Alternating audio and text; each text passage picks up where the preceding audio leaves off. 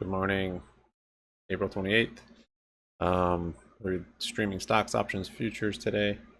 Got some early morning Chinese runners that were going last night, and might try and pick up a trade on these this morning. I was like just watching them on my phone. I don't know why. I'm like, why don't I trade these right now? So here I am. Watch MEGL rip. This thing's bull flagging right now, so we'll see. I might grab a position out here. Keep an eye on top. This thing starts to get a little momentum, little volume. Jump back into that.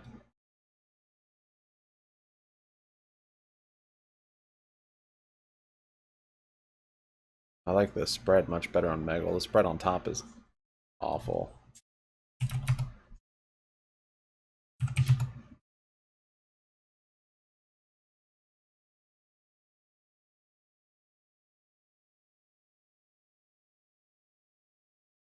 I mean, it's bull flagging.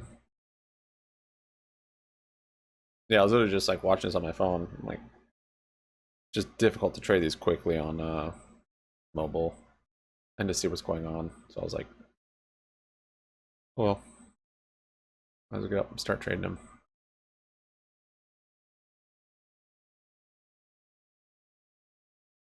Hey, Jan.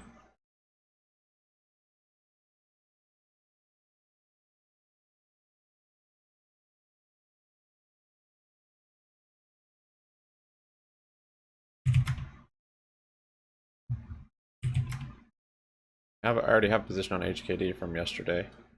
This is the only one that hasn't opened up yet, though. I did trade top yesterday. I didn't want to watch it, and I ran out of time, so I ended up closing. Kind of sucks. Like 350% I missed out on. Opened up. Show you the orders. Opened up. Where was it? This bull flag or this one? Yeah, it's this one. Opened up right here. Like right here, and then this red candle, and then I actually closed like right here. The spread is super wide on this one, so getting in and out's sketch.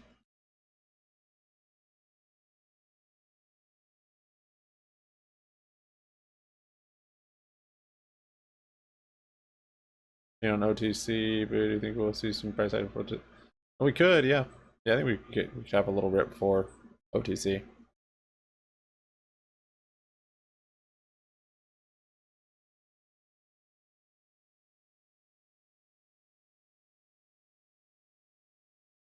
I don't know if we'd see a dollar or anything like crazy like that before it without a catalyst, but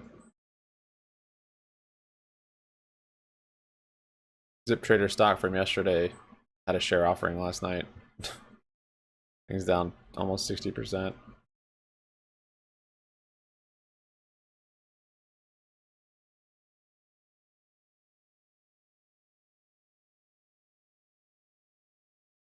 I'm just waiting for this bull flag to start to break to the upside. I'm gonna grab it. On top, I'm waiting for a little volume. Just volume and price action, really. Come back down to this kind of support.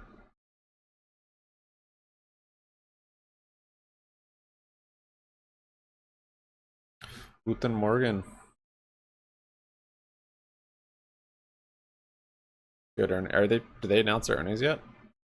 They said they were gonna delay it, right? So I don't think it's gonna be this month. Because they had until I think the end of the month, and they filed for a non-timely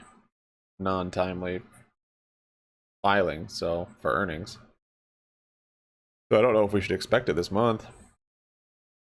Maybe next week. I suppose it could be next week before OTC. It could be Monday or Tuesday, since this is the last day.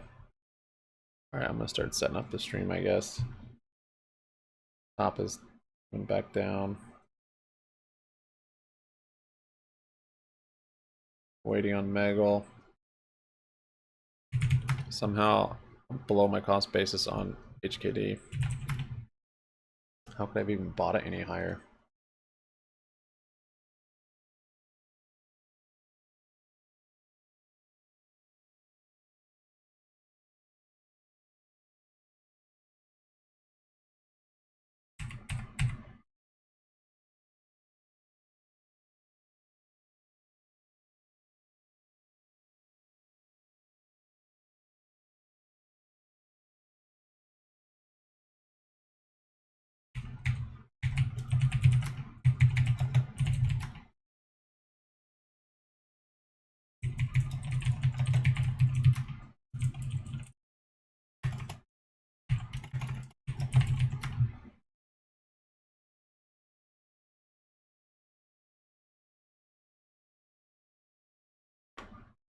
Oh, little morning pop.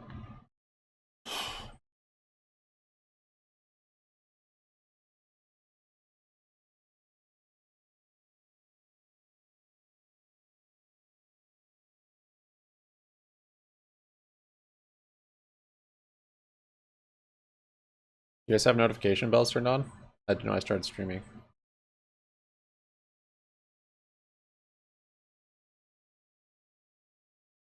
Morning, John. No, I closed out of top. I'm looking for an entry though if it starts to show some price action. MEGL started going again this morning. I just for some reason was watching it. I'm like, I could get up and just trade. I still have HKD, which is the only one that actually didn't wake up last night or this morning. It's just stayed flat. I feel like this one has too many eyes on it now or something. Got an order for MEGL ready to go. Top two, just looking for price action volume. This thing's bull flagging pretty nice though.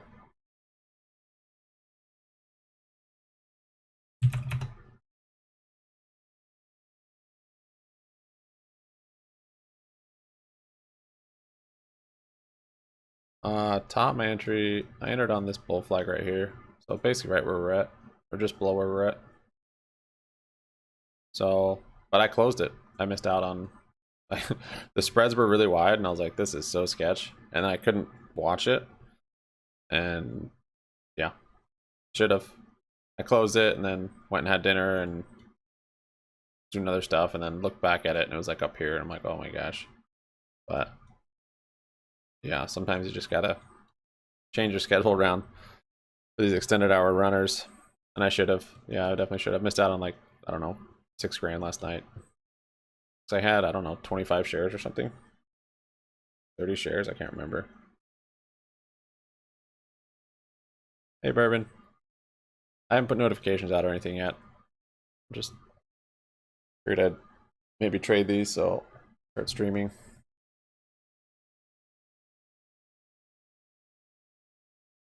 If I do pre-market trading, I probably want to close before, because once you come to like 9 o'clock and then even market open, I'd want to be closed by then. You get a big sell-off right to open. Let's see.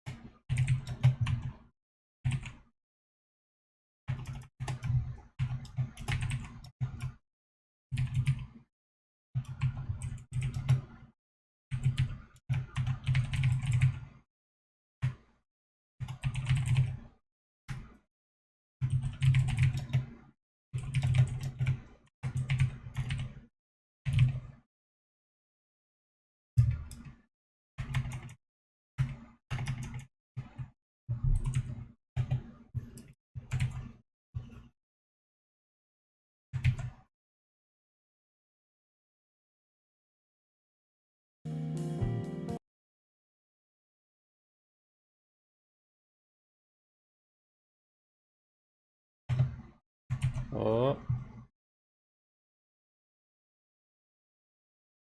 I mean, it's bull flagging. I don't want to preempt it though, in case it fails.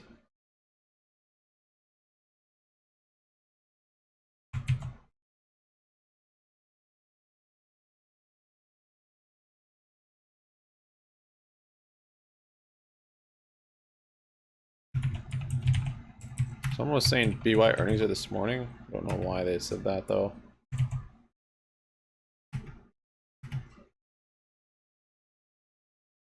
Oh.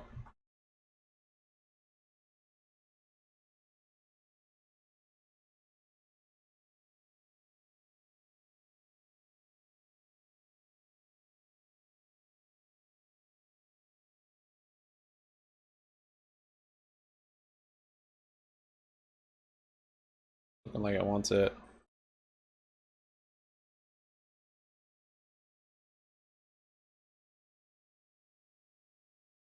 What?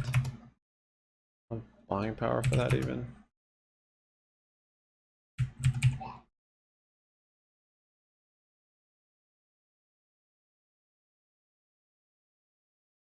And hills, dude, with the share offering.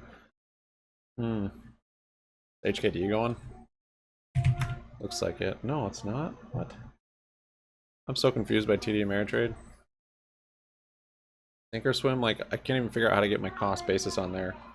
It adjusts for wash sales, I think. And it's really annoying. I can't tell, like, if I'm up or down in the position even. Like, I think I do, because it's the P&L open.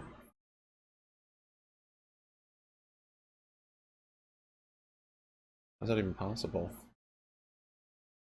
Okay, yeah, on mobile it's more confusing. I might grab top actually. No volume, but let's see. Indicators are flipping around.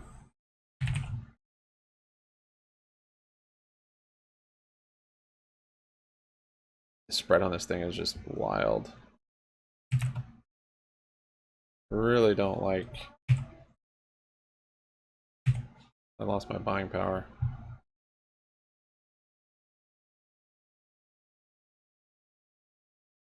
I don't even know why. What happened?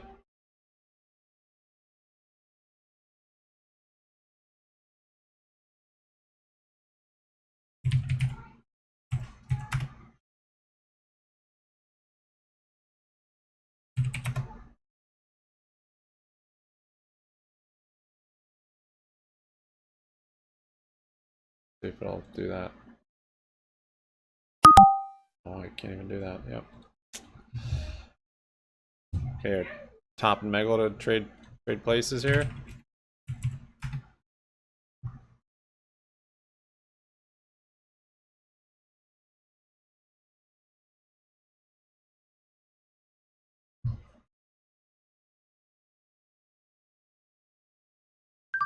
Yeah, I jumped in on top.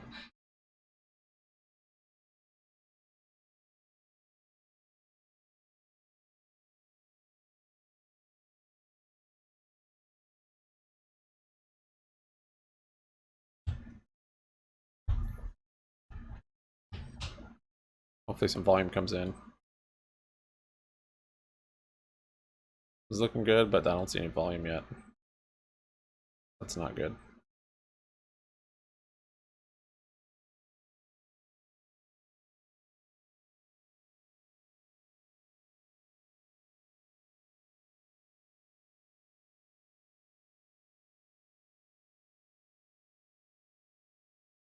Tuner messed me up too.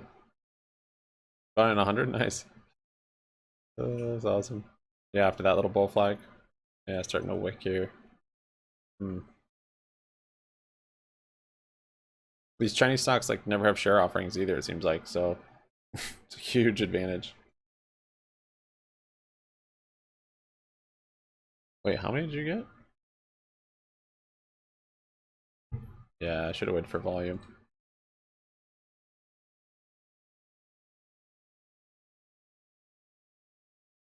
Oh wait, I'll be patient. Dude, the slippage on this thing is crazy. Gotta pay to play. Yeah, Newell conference call. I mean, I'm not really anticipating anything. 32. Noise. Yeah, I've got 300 HKDs.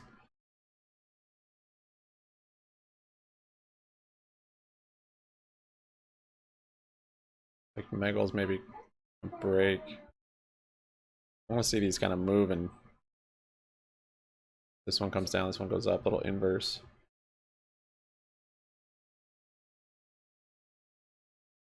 Yeah, we need to get the volume.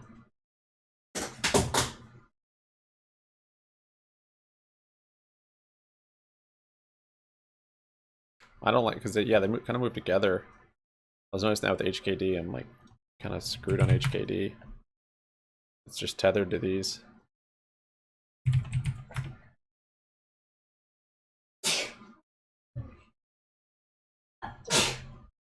That's the call short term. I mean, yesterday would have been the day, I guess. WLGS. That thing's going. Wanley. Jeez, just like one after the other.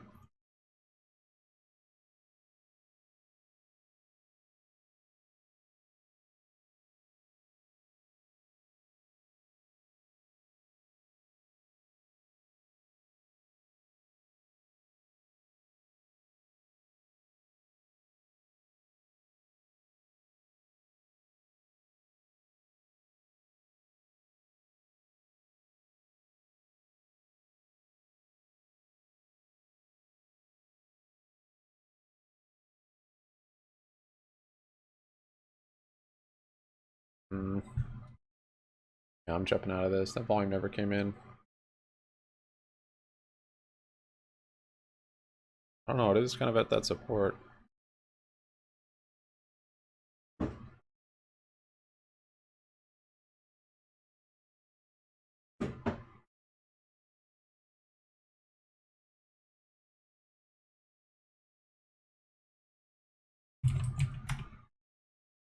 Oh, MEGL's acting back up again.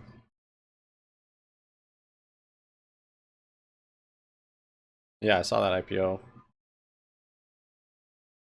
BYD getting sketchy this morning.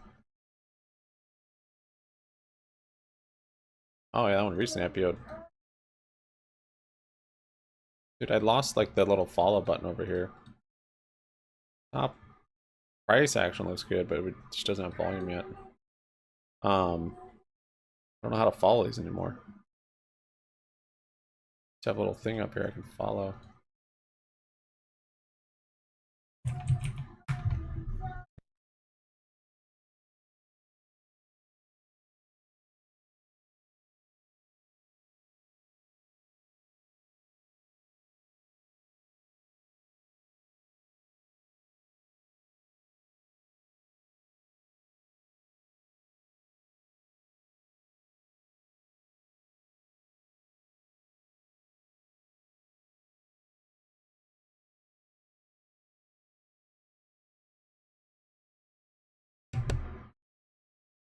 MEGL's still in that bull flag.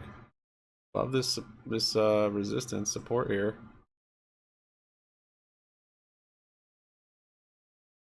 Prominent guys at 9:30. They can trade earlier than that, can't they? No, if I'm holding something pre-market, I usually always close before open. First, he's up 7.5 pre-market.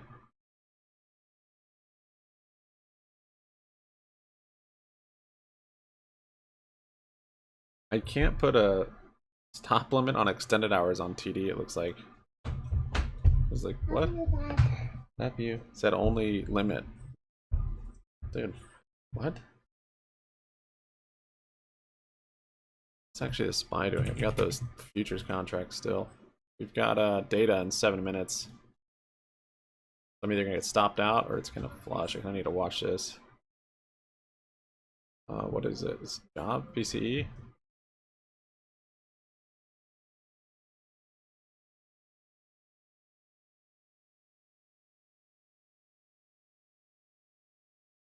We've got our indicators there. Just need a little volume. We'll get a pump into the opening bell.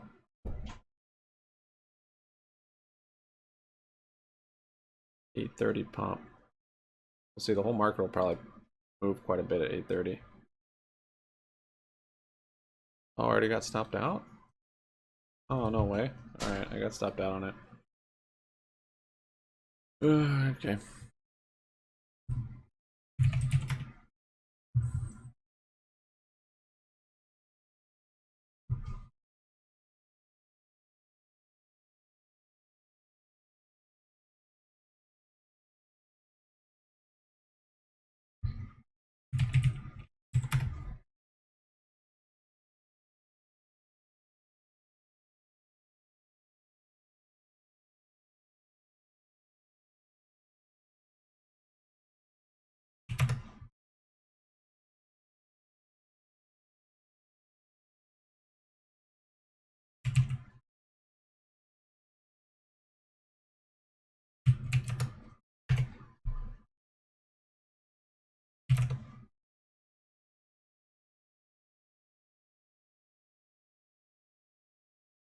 It's crazy to me that the big brokerages don't let you trade till 7, and Webull you can get in at 4.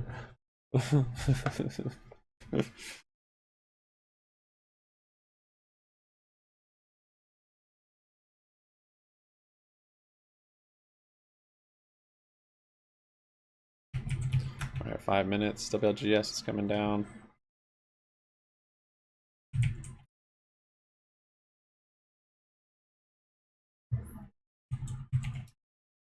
BBBY had a little action this morning. Top looks like it's bottoming out here.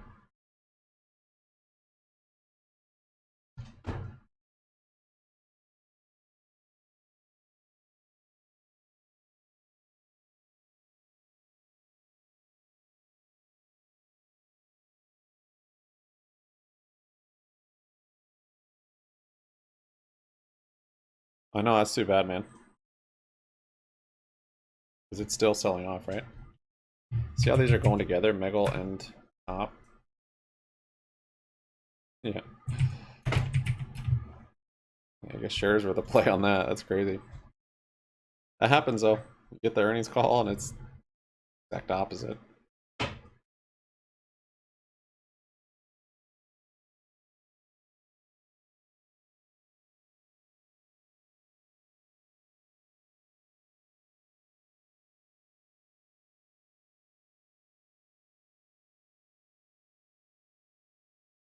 HKD hanging up or no?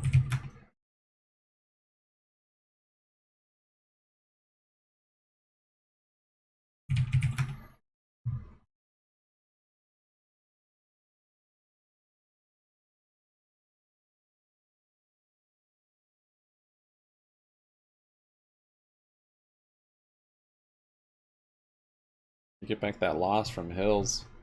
I was up on that thing yesterday too. They barely their share offerings for 50 cents. It's like, how stupid. They closed yesterday around $1. Over $1. Why do they have a share offering for 50 cents? What? Couldn't they done it a little higher?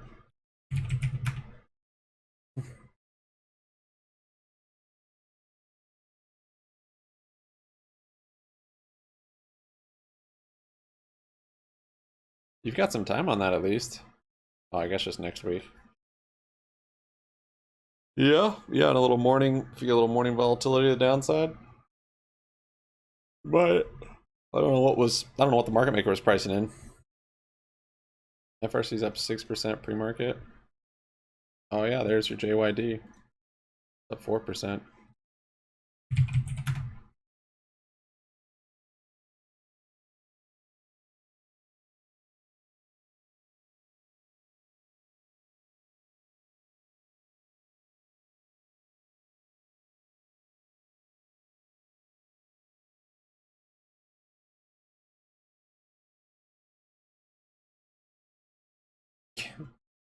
It's crazy.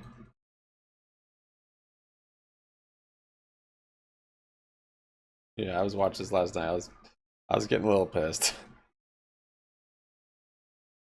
When it hit like 1100%, and I did the math on what I would have been up. Not to say I would have held through all that, but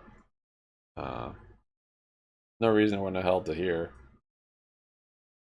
It's a perfect bull flag again. Just don't like getting in, even if it looks good. That was my issue with SPY yesterday, and I had voices in my head about, yeah, that's going down. Stupid.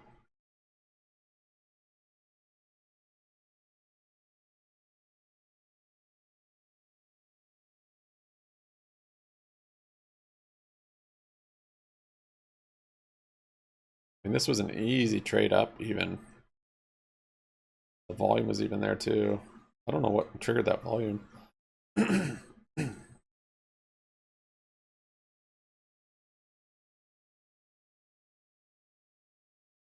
we ever seen one of these Chinese stocks do like a share offering when they're rallying? I mean, this is crazy. That's maybe part of the reason they are able to pump so much. Traders aren't concerned with offerings and load up more. I don't know. All right, 8:30. There's the data. Should be out. Buy's coming down on it. Little bummed I got stopped out, but whatever.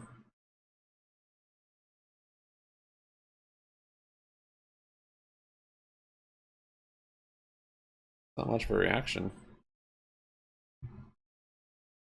What? MEGL's back down to VWAP.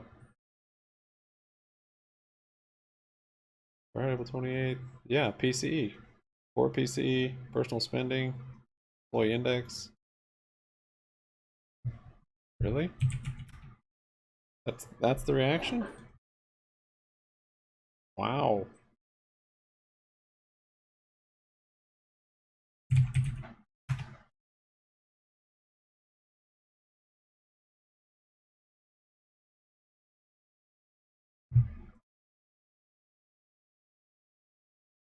A little pump to VWAP would be cool.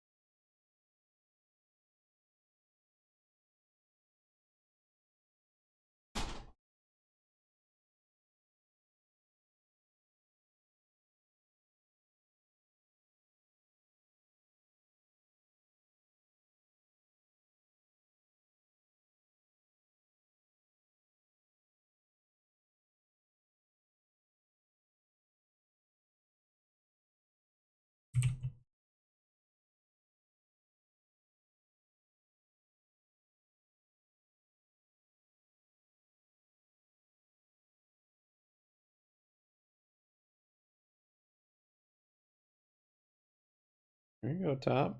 Come on. Give me that little double bottom.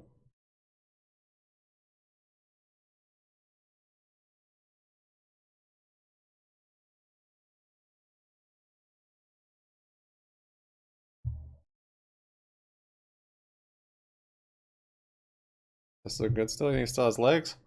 Oh, I don't know. That's part of the reaction from PCE. Was it just maybe in line? And expectations?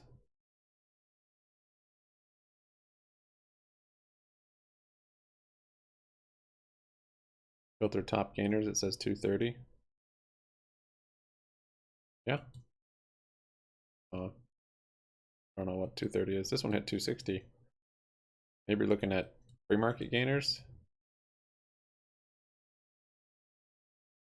Maybe that's another stock. Imagine this one would be the top. Come on, top, go! A little volume, maybe? Mm.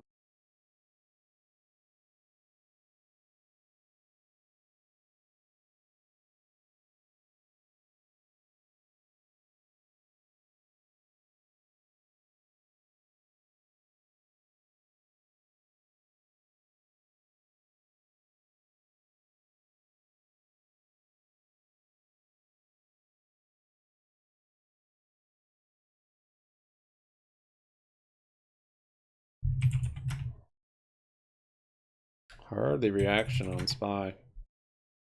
UI's up 5%. Go MEGL. Or there you go, top. Let's go. Do it. I didn't have enough buying power.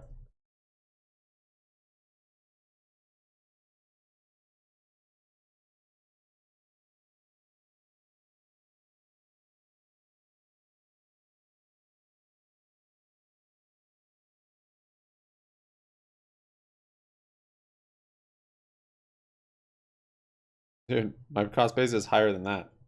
That's how crazy it is to try and get into these. There it goes. See what happens at VWAP here. Volume in there too to support it. I like to get back the gains from Hills. That was like 450 bucks. The loss on here just getting in and out was like 130 yesterday.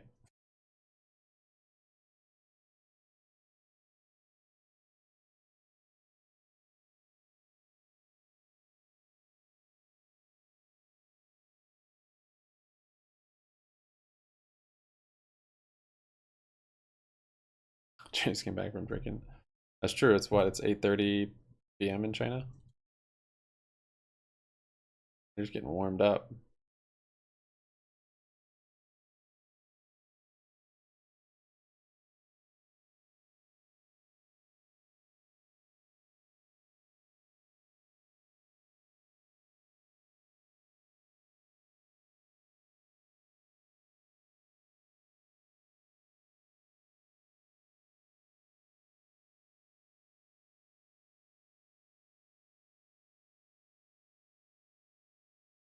Uh,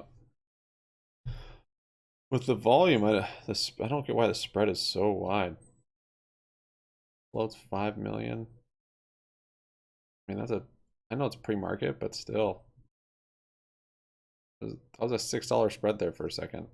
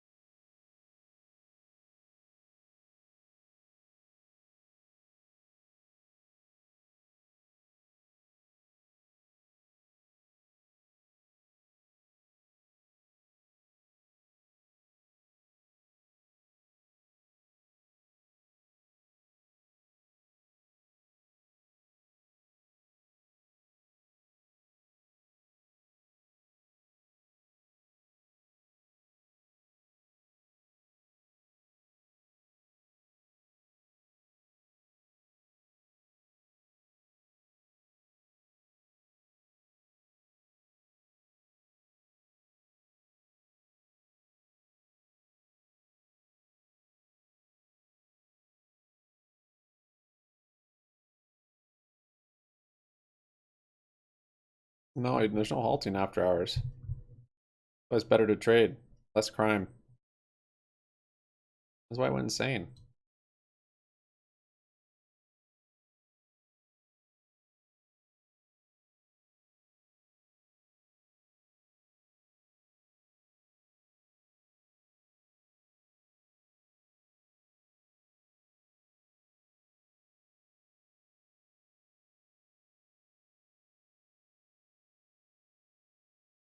This thing's doesn't have volume, man.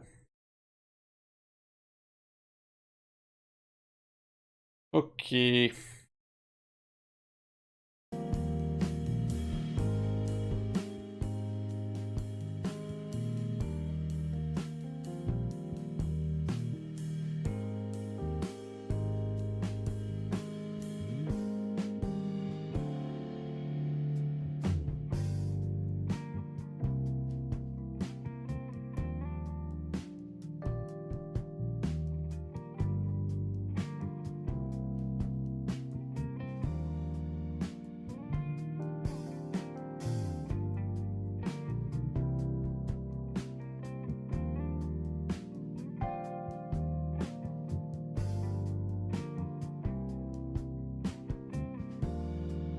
I'm not even getting. Did the PC not come out?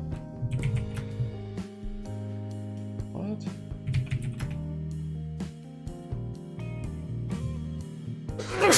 Ugh, I don't see it.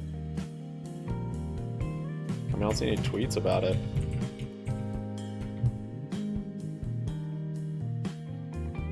MEGL's bouncing off BWAP. Yeah, it did come out. Core PCE. Core PCE price index month over month was 0.3%, which is what the forecast was, and what the previous was. Core PCE price index year over year was 4.6. Forecast was 4.5. Previous was 4.7. PCE price index was 4.2%. I don't see the forecast on that one. Year over year, PC price index month over month was 0.1%. Forecast was 0.3. Personal income month over month was 0.3%. Forecast was 0.2. Personal spending month over month was 0. Forecast was negative 0.1.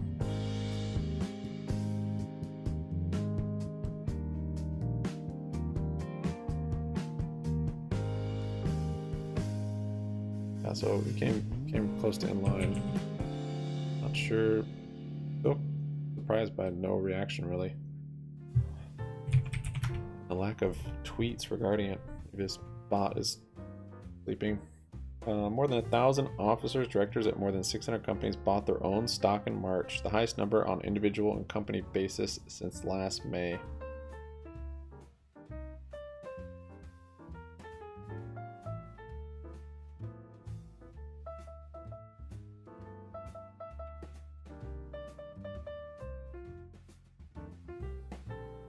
Multi-tenant apartment building sales have dropped 74%, the most since 2008. Amazon is attempting new measures to get customers to return fewer of their online orders, including charging a fee to return items to UPS stores. Central bank gold purchases hit highest level on record.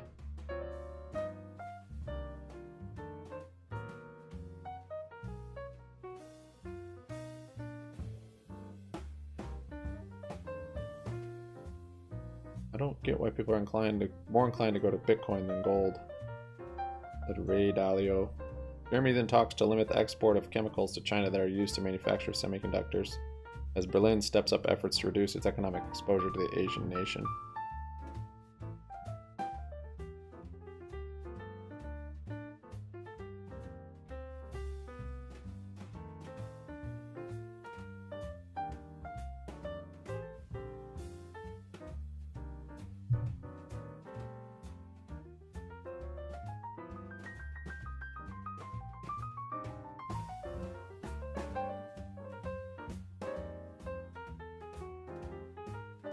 Oh, here's a link to our Discord.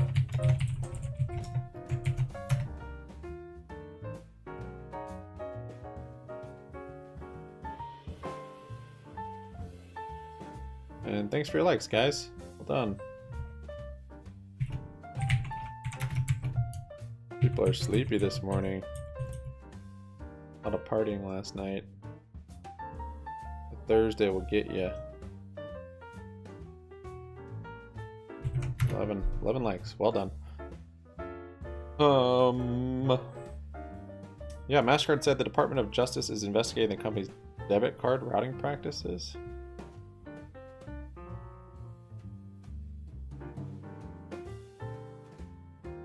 Maybe this thing will wake up at 9. Come on, wake up! We got a game tomorrow!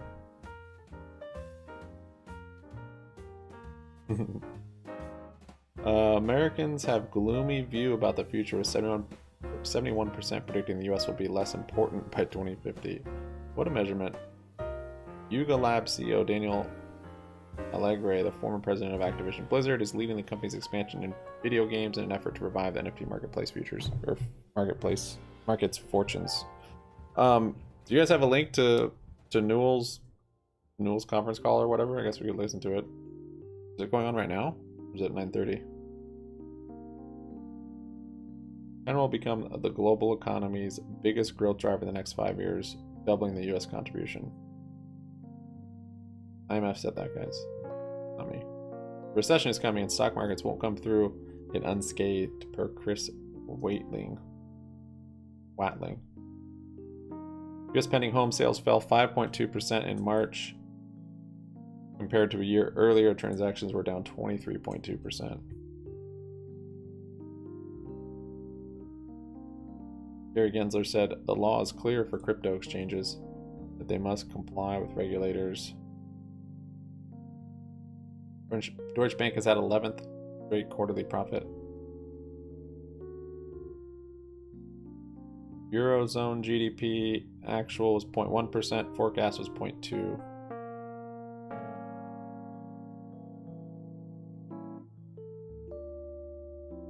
US Navy P-8A Poseidon transited the Taiwan Strait in international airspace on Friday. Close to 30% of San Francisco office space is now vacant, more than 7 times higher than the vacancy rate from early 2020. That's crazy. That was during COVID, right? That was like beginning lockdowns. Here we go, top.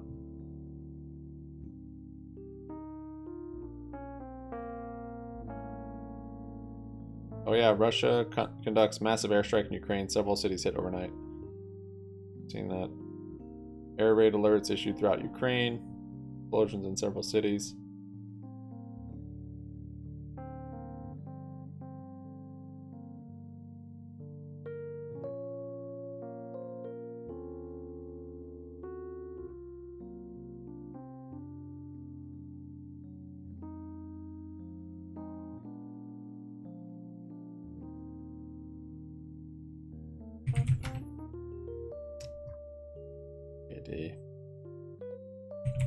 Morning, Mosmus.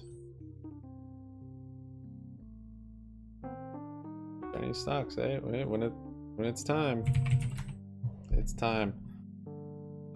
Is it a earnings call or what's the call this morning on Newell? You guys have a link to it?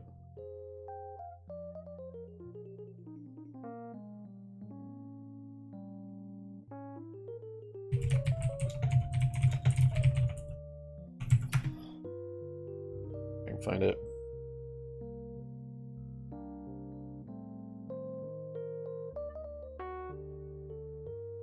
Earnings webcast. Why is it at 9:30?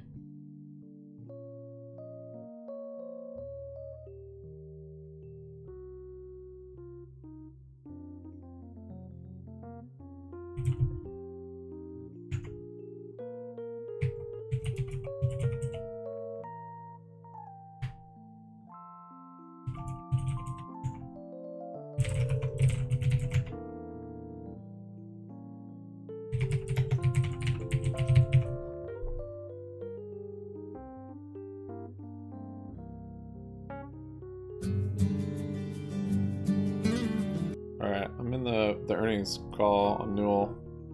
Don't have expectations, but what happens. I don't know if anyone got into MEGL. I was busy looking at top when this thing was going too. And then this morning I don't know, my mind wasn't on yet to start trading. So I just watched it. Watched it from bed with my phone. I was like, oh, there it is. Nice. You picked up a brokerage and bought it.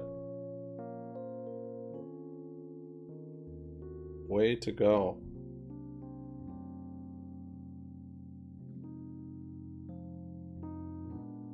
Yeah, with how they were looking pre-market, I wasn't expecting anything before maybe intraday, but MEGL definitely woke up. Hoping to get a little action here on top. HKD, it's just doesn't run like it used to.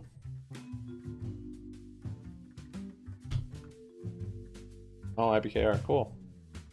Nice. Right, there's a little more on top, just above that bull flag.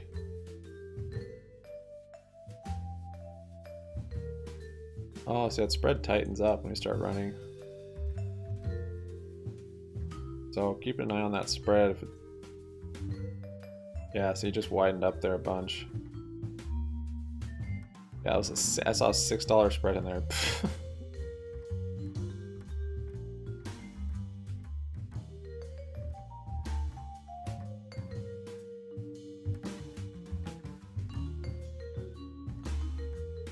Looks pretty good. A little bit more volume. 850. VWAP's pretty close now, so kind of unfortunate. We run back up to 120. This resistance right here.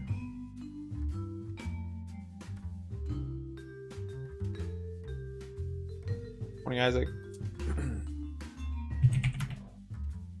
Get some levels on SPA.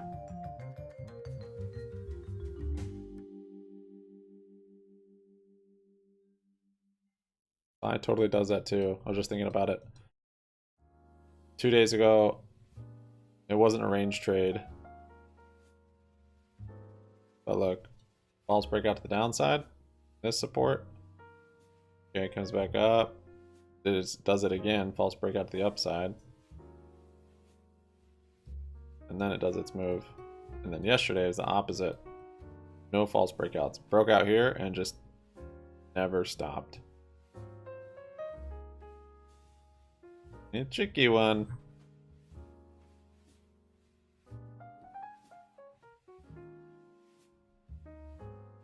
Up a little bit, up to BBBY.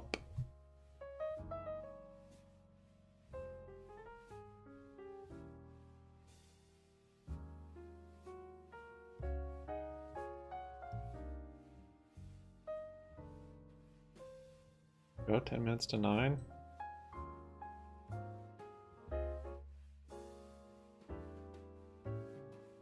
I have a small position. I lost all my buying power doing all these sketchy Chinese trades.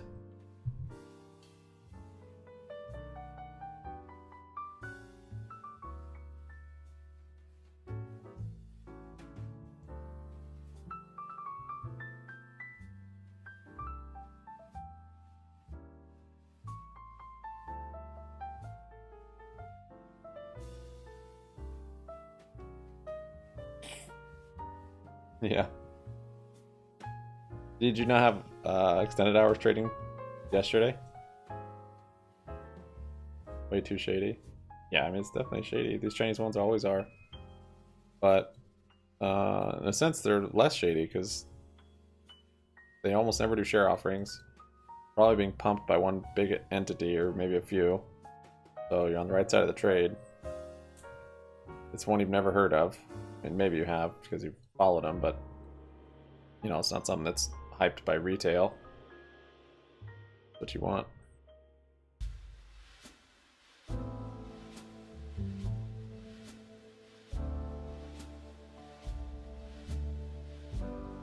I just ripped. I don't even know where the levels are.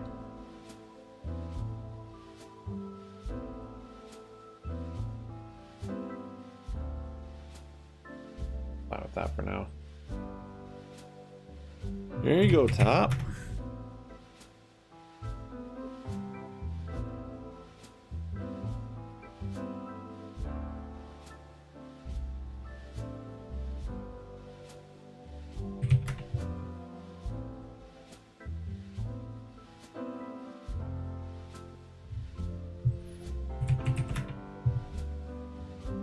Yeah, I wish I had more buying power this morning on this account. I'm gonna get a few shares.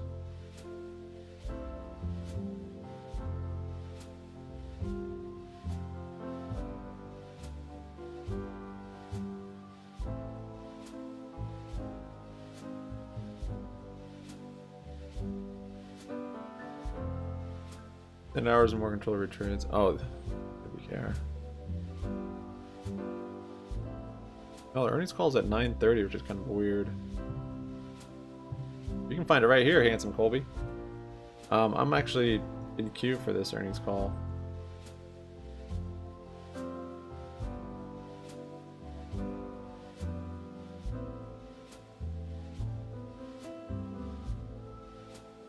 Loading.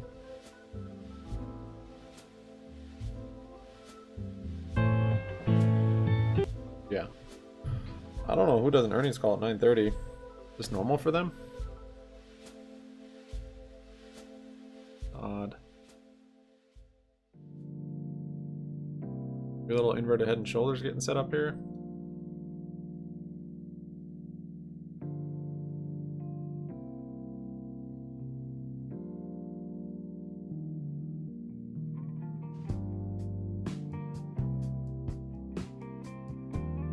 Morning, Dennis.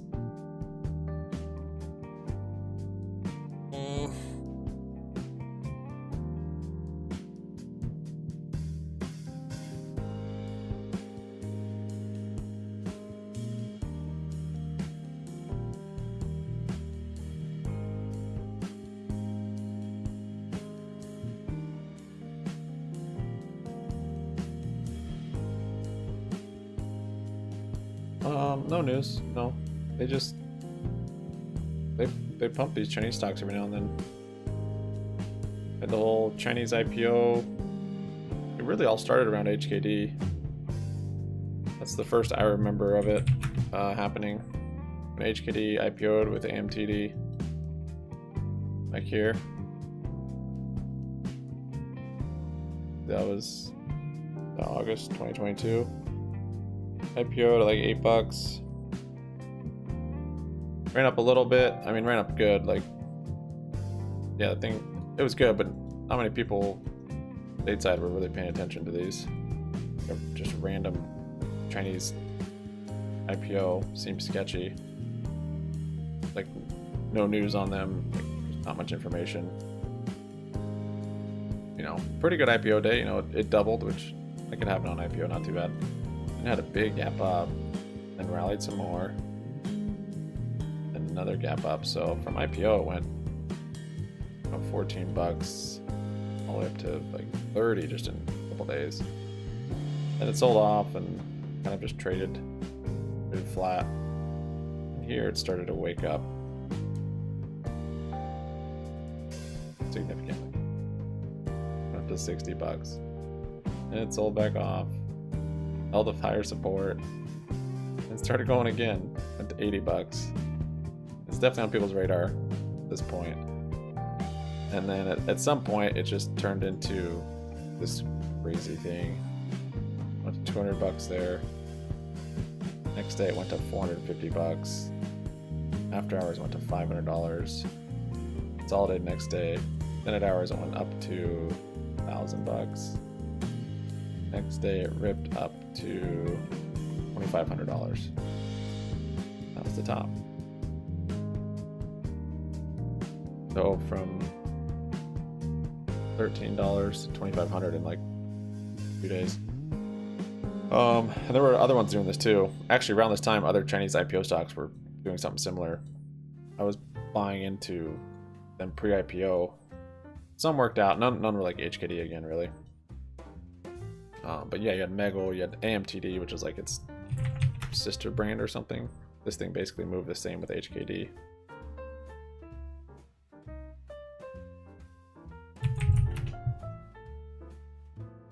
It's weird. We don't ask questions.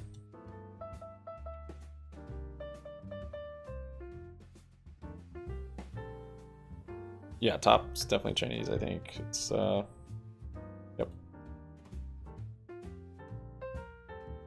CCP, citizen. Yeah, when I grow up, I said I want to move to China and trade in the stock market.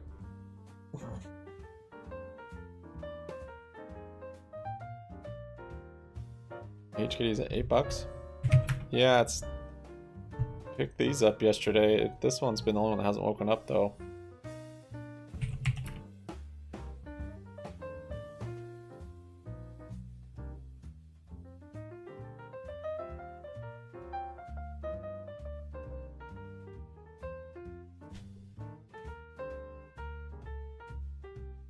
Now top, I've not looked at top before.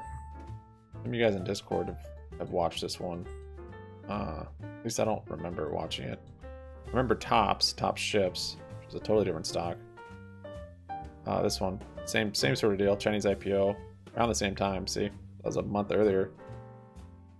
Not nearly the same price action though. Went from 13 to 50, so had big moves. I don't know what that sell-off was from, but it's been pretty flat since a few days ago. And it sucks because this is like an easy read on a trade. I mean, momentum has been up. Even just this trade would have been nice, you know, this almost doubled in a few weeks. And then it picked up speed here and some volume. And yeah.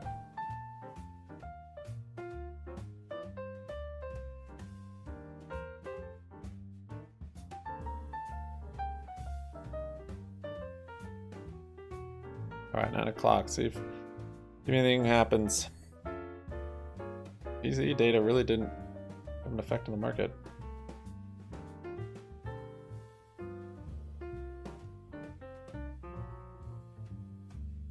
I'm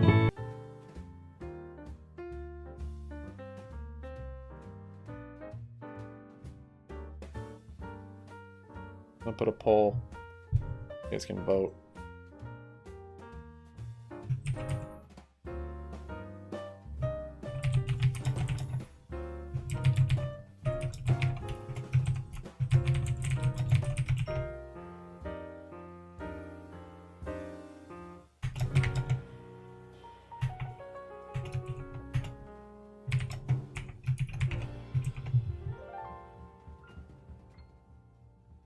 Might dump these top. It might have another move later today. I don't know.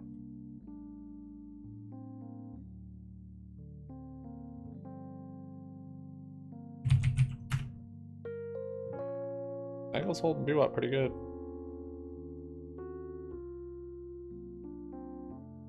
Morning, kitty. 4-digit MEGL. Oh boy.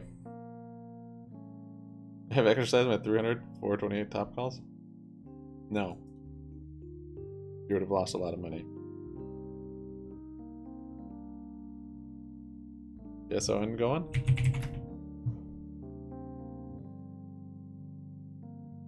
I've seen this one before. IPO'd, look, same time. Around the same time. $13 to 95. Yeah, I'm telling you, all these Chinese stocks IPOing around this time. I don't know if they're using it for collateral or... I don't know.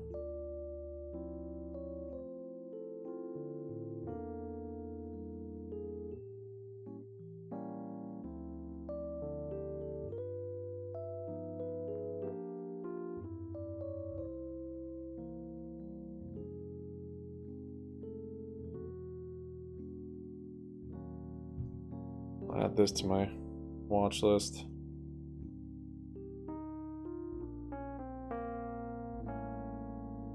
Lost the little thing on the desktop version. I can't find where to add it to the watch list, so do it on my phone.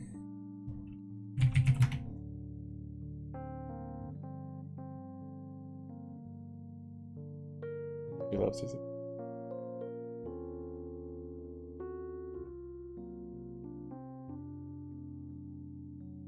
You got some GSU in? What I liked about top is it had this momentum coming into it, which not just a complete throw of the dice. I mean, if you're using TA, it's like this thing already was looking good before this ridiculous run. It's having a nice move into it. The other Chinese stocks, like, usually don't have any indicator that they're gonna go. You can't really use TA on them; they just go at some point. Like HKD and MEGL. Did you see yesterday?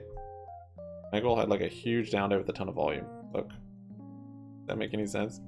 That like, oh, that's like the best TA indicator right there. 10 million volume when it's usually like 10,000 in big red. Of course, the next day it's going to go up to $4. Like, what? Even this time, like, you can't. Yeah, there was nothing. There's no indicator here. I mean, kind of had it bottoming, but this one had a little bit more momentum. All right, top's coming down here. That was fun. Come out. Thanks for playing. Sarah, hopefully Sarah brings the goodies, man.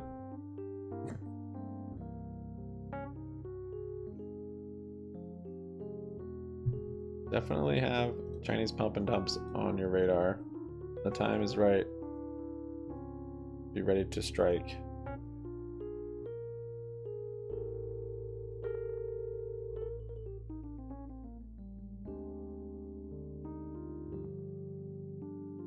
Yeah, this is good though. Now that you guys that don't know about these, it's good to put these on your radar, and you can keep an eye on these periodically and let us know in chat if something starts to go crazy. There's probably like 10 of them at least.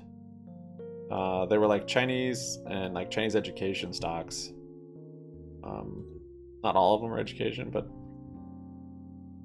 there was a big group that were like education, investment banking. Oh yeah, Top Financial.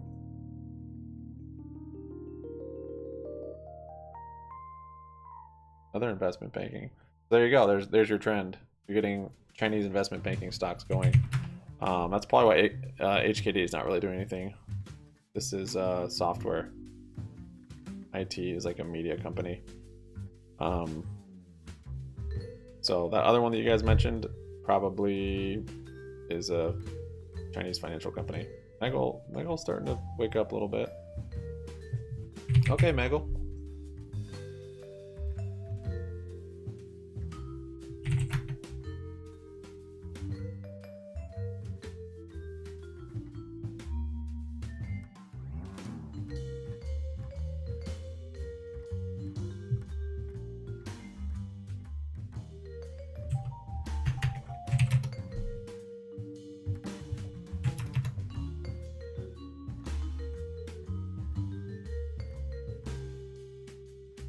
China Hong Kong Financial. Yeah, you guys want to just look up China Hong Kong Financial stocks, try and find one that hasn't maybe run yet, or run much,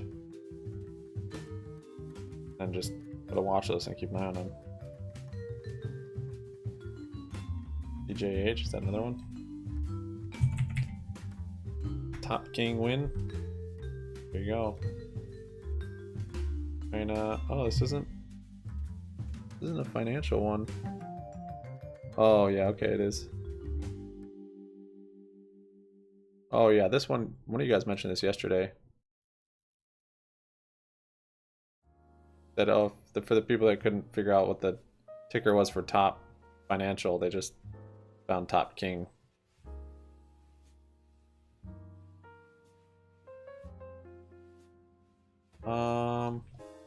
AGBA.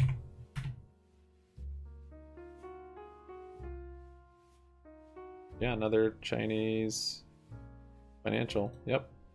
Not interesting how they all kind of move the same.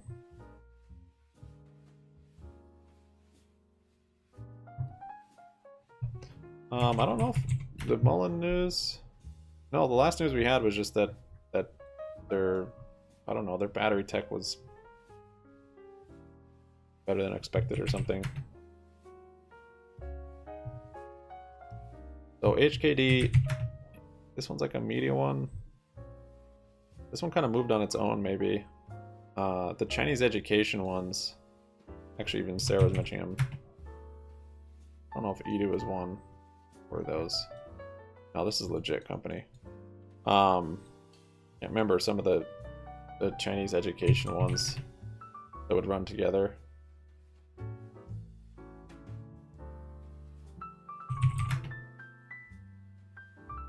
Yeah, GSUN.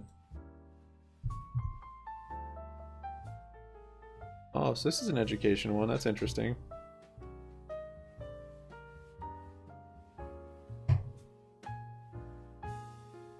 Maybe some education ones are going.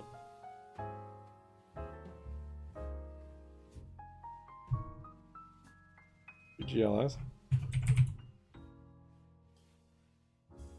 Oh yeah, one of you guys mentioned this before. I can't even get this on Webull, which is weird. Was it WLGS? Yeah, WLGS. Wang Li. Yeah, we looked at this earlier.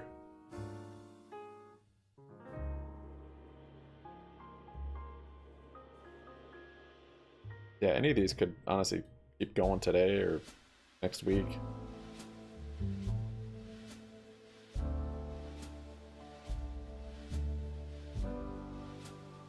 Just keep an eye on after hours. You have Top, MEGL, GSUN, WLGS, Booty International. Is this Chinese? Yep, another Chinese one. Oh, this is a manufacturing one though, huh? This one actually might be legit. It might actually have bullish news.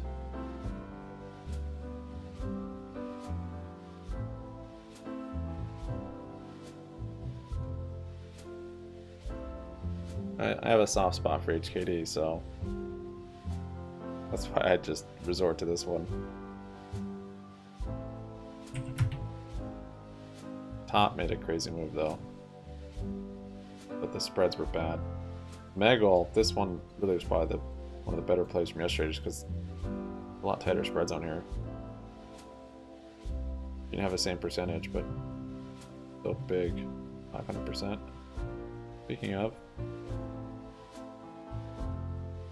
I'm not gonna trade these. Not coming into the opening bell. You might get a little pump in opening bell, but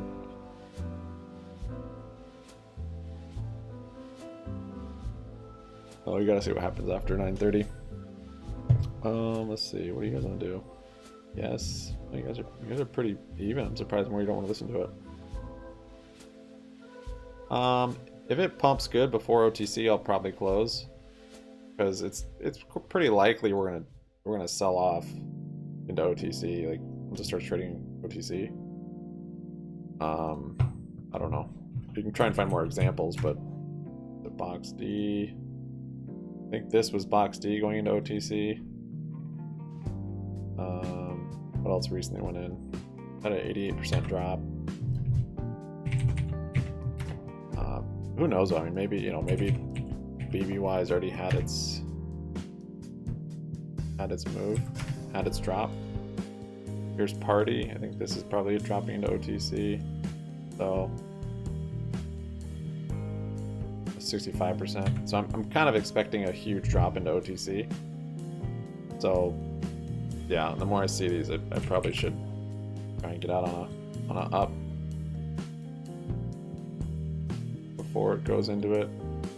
There's all this hype about it squeezing like first day and this. I'm like, oh.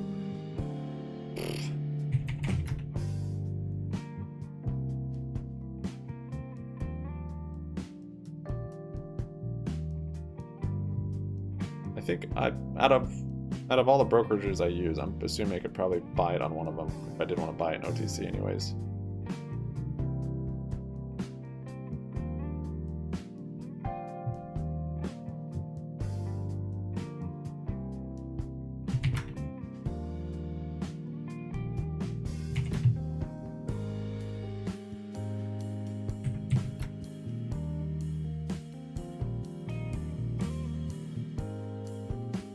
I have actually a pretty good position on HKD right now. I should probably sell this one. Hey, Rally.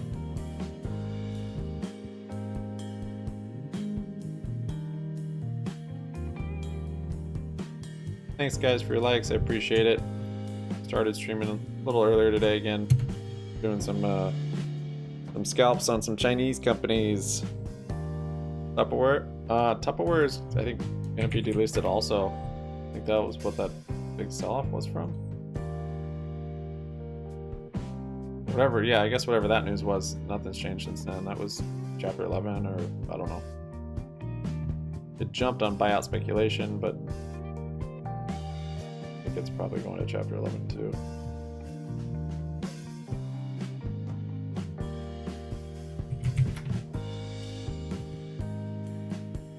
FRC? Hey, Holgene. Yeah, FRC's a little gap up this morning, 4.5%.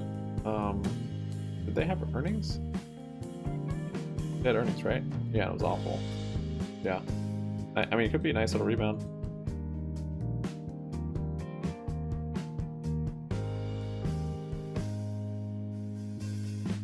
Market cap's 1.1 billion, but it's still a huge drop from where it was.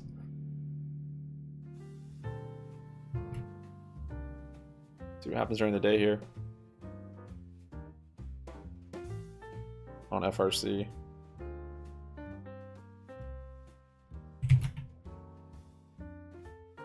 Revlon's another one. Let's see what happened with this one. It went to OTC. That was probably the OTC drop right there, assuming 65%. And myself from trading. That's good. That rolls.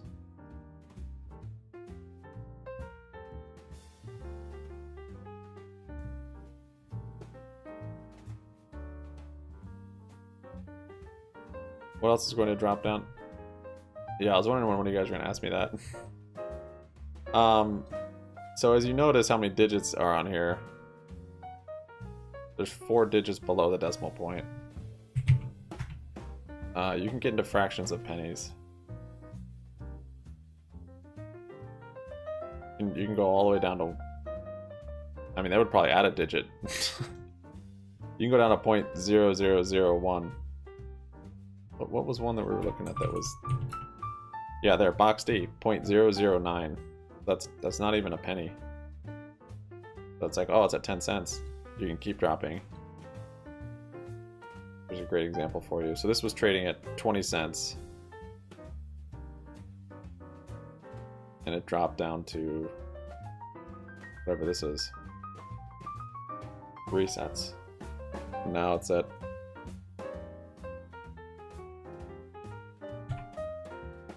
now it's at what, 0.90th of a percent or of a cent. I think I'm reading that right. But yeah, 0.009. Always be percentages. Yeah.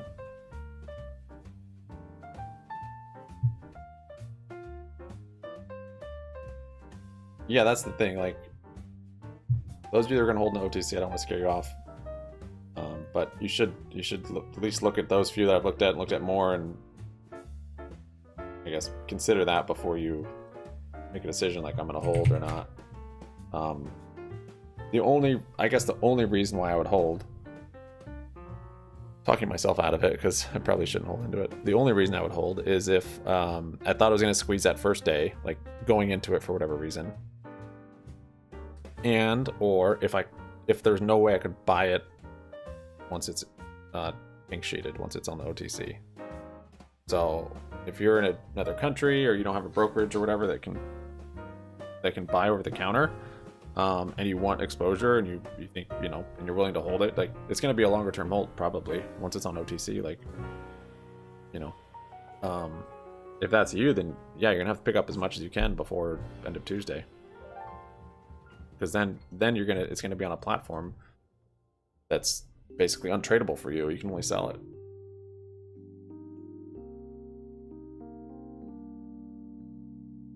So yeah, you're gonna have to make your decision. But you do have till Tuesday, and there, you know, anything could happen till then, or Wednesday actually, Tuesday evening. You know, maybe it doesn't even go to OTC. We don't know. Right next to my paralysis demons.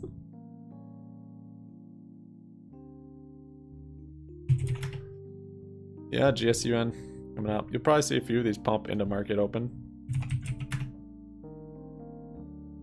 MEGL had a little pump there. No top. Might even sell HKD before open. Yeah, I'm going to.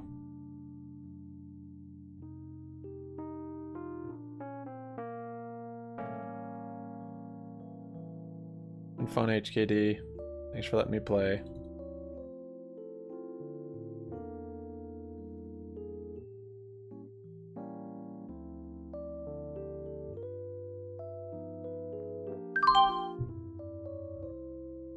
I'm moving up. Guess I'm glad I stopped out on those futures.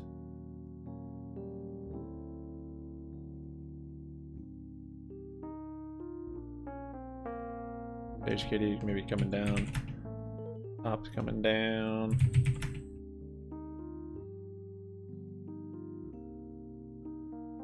Okay, first Labor Day? I don't know. Well, are the markets saying the markets might be closed? Do the markets even close on Labor Day? A little bit will release and make them whole.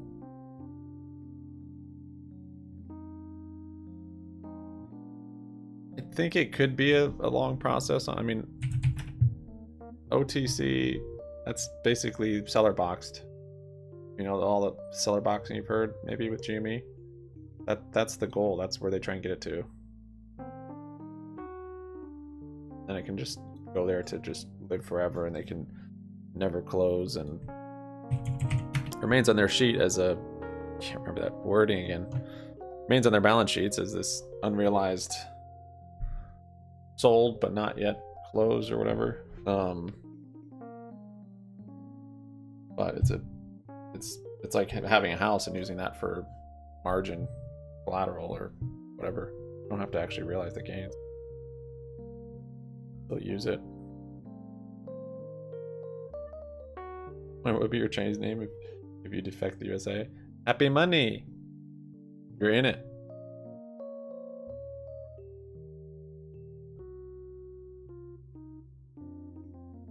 I put my answer about GME direction. Why? Because GME wasn't moving with it, or what do you mean? MCOM, yeah, I've heard of that one.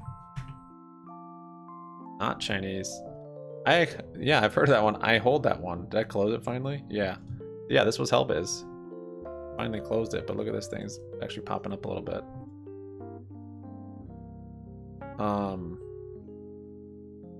Yeah.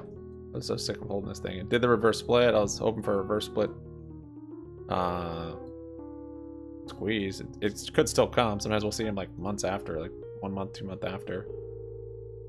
Maybe it's today.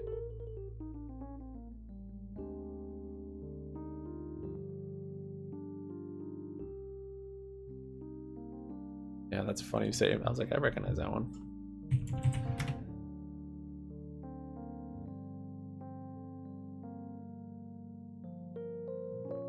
Dennis, now I've been talking about it more this morning. I probably will close before then. I'm just we'll see. I'm hoping to get a pump before it.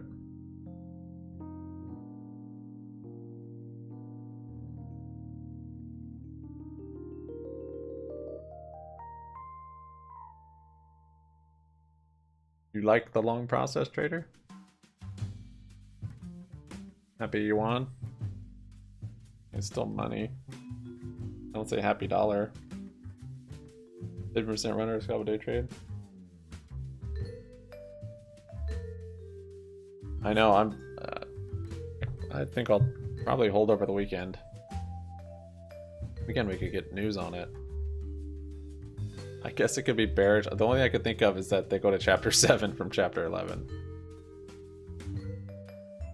I don't know how that works, if they're able to do that or not, but I'm just trying to think of what could they possibly say at this point. Thank you guys for your likes. I appreciate it. 9:22. We've got 8 minutes or so to opening bell. We're at 23 likes there. Amazon did a up and up last night. Lawmakers from both parties reintroduced the Secure and Fair Enforcement Banking Act, which stops banks and credit unions from facing federal prosecution and penalties if they provide services to legal cannabis businesses. That was the bullish news on the weed stocks yesterday.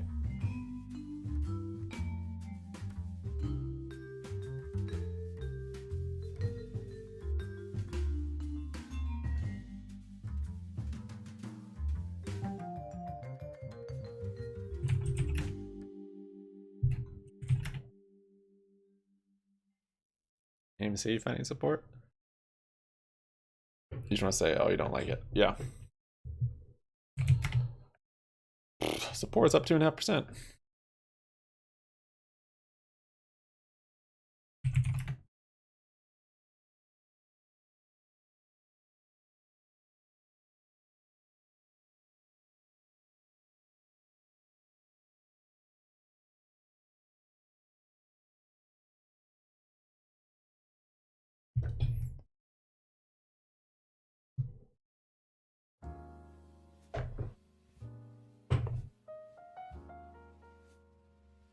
Okay.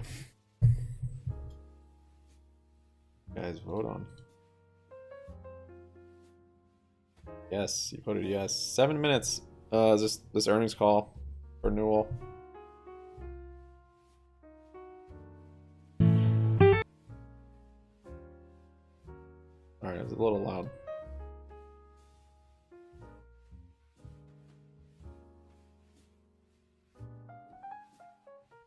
It was making a little inverted head and shoulders, yeah, on the hourly. You can see it on shorter time frames too. Yeah. Yeah, I was saying that on stream yesterday. It's made a little one, so maybe a little rally back up to 20. I don't know. It depends on the SPY and the market and stuff. But I think it did find a temporary bottom from its. It's been selling off more aggressive the last 5 or 6 days.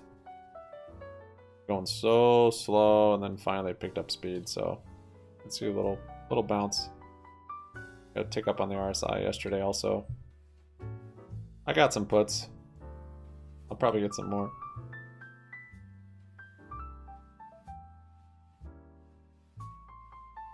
$5-minute. Yeah, it's a 5-minute. You can see it on 5-minute, 30-minute, hour.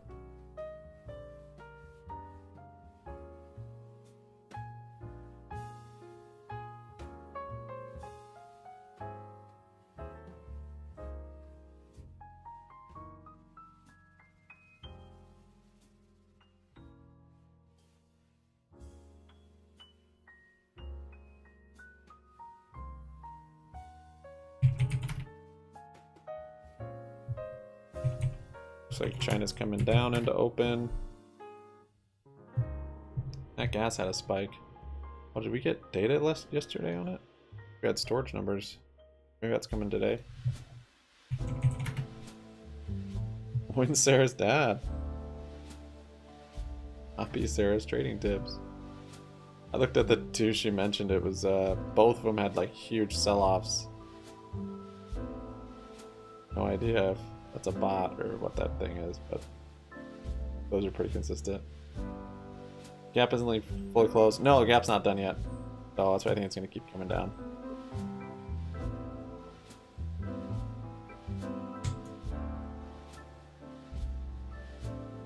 Drop the price. There's no mention about Bobby. Drop the price of BBBY if the Newell earnings call does not mention it.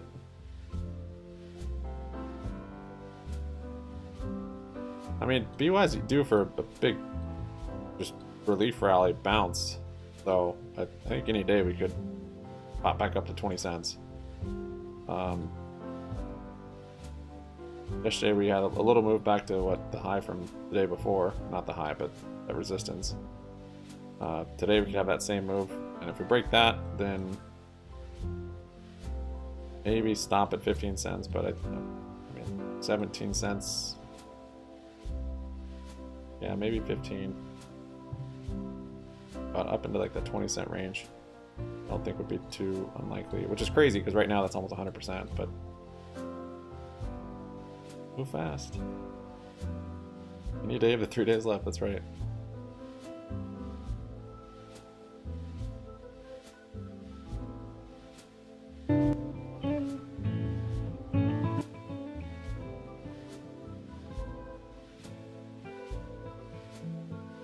I don't think this earnings call is going to have any bearing on BBY's price action unless they announce something bullish, some sort of. If they mention BBY, I think it'll have an effect. If they don't, I don't think it'll have any effect. All right, you guys voted. Thank you for participating. I'm gonna go plug the stream on Discordian. For all those that think they can just hang out in my Discord and not come to stream. So disrespectful. Using me for my cord.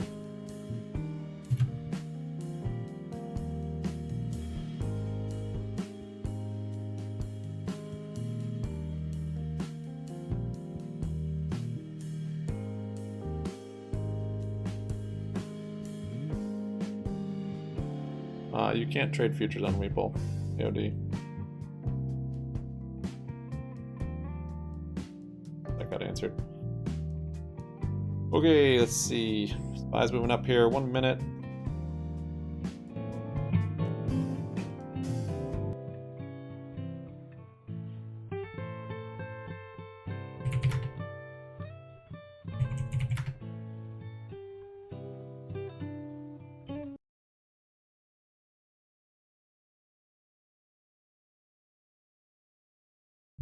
Thanks, guys, for your likes. We're going to be listening to Newell's earnings call this morning. I don't know why. I guess just because some people have hyped it. So we'll put it to rest. If there's something, I guess we'll hear about it here. If there's not, we're all first-hand accounts that there was nothing.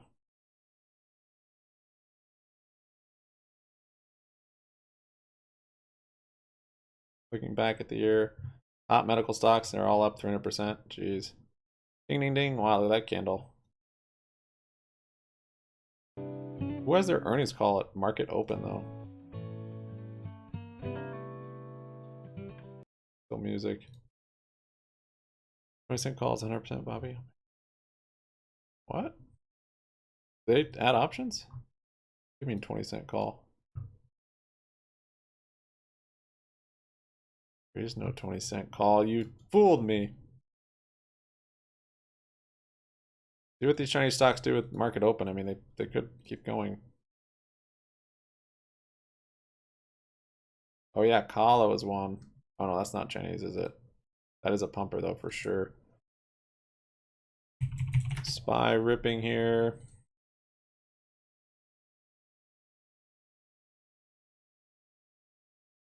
The time scheduled for the call, please limit yourself to one question during the Q&A session. That's a question. As a reminder, today's BBY conference call is being recorded.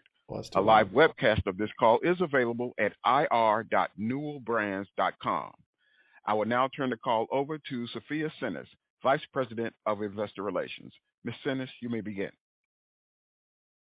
Thank you. Good morning, everyone. Welcome to Newell Brands' first quarter earnings call. On the call with me today are Ravi Saligram, our CEO, Chris Peterson, our President, and Mark Erceg, our CFO.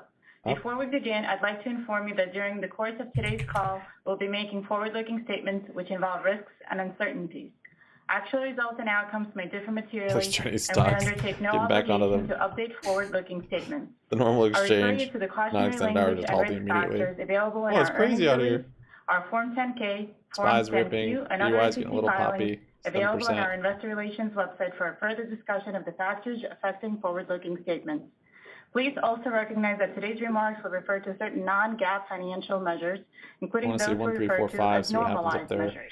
We believe these non-GAAP measures are useful to investors, although they should not be considered superior to the measures presented in accordance with GAAP.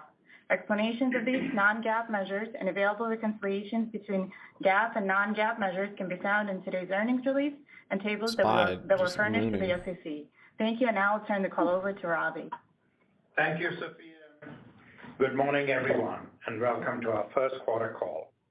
I'll keep my remarks brief, as Chris and Mark will take you through our results and outlook for the balance of the year. This is my last earnings call with Newell Brands. As many of you know, in February, we announced that I'll be retiring on May 16, and Chris will take over as the next CEO of the company. This is a historic event for us, as Chris will be the first internal CEO successor in Newell's recent history. In fact, in the last 2 decades. And it's a testament to a well-thought-out, well-planned succession planning process. Over the past several months, I've partnered closely with Chris to ensure a seamless, smooth, and orderly transition, as well as a successful execution of Project Phoenix. I've also spent time in our international markets, and I'm encouraged Project Phoenix sounds like a sketchy, evil corporation to take over the universe. I'm confident that Chris, along with the world-class management team we've assembled over the past couple of years, will get us through this difficult environment and take Newell to the next level. Do it. While the macro environment has put considerable pressure on our business, I'm optimistic about the future of Newell Brands. Over the past several years, we've come together as one Newell, but we are still in the early stages of truly leveraging the scale of the company. We have a strong, yesterday's high there on executive leadership team up 12%. With great brands that consumers love. We've built e-commerce and omni-channel prowess. We have excellent customer relationships and are reigniting the processes and passion to drive meaningful innovation. It was yesterday's high, first level to break right here. Systematically reducing complexity, and we're gaining momentum on driving operational excellence through Project Abed and automation. Our talented employees are our #1 asset, and we're grateful for their continued efforts, resilience, and dedication, I hope this isn't the last as well call. as their support and execution of the change agenda we've implemented. Could be though. This could be the high of the day. Who knows? Phoenix is not just about efficiencies and cost savings. It is truly good to see it bottoming though here, honestly. I'd like to you guys don't thank mind me our talking some employees during for their I don't really trust in care. me, I'm just and thank the entire leadership team. Hype. It has been a distinct honor and privilege to lead the company over the last several years. Lost that inverted head and shoulders, unfortunately, but still a rounding bottom is forming on BBBY. And I now turn over to Chris. Thank you, Robbie, and good morning, everyone. First quarter results were largely in line with our expectations. As anticipated, this was a very difficult period for the company, with top and bottom line under significant pressure. The headwinds Newell faced in the back half of 2022. Now, if they even mentioned BBY, I don't even know if that'd be good news. Constrained consumer it would be exciting because categories this has been hyped, but destocking, maybe that's bad fixed news. cost deleveraging, inflation, and foreign exchange persisted into Q1. MCOM up 10. However, there were several bright spots, including stronger cash flow performance relative to last year. During Q1, we also continued to build operational excellence across the organization and made meaningful progress operationalizing the distribution and transportation benefits associated with Project Ovid and implementing Project Phoenix. Let me provide additional perspective on both initiatives. As you may recall, on February 1st, we implemented the second go-live wave of Project Ovid across the remaining food categories, as well as the writing, outdoor and recreation, and commercial businesses. I don't even know what the heck Newell does. The conversion has been very successful, and our distribution and transportation organization is now fully centralized. We are currently operating in the new go-to-market model, utilizing both East Coast and West Coast ports via a nationwide multi-node network of mixed distribution centers, including the 2 new DCs we stood up in Pennsylvania and North Carolina.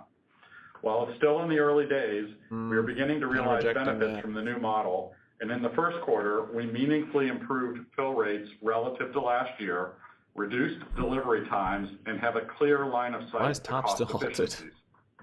Let it live. First quarter represented a crucial period in the implementation of Project Phoenix, which is expected to simplify and strengthen the organization by leveraging our scale to further reduce complexity, streamline our operating model, drive operational efficiencies, and unlock significant savings. Although there is certainly a lot more work ahead of us, we made progress on key pillars of Project Phoenix. So notice how we're getting the pump right out of the open. A little different than yesterday, where we transitioned the company into the new operating model organized into 3 segments: home and commercial solutions, learning and development, and outdoor and recreation. This could be different. This should enable us to better leverage the scale of the organization, unlock new opportunities for growth, while enhancing mobility for our talented employees. Second, we moved to a One Newell sales model for our top 4 customers to harness the scale of our portfolio while building win-win, enduring partnerships with our top customers. We are bringing a unified approach to selling our products to our major customers to simplify customer interactions, significantly improve their experience, and strengthen our position as a best-in-class partner. Third, we are in the midst of implementing a One Newell go-to-market approach across all key international geographies, which should allow us to operate more efficiently, drive incremental distribution gains, and improve our agility. We moved to a One Newell go-to-market approach in Canada last year, and in January of this year, we did the same in Latin America, Australia, New Zealand, and Japan. We expect to complete EMEA and all other markets by the end of this year. The level has to break. Fourth, we have centralized manufacturing into Newell's Supply Chain Center of Excellence. We are excited about the opportunity to turn the company's manufacturing scale into a competitive advantage and to optimize our global manufacturing network. We continue to believe that a unified global supply chain organization will drive significant cost and service efficiencies, improve our supply chain resiliency, further enhance the company's technical capabilities, strengthen our culture of customer connection and collaboration, and position us to become a best-in-class, scaled general merchandise supplier to our retail partners. As we continue to tightly manage costs and assess all aspects of our spend, we are also analyzing our real estate footprint, particularly given the shift toward the hybrid work environment. We closed 3 offices during the first quarter and expect additional office closures throughout the upcoming years. I'm going to close, see if I can get a better exit. We're on track to achieve the planned headcount reduction associated with Project Phoenix, along with the annualized pre-tax savings in the $220 to $250 million range when fully implemented. Careful planning and consideration have gone into every decision relating to our employees, with communication to the impacted individuals either already complete or in process depending on the market. The past several months have confirmed our cautious stance on the macro environment and the consumer for the balance of this year, particularly as it relates to discretionary spending. Our views are predicated upon macro indicators such as slowing retail sales, rising household debt, and persistently high, although moderating inflation on essentials such as food, energy, and housing. Might just be doing a We expect these factors, along with the rollback in government stimulus spending, to restrict the share of consumers' wallets that's directed toward discretionary purchases. Elevated prices on everyday goods are not only weighing on consumption in the U.S., but we're observing similar trends in international markets, particularly Europe. We are seeing continued normalization in demand across home-based categories that benefited from stay-at-home trends during the pandemic. Given the longer purchase cycle for many of these products, we expect this behavior to persist through the year. Retailers have continued to pull back on general merchandise inventory levels, and we expect this behavior to persist in the near term. Also, as you may have seen earlier this week, one of our customers, Bed Bath & Beyond, filed for bankruptcy protection and indicated they may pursue a double path of potentially selling off their assets. While we typically do not comment on individual retailers, given they were an important customer for Newell Brands in 2022, I'll shed some light on where we stand. They accounted for less than 2% of Newell's sales in 2022. Starting to set up a bull flag here. Given their situation, we took steps last year to largely eliminate our credit exposure. While we have minimal risk on the receivables front due to the proactive actions we've taken, we do expect this to be a slight headwind for Newell as they liquidate inventory and shoppers migrate to other retailers. While there's a fair amount of uncertainty surrounding the macro backdrop, with Q1 results largely in line with our expectations, we are reaffirming our outlook for 2023, although we now expect the company to be toward the lower end of the guidance range. We continue to expect this to be a challenging year for the company and remain committed to stabilizing Newell's financial performance while driving foundational rejected improvement. radar line there. Our ultimate goal is to return the company to sustainable and profitable growth as macros improve. We are laser focused on delivering against the 5 priorities we laid out on last earnings call. First, strengthening Newell's cash flow and balance sheet by continuing to right-size inventories, I'd look for a bounce on this level. managing the forecasting process, and staying close to the evolving consumer and customer trends. Second, driving gross margin improvement by accelerating fuel productivity savings, further advancing our automation initiatives, operationalizing Project Ovid distribution and transportation benefits, and pricing for currency and inflation. Third, driving overhead savings through Project Phoenix and tight spending controls to offset the impact of incentive compensation to more normal levels and wage inflation. Fourth, continuing SKU count reduction progress along with other simplification initiatives. And fifth, operationalizing the new company structure to enable faster transformation progress. As Robbie mentioned, over the past several months, he and I have partnered closely to ensure a smooth transition in mid-May. At the same time, I, along with the rest of the leadership team, have embarked upon a refresh of our strategy, which entails a full assessment of where Newell stands versus best-in-class competition on the key capabilities required to win in this industry, an updated and integrated set of where to play and how to win choices, an assessment of the talent and culture required to enact the strategy refresh, as well as an evaluation of the capital allocation priorities required to support the new strategy. We are on track to complete this work and share our thoughts in the next few months. While we continue to face a very challenging macroeconomic environment, I am confident that our portfolio of leading consumer brands if you go from and talented employees will allow us to further strengthen the company in the years ahead as we sharpen our strategy, optimize our cost structure, and fully leverage the scale of the company. Before turning over to Mark, on behalf of our entire organization, I would like to wish Robbie well in his retirement and thank him for his leadership, partnership, and dedication over the past several years. I'll now hand the call over to Mark. Thanks, Chris. Good morning, everyone. Let's jump straight into our Q1 results, which were largely consistent with going-in expectations, with core sales and normalized earnings per share both landing within guidance, albeit at the lower end of the range.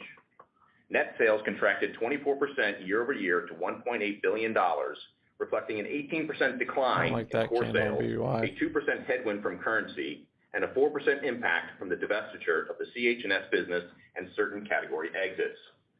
While we are clearly not happy with an 18% decline in core sales, it does bear mentioning that this was against a particularly difficult base period comparison, since core sales grew 6.9% in Q1 of 2022 and 20.9% during Q1 of 2021.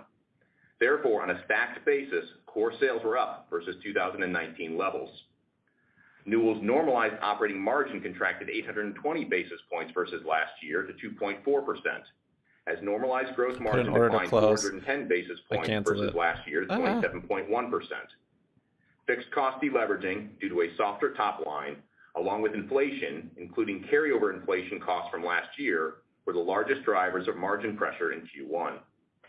These factors more than offset the favorable impact from pricing, Project Phoenix, I might jump back in today, we'll see. Efforts, which are tracking slightly ahead of our going-in expectations. Oh, there's a wick. Net interest expense rose $9 million we break this level, I'll $68 jump back million, primarily due to increases in debt and interest rates, and the normalized tax benefit was $1 million, all of which netted out to a normalized diluted loss of 6 cents per share for the quarter. From a cash flow standpoint, operating cash was a use of $77 million during the quarter, which, while still negative, was an improvement of nearly $200 million versus last year. CXAI up 18%. Inventory was a big part of the improvement, coming in $150 million lower than a year ago. Importantly, while this is good progress, we need to drive inventory levels much lower. It's a good thing a wick down there. That's looking bullish still. Rates. Consistent with this, it is worth noting that in-transit inventory at the end of Q1 was approximately $250 million below year-ago levels. This suggests two things. First, we are doing a better job of matching raw material and sourced finished good orders and internal manufacturing production to actual customer order patterns. Second, the significant inventory reduction we are expecting and counting on over the balance of the year is already working its way through the system. Have a position that's on margin. The company's leverage ratio was 5.7 times at the end of Q1, and we don't expect it to be below 5 times until the end of the year. Want their money. Anticipating this, last month we secured a temporary reduction in the interest coverage ratio in our revolving credit agreement to 3 times from 3.5 times. All right, might still be bull flagging here, guys. This amendment, we believe, provides the company with sufficient flexibility to navigate through this challenging period. Moving on to our second quarter outlook, we have assumed the following. Net sales of $2.13 to $2.24 billion, with core sales down 10 to 14%, and a 1 to 2% headwind from currency and certain category exits. Normalized operating margin is expected to remain under significant pressure in Q2 due to the same headwinds that weighed on Q1, as well as unfavorable mix due to a shift in some writing orders from Q2 to Q3 related to back-to-school activity. Taking all this into account, we are forecasting Q2 normalized operating margin of 6.5 to 8%. We expect a step up in interest expense and a high teens tax rate, so normalized earnings per share are forecasted to be 10 to 18 cents. 10 seconds we halted. Yep. For the full year, we are reaffirming our 2023 outlook with net sales of $8.4 to $8.6 billion, driven by a core sales decline of 6 to 8%, and a nearly 3% headwind from currency, divestiture of the CH&S business, and certain category exits. Another reason to get out of it before it opens up margin is expected to be 9.6% to 10.1%, or flat to down 50 basis points versus last year. Gross margin improvement is more than offset by overheads, despite $140 million to $160 million of anticipated pre-tax savings from Project Phoenix in 2023. For 2023, we are reiterating our normalized earnings per share guidance range of 95 cents to $1.08, I'm trying to be patient for which includes a high teens tax rate as well as a step up in interest expense. As Chris indicated earlier, we now expect our top and bottom line results to come in towards the low end of the range as we are incrementally more cautious on the operating environment as well as consumer discretionary spending. We continue to expect significant year-over-year improvement in operating cash flow, driven primarily by a reduction in working capital. Specifically, we anticipate $700 to $900 million of operating cash flow, inclusive of $95 to $120 million of cash payments related to Project Phoenix. At the midpoint of our range, free cash flow productivity is comfortably above 100%. With Q1 actuals now in hand, along with our Q2 and full year guidance, it becomes self-evident that we are expecting a much stronger top and bottom line during the back half of the year versus the front half. Given this reality, we thought it would be helpful to provide some specific reasons why we believe our business results should improve in the second half of the year. First, from a macroeconomic standpoint, we expect that FX pressures on profits should ease, inflation should be much less pronounced, and the massive amount of general merchandise trade destocking we have been incurring starting with Q3 last year should finally slow down. Second, as it relates to our own underlying business dynamics, set up a little bull flag here. Historically, still haven't broken through this resistance though. Significant destocking began to manifest itself during the third quarter. Gap fill even as after 20 representing cents, more than half of total company sales. which will help with fixed cost absorption. As I'm sure you're all aware, starting with the third quarter, our base period comps get much easier. In addition, based on back-to-school order patterns, we now expect about a point of sale to move from Q2 to Q3 this year, which is one of the reasons why our back half mix should be more favorable. Third, we have several corporate-driven initiatives already in flight, which we believe will disproportionately benefit the second half of the year. For example, we are on track to have our biggest productivity year ever on two fronts. First, as it relates to gross margin, where we are on pace to save over 4% of COGS due to our fuel initiative, with the savings being slightly back half weighted. Second, Project Phoenix, which Chris has already commented on, should understandably have a bigger positive impact on overheads during the second half of the year. Finally, we just completed an in-depth analysis of our domestic business at a SKU level. Our extensive analysis clearly showed that additional pricing is required to mitigate the impact of continuing inflation on some categories and to fix the underlying structural economics on products that are, because of the unprecedented level of inflation we have sustained in recent years, not generating an appropriate level of return on a fully loaded basis. We believe it's imperative that we address these issues now so they don't perpetuate or get worse. That's where I closed out. Thus, we are now expecting to take an incremental U.S. pricing action across roughly 30% of our U.S. business, largely concentrated in the Home and Commercial Solutions segment in the third quarter. We got to move down here, and I'll intervention, we will not be able to invest in the consumer understanding, brand building, and innovation capabilities our consumers and retail partners expect. So based on these reconciling factors, we believe our guidance, including the associated front and back half splits, is appropriate and reasonable and reflects progress on our multi-year journey to create meaningful levels of sustainable shareholder value going forward. Operator, if you could, please open the call. Level the volume. Do you want? Yes, sir. Ladies and gentlemen, at this time, if you have a question or comment at this time, please press *11 on your telephone keypad. As a reminder, in order to stay within the time schedule for the call, please limit yourself to one question during the Q&A session. That better? Please stand by while we compile the Q&A roster. Our first question or comment comes from the line of Peter Grom from UBS. Your line is open, sir. Hold down a little more. Hey, thanks, operator, and good morning, everyone. So, Chris, I guess I just wanted to get your perspective on just kind of underlying category growth, but more in the context of really what's changed since we last spoke in February. You know, you discussed discretionary spending pressures, but you know, it seems like those were already there or occurring back in February. So, you know, any commentary and just in terms of BBY going to the moon? You know, change where it's really gotten worse, and then. You know, I appreciate all the building blocks. Yeah, Robin, sorry. It's back half guidance. It's hard for me to hear. You know, if we do go into a recession, yeah, it's hard for me to tell sometimes. That outlook still I'm monitoring it, but it's Yeah, sure. Thanks, Peter. Good morning. From a consumer and sort of macro environment, BBY is holding up pretty good here. Remarks. Really what we're seeing is good volume actually this morning. On the consumer in discretionary and durable categories. Become good volume, it's just kind of sustained. A function of inflation on food, housing, first 30 and energy, minutes, causing the consumer to prioritize more essential items. And first 30 minutes yesterday was 37 million. Today we're at 52. So it's looking good for a breakout, honestly. Have longer purchase cycles. And when stimulus money came into the market a year or two ago, not as much volume this year, a lot of consumers bought product categories that I guess put them out of the market for a period of time. They haven't made an announcement. So I don't think there's I assume there could be a question where they'd answer it, but if they weren't going to make an announcement, if they weren't going to say it, they probably would. I will say basically they would have announced it if there was if they were going to answer the question. If someone says, do you have any affiliation with BBY, they're not going to answer. Specifically, so we did come in at the lower end of our guidance range, minus 18 on core sales growth. That was really driven by outdoor and recreation. We got off to a slower than expected start to the season, primarily due to wet and cold weather in the western part of the country. I mean, over 50 cents. As I mentioned in the man, if we get a close over 50 cents on a Friday, that could set up some fun times to the upside. That we do expect to have a temporary sort of disruption flavor in the market. It being so popular is a reason maybe not to be bullish on it. But that the timing go for the stocks that no one's looking at.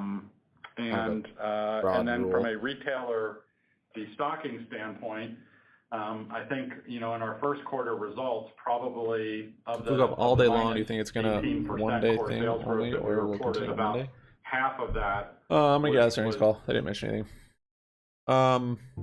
Depends on where it closes. If it goes up all day and then sells off a bunch by close, then yeah, maybe one day. But if it goes, it's open to close what matters. Intraday doesn't really matter a whole lot on any stock at any time. Like, it's really open to close. So yeah, if we close high, then yeah, I think it'll continue tomorrow or Monday and next week. If it, it's like yesterday, right? This was almost a 30% move from pre-market to here, wasn't it?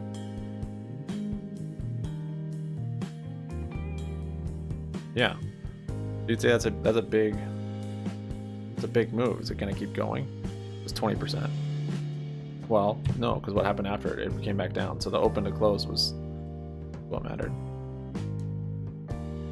So that's why I'm saying if it holds up, like, yeah, this is good.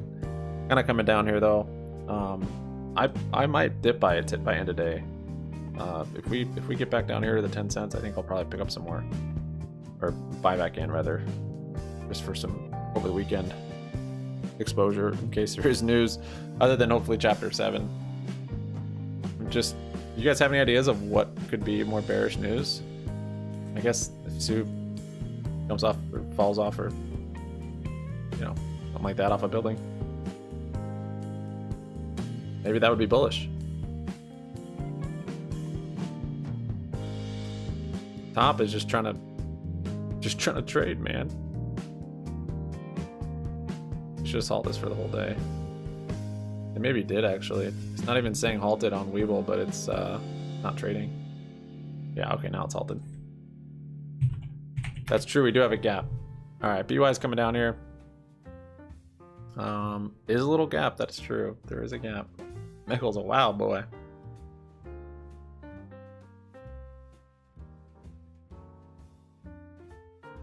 Yeah, I think the likelihood of the news being more bullish than bearish, I think, is higher for over the weekend. HKD, it could do. I saw someone posting, or you guys talking about it was a CFO, I think. That was awful, man. No amount of money is worth your life. Trouble learning. You're holding MEGL all day? At least all day?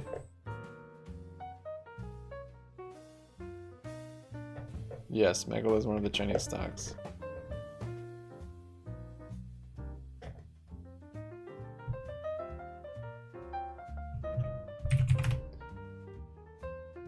You guys let me know if BBBY breaks that level. Give me up 1.2. I'm gonna maybe get a little short position on SPY at 413. Actually at yesterday's high right now, but after hours it's not there yet. This was a nice short up here. I was just too early. That was a pretty big move, really. That Amazon. Yeah, wow. Big moves on the SPY, big ranges lately.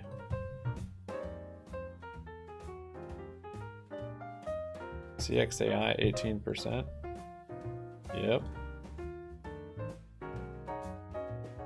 Oh, people got confused. We got a text from their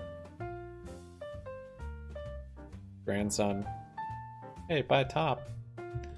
They said, what was that ticker? Tops. Alright. There you go, Tops is up too. Mistaken rally. Yeah, I can see GME moving up a bit. 1940 is a resistance, but might move up more than that. SPY coming down a little bit. Does have a high VWAP there.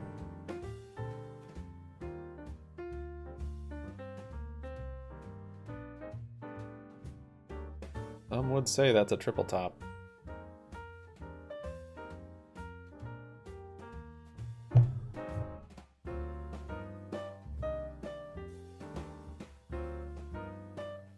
One more to drench out hope.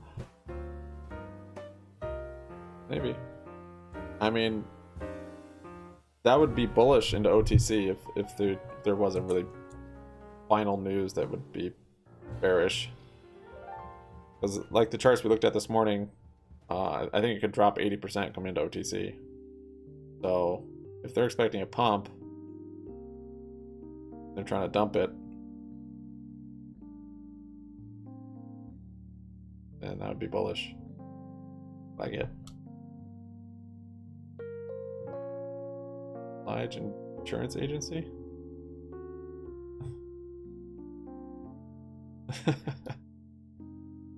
Lottery ticket. First he's holding. Dying the office at the Red Bull wage 87.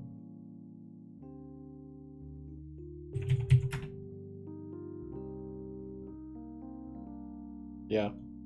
Look for FRC around these levels.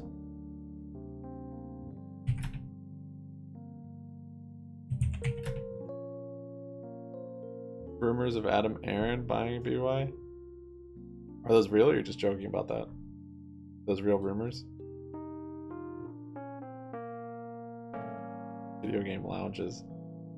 This would be huge. Huge. UM up 11.5.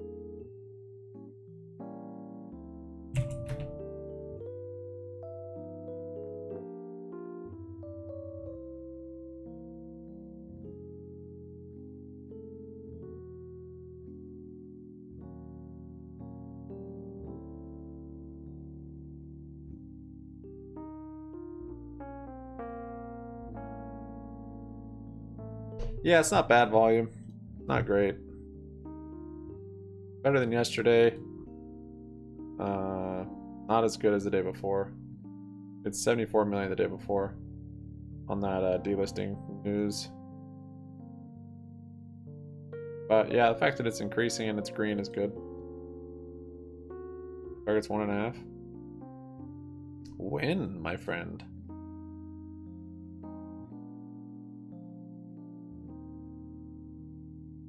My target is 11 cents. And then I'll maybe buy some again.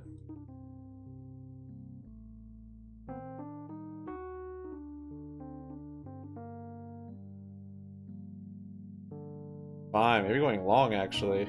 Got an engulfing candle here setting up at a breakout level. Just how much more room is there? Who knows? That's crazy. Theoretically, 415 maybe? Still a gap up there. I would do something like that on a Friday. Have another massive day. Yeah, if this thing closes engulfing, I'm probably gonna go long. Top lots at stop. Or top can't trade on these criminal markets freely like it wants to.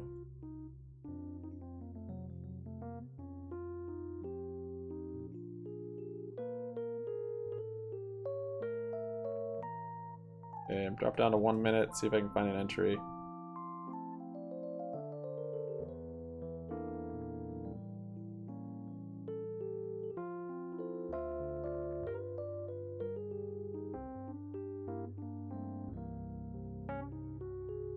Get a retest on here. Yeah, looks like we're gonna get an engulfing candle. We've got 20 seconds for this candle to close in the 5 minute. There's that first resistance line. Yeah, CXAI is up almost 30%.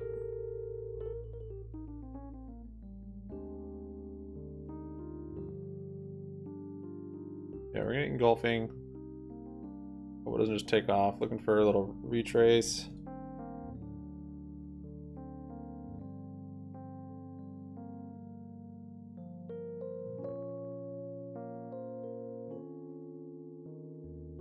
All you're gonna give me? Wow.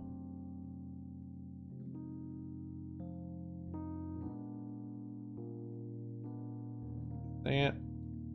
Didn't sweep enough over from my brokerage. Ah, I missed the entry. We suck again. Why? Why can't I buy it? Oh shoot, am I trying to... I gotta stop. This is so dumb. Making stupid mistakes like yesterday again. I was trying to Yeah, I was trying to get that pop. Oh well, I'll wait now. Wait for a pullback. Got the engulfing, got the breakout.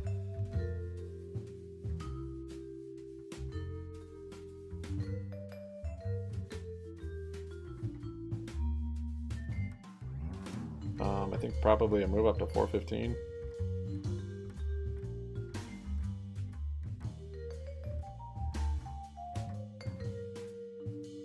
Could be a false breakout too. There's always that.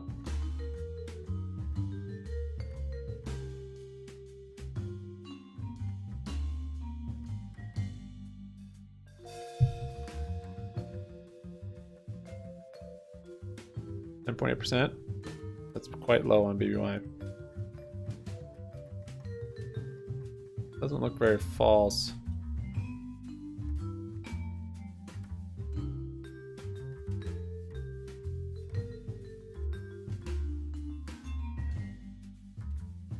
Gonna make the whole move up to the resistance before it gives me an entry.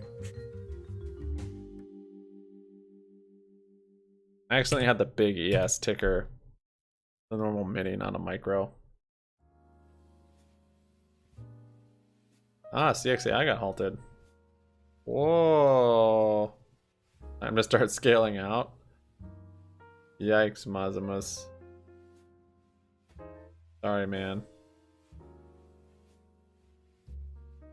That was an awful rejection.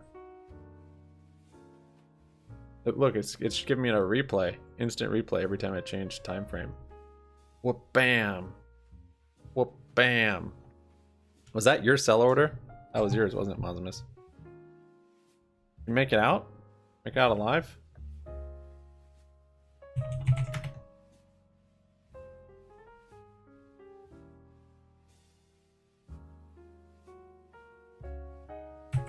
I'm gonna start scaling in so I don't have more FOMO. Yeah, building a little bull flag there.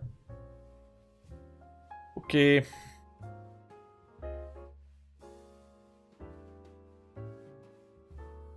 Still going. Buying it.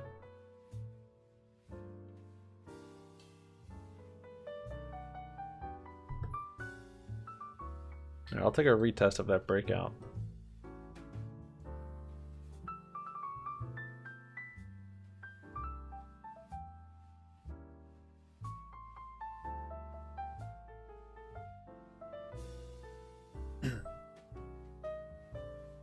You literally almost timed it perfectly. Jeez, it's going again. Excuse me. I only got 2. I was hoping for a pullback.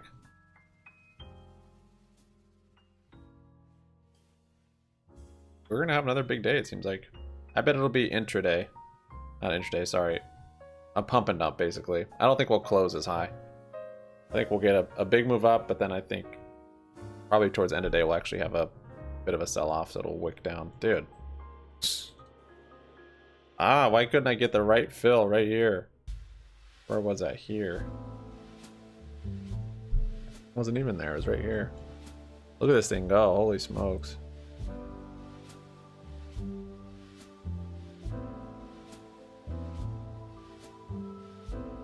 No, Weeble's giving me an instant replay. Which is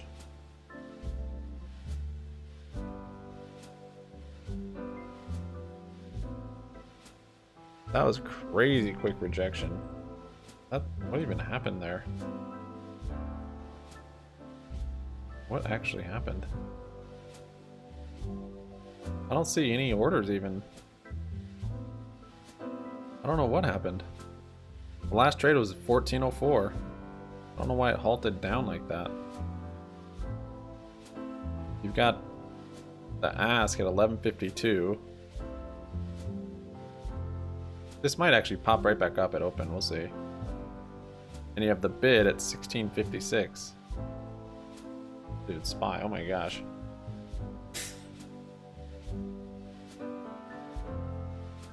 Stupid mistakes again. GSUN breaking out.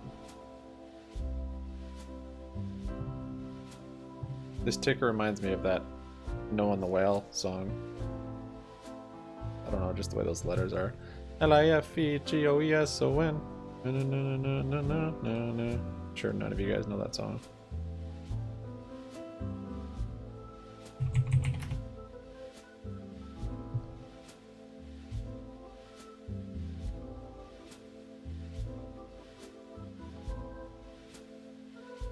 It's my moon mission.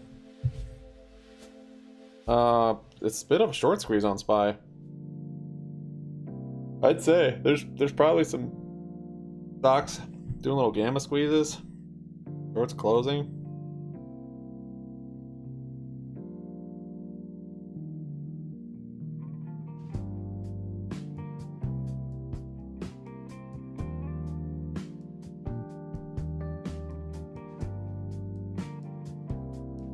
I'm looking at it on the 1 minute just to try and I was trying to get an entry.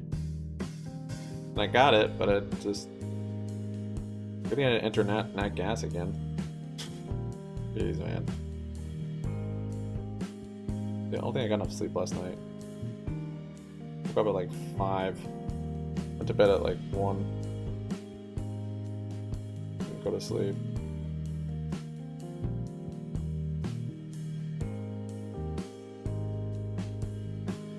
Let's see, it was 5:30 when I woke up. There we go, there's a little pullback.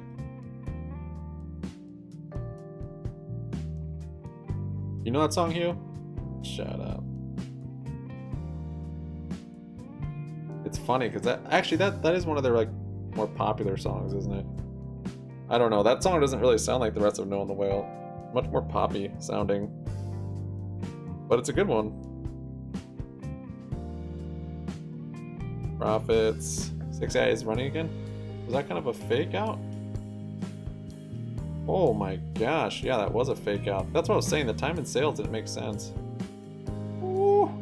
This thing's gonna get halted. An actual halt this time, a real one. The only one you know? Yeah, okay.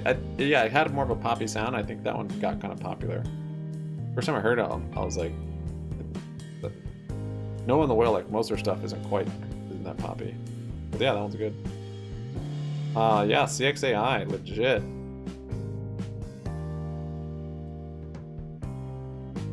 Okay, SPY's coming down here. Didn't quite make it to my level there, but it's gotten to the area. I wonder if that's an actual stop on it. That's what I was saying. Once it breaks, it's like it might make the whole move up to resistance before it has a pullback, which possibly it just did that.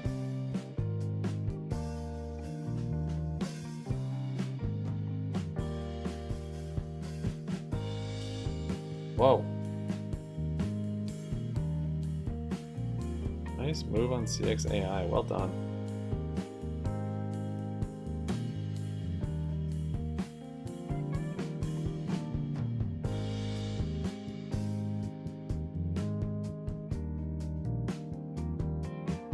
I'm like scared. I don't know what to do with this SPY.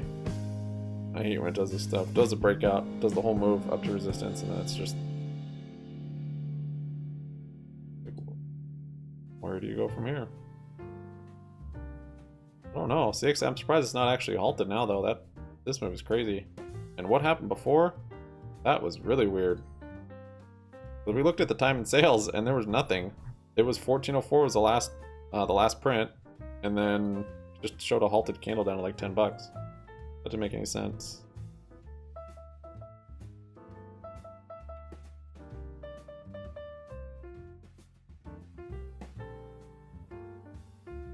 Fall down Tesla calls. The rally remains.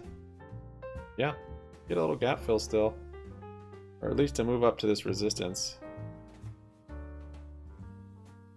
163, maybe 167. You've got gap fill at 177. Yeah, that's why I had looked at the time and sales. I'm like, this doesn't make any sense. Just the way that halt looked too, it was like, I might average in some more here. I don't know what to do. It's building up another bull flag. Not coming down at all. Yeah, look at this thing. Stupid.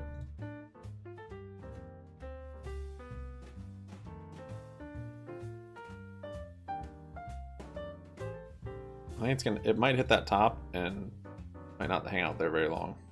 I don't know, it is Friday. I do love give big hopes on Fridays. How did I miss that one?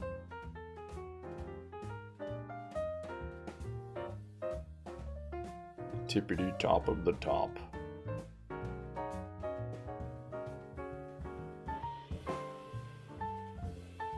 Dang, I wish I got more contracts down here. Such a stupid mistake. 60 gonna halt down? Yeah, maybe. Look at that, right on my line. Oh yeah, that's gonna halt. You better be careful. You got VWAP there though, maybe that'll slow it down. 1480, that's literally where we have our resistance line.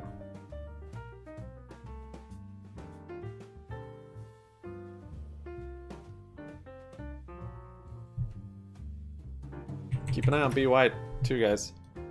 If it hits 11 cents, I want to pick up more. Or if it hits like 13.5 or 13.7 or 0.13137, I don't know, somewhere up here. I want it on this dip, these lows, or I want it up here. I want to buy it in here.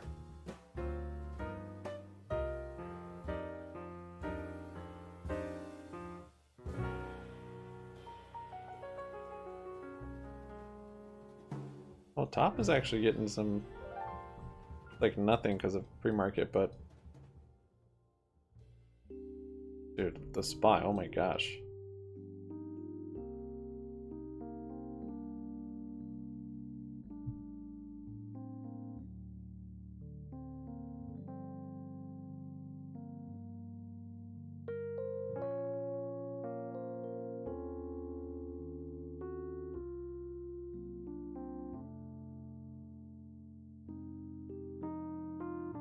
Yeah, it's looking nice, CXAI consolidating.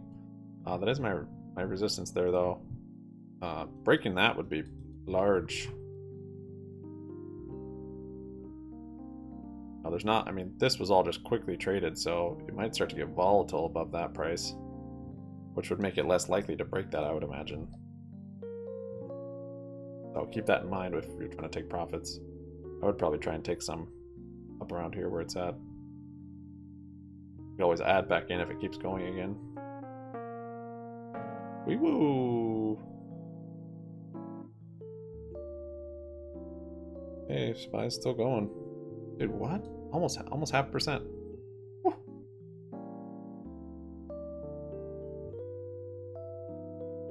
I mean, 416. This is the top of the top of the top.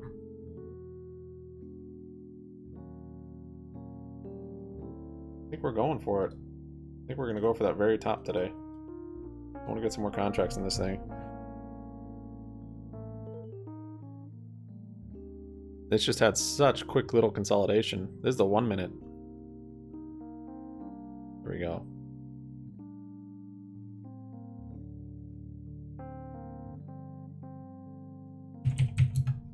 RC.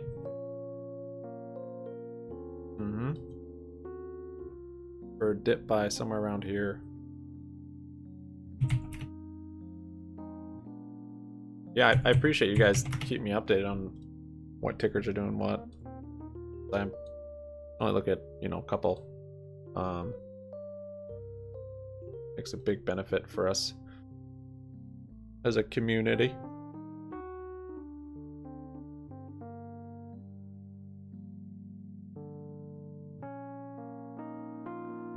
I'll cover SPY, you know how I do, and BBY maybe.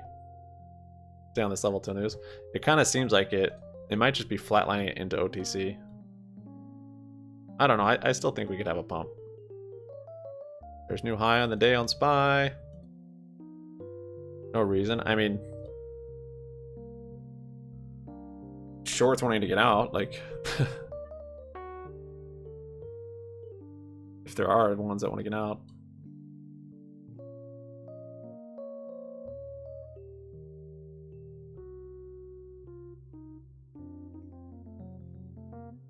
Where's my... Oh, yeah, there is some volatility to the downside. Okay.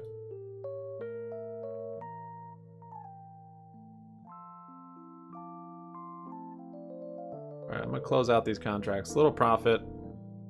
Whew. Not used to looking at 1 minute candles. I try not to. It trade crazy. But for entries and exits, it makes sense. Alright, I took profit on that little rally. I've had like 4 or 5 contracts. Plan to probably get back in unless that is the actual top on the day. I don't... That is one of my lines. 1453. It hit. My line was 1450. Happy with their position at CXA? I bet. Little?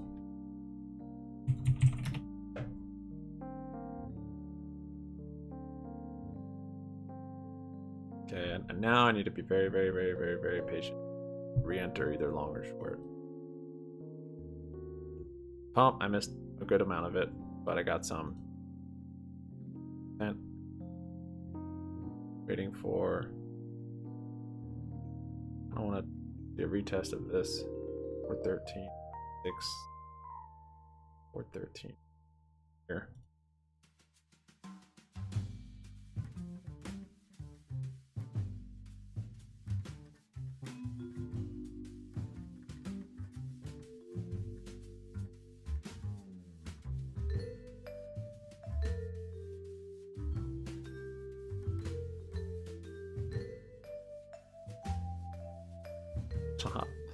At least this thing's trading now, I think. Yeah, it looks like it wants to go again.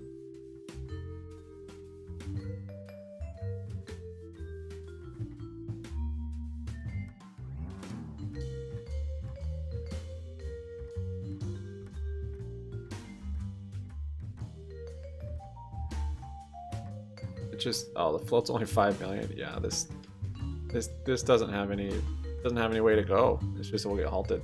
Yeah, halted again. Just can't function in our markets.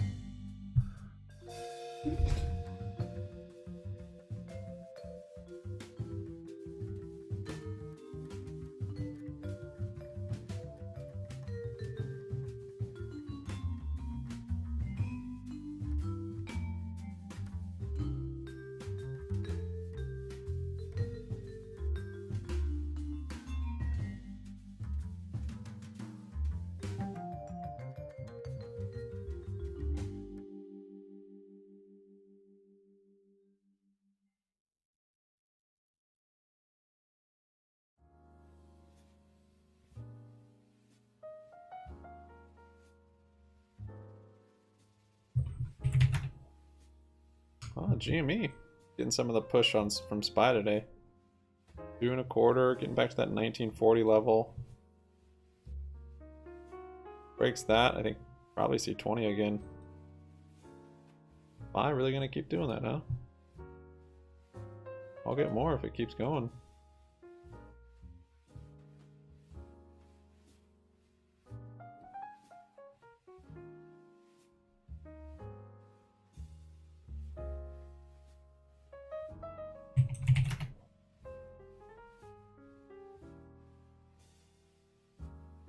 New high on the day on SPY.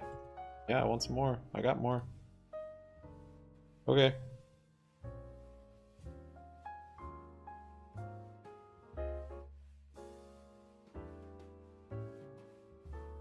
I am looking at the 1 minute though. That's gotta be careful.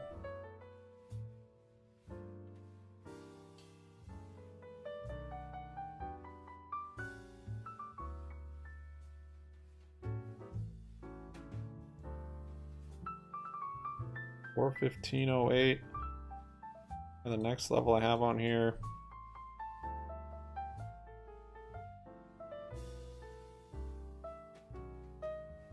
Yeah, market's squeezy.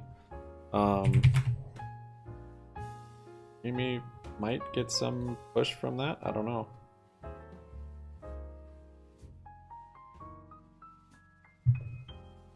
Contracts did I get? 6. Nice, I got more this time.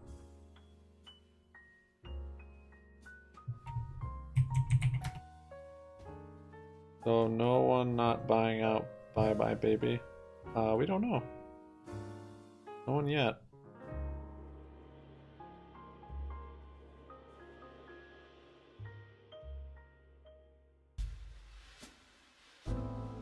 Doji candle's not great looking.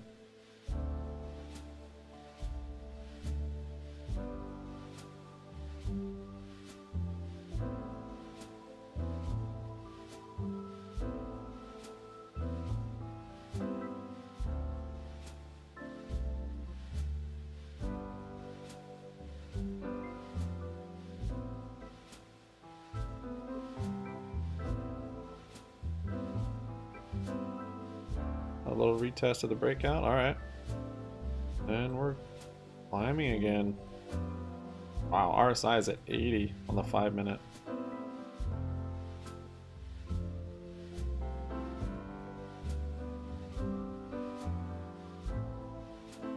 DXAI? No. I would wait for breaks. I would either buy it up here or, I mean, buy it down here. Same thing with BBY. You want to buy it higher or buy it lower? You're buying it at the high, but it's not broken the high.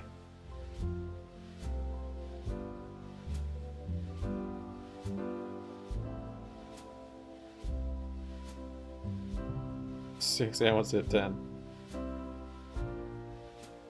Oh, wait to hit 10.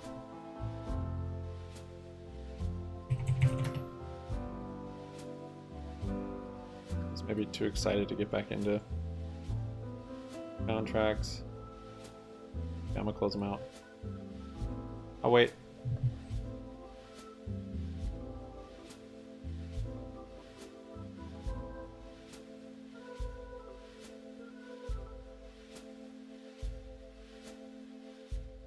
BBY is kind of back to barcoding. I know it was kind of looking like that yesterday too. Then it woke up midday, 1 p.m. margin calls and stuff. But yeah, all through here. Barcode's at a higher level. That's a good sign as far as momentum. Nice if it filled that gap though.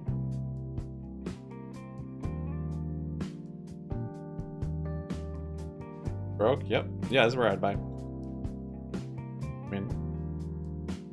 If I were to want to trade this, which I don't. Yeah, it well, it's not a false break, which not looking like it. We've got volume there. It's looking pretty legit. So move after this. I don't know. There's a lot of upside.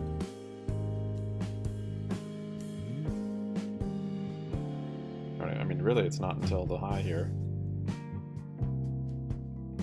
Could stop before there, of course, but it was all pretty quick.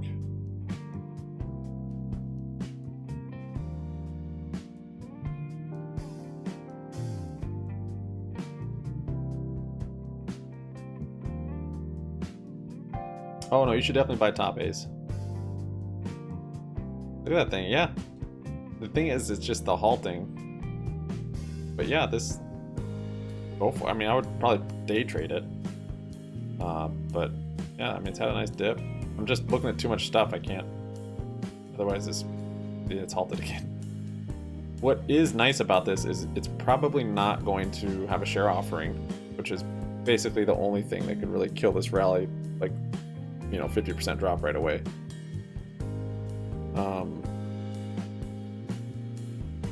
So. Makes me want to buy it.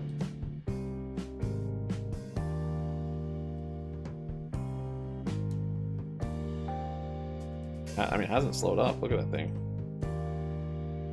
The intraday move is almost 100%. Yeah, it's done 100% already today.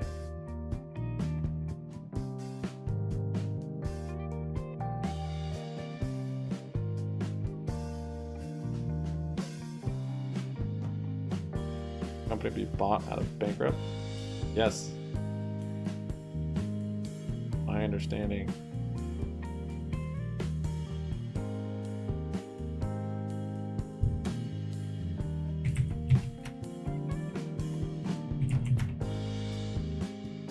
SPY is still climbing up here. I got out of my longs. I'm fine with that though. It hasn't had any pullback. It's kind of sketchy on this melt up mission. Yeah, there's a lot of movers. Why all of us in here, we can all watch one that we like and abs. CXAI made the break where I would say the buy. It's holding up here nicely. It might have a retest of that breakout level, but overall it looks like it's could keep going. And now SPY is starting to come down.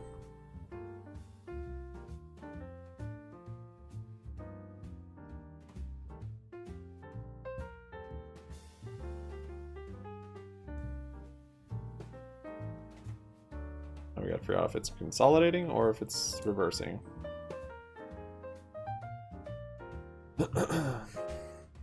Pretty far from BWAP still. It's starting to go up like 20 bucks. Yeah, that's what I was doing this morning with MEGL. I was just watching it rip. I'm like, maybe I should consider buying it. Actually halted down? Oh, yikes. Back to that again, huh? Whew. You got out to well done, Rally. That's so weird how this thing moves. It seems like it gets halted so quickly. I don't know why.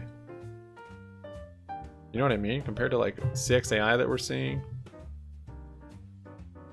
In MEGL, like why is this halts? This seems like it's much more sensitive halt trigger.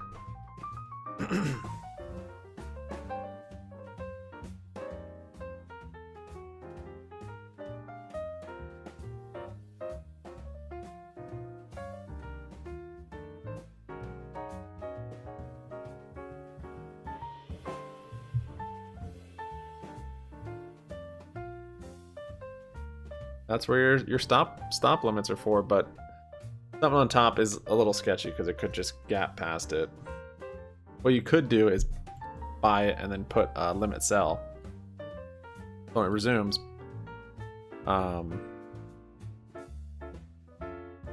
you know, buy it and then put a limit sell for like $116 or, you know, one of these next resistances. And then a stop loss for wherever you want. But on something that's halted, that is it's more likely that it'll gap past your order. I don't think so. No, I mean it's you know, clearly has potential to go up to 260. I haven't bought back in. I traded it here and I traded it here. So far, I've yet to make money on it. Actually, the spreads are so wide, but it's going to be a little sketchy just with all the halting that it's going to have with such a low float. But I don't think they're going to have a share offering, so that's probably a big plus to trading it.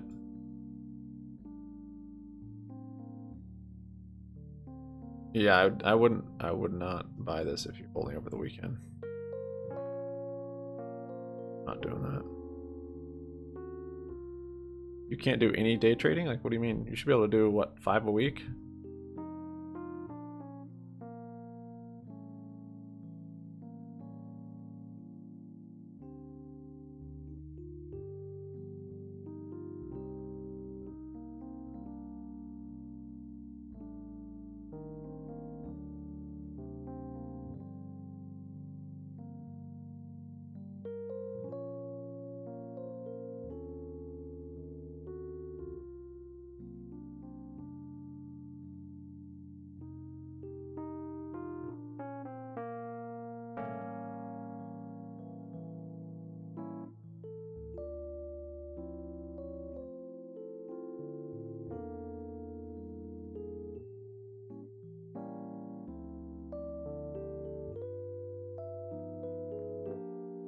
The XAI consolidated nicely up here. I don't know if any of you guys bought it on that break, but 1710 is kind of a soft level. The next major level really is 26, so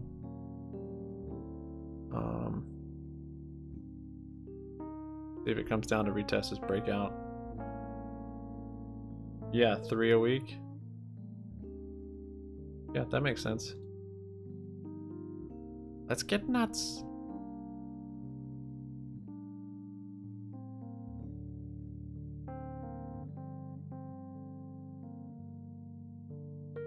Thanks, Ace. Appreciate it, buddy. Oh, goofy face. Thank you guys for your support. Our subscriptions and bells and your 35 thumbs. I appreciate it. Let's get nuts!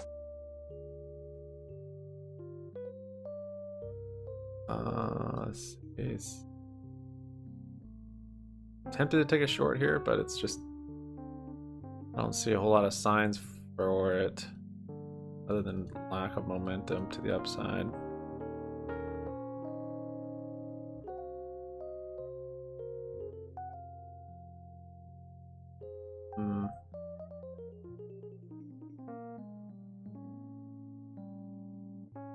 Like what levels am I looking for it to break to? 1 minute kind of clarifies that actually. Yeah, I like that.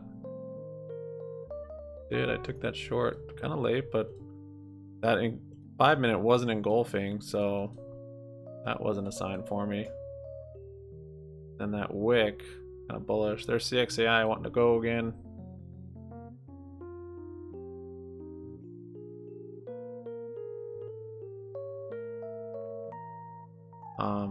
I might jump in on CXAI actually. Top or CXAI. I only have 1 day trade left on this account actually, so. Oh my, so.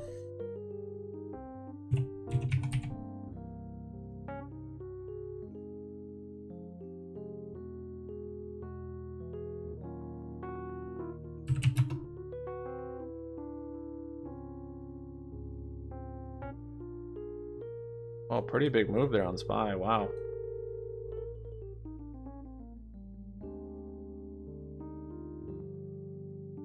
XAI or top?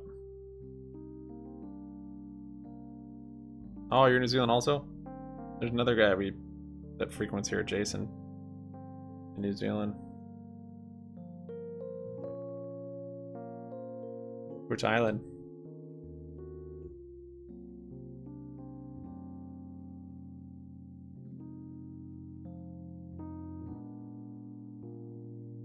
Sketchy Chinese stock or the sketchy AI stock? See, this one could have a share offering, so that does pose somewhat of a risk. I mean, I guess top could also. I don't think I ever see those on those Chinese stocks.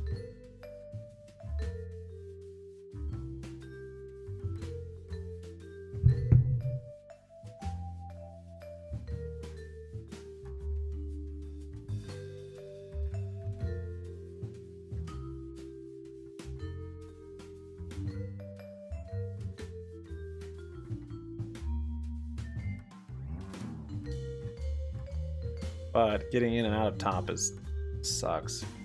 Yeah, CXAI is the play. I should have bought it on that break. I'm planning on even trading it, but yeah, I'll wait now. I'll watch it. It's a good one. I think it's gonna hit that resistance up here at 2066 or so, somewhere in that range.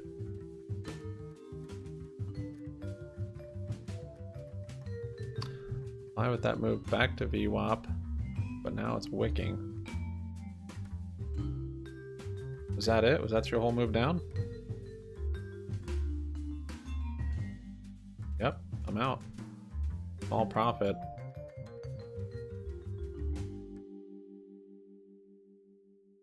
Weird price action.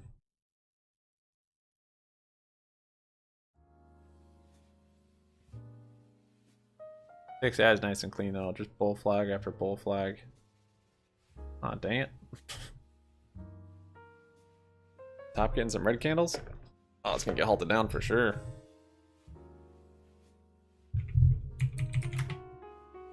That make you feel a little better?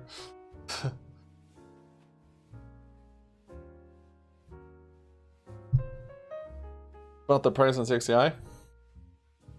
It's good. It's nice. You guys were asking when to get in. I said I would wait for it to come down here or break this 1480 level, and it broke it, and turns out it was a good buy on that break. So, I do have a level drawn here, but this is kind of a soft level. It's kind of a weak level, 17 area, 1710. So yeah, price action looks nice. Nice, steady, consistent climbing, consolidating, consolidating. I might get in it. Oh. I guess I'm maybe looking for an entry on BBY still today. But I could do both. CXI I'd probably just day trade. BBY I think I'd hold over the weekend. MRC's down 23. Whoa, okay, that's news. FDIC receivership seems most likely scenario. There's your news. FDIC, something with the FDIC. Dang it, man, that's too bad. Sketchy stuff. First Republic sinks to... cares? Oh, I didn't see any tweets on it. FDIC receivership seen as most likely scenario. Is that the news? That's not news. Some kind of news on it. Yeah, it broke below that trend. Well, there's your breakout. So either supports here, or here. You're at the low right now. It just halted. Halted going up probably, yeah. You're right at the support. You could buy this. But it broke out of that wedge, which...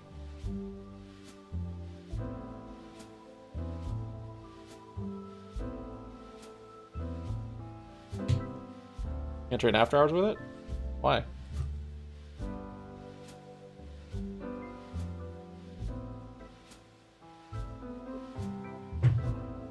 Dude, top? Oh my gosh. Halted up again? Yeah, this thing's had over 100% today.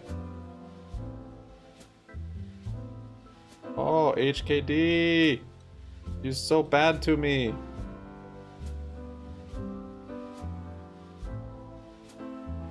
All the Chinas are waking up. Just back to that resistance though. Jeez, son, way down there.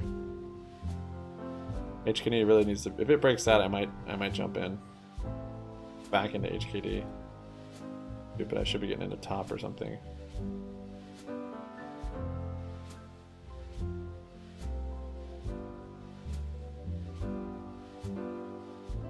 MEGL's not going. Still considering CXAI. I don't know.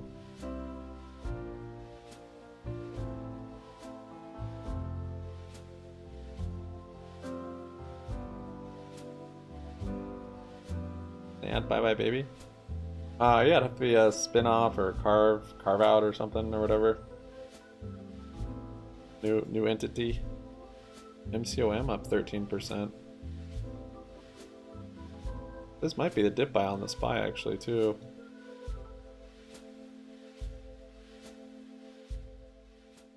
I'm gonna chill. I don't know where this thing's going.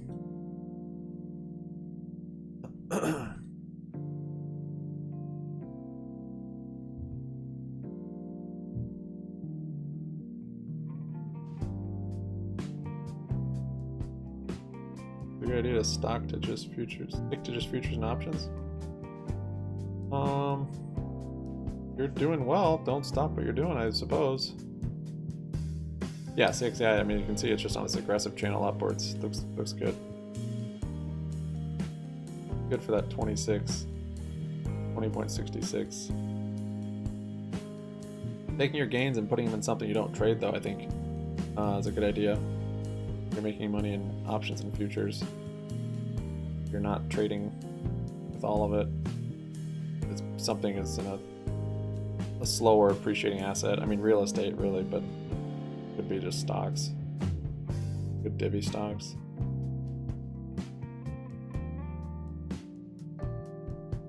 Burned so many times chasing. I don't know. know if all three. I mean, top's been on a move, so this isn't anything special. But yeah, HKD woke up. They're at like 10:30 or so, 10:40. But see, it's literally right on that line. So without a break of that, I think it's dead to me. MEGL hasn't woken back up. G-Sun's been selling off.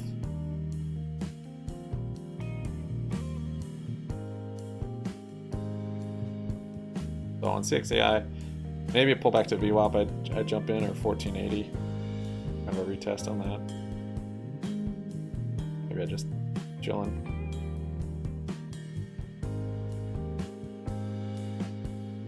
Look at some of these other positions that are going against me.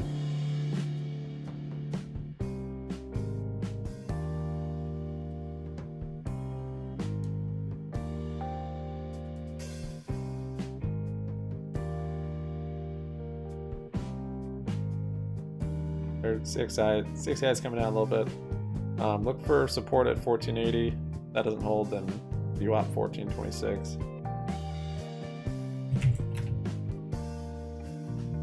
Is it too late for Buy My Baby to ask for requests to add onto the market? It doesn't quite work like that, but no, it's not too late.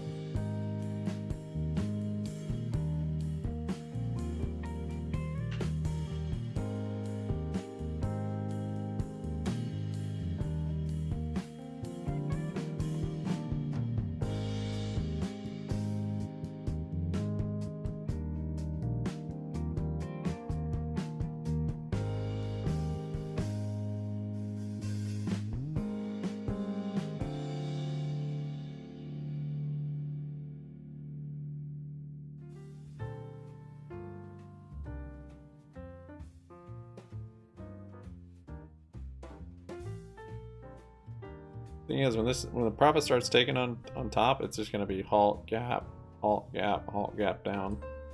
But getting out of this thing is going to be a nightmare. Not sure what that says, Victor. But welcome, and don't forget to sub up, like up, comment down. Happy money sticks around. Got 36 likes. Well done.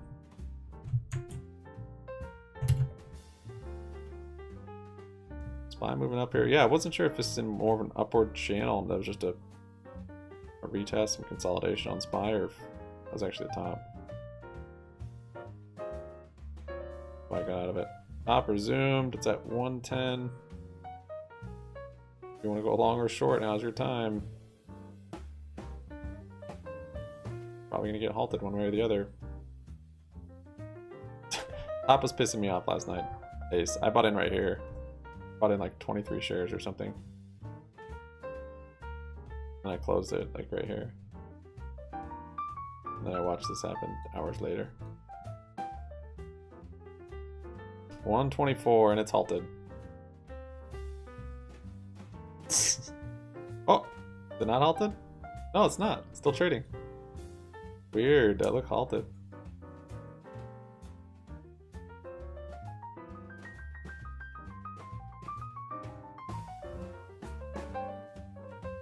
$129. Probably gonna get halted here. I mean, you can throw some in, have some fun. Don't put in more than what you'd have fun with. You know what I mean? Buy a couple shares. Starting to get out of control now. It's probably gonna keep going. I mean, I don't know. Catchy. This is why after hours is better on it, because it doesn't halt. You're not just gonna get a big gap down halt where you can't get out of it. DXI making it back to VWAP. Yeah, I looked at it 3x from my position last night, Ace. I don't know where you were. We were talking about it on chat.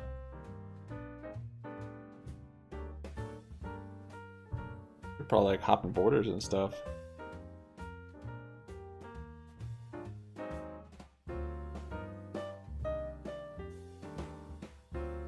%15% on MCOM.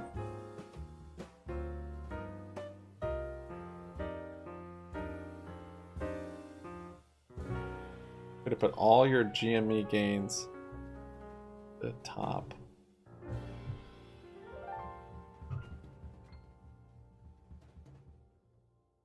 Long term? I've got a mix of growth and value. And a lot of the value ones I have are dividend paying stocks. So I like to pick stocks that I know, that I use, I think will be here in 10 years, and buy it as if I couldn't sell it for 10 years. It might be getting a double top there on the SPY, less SPY.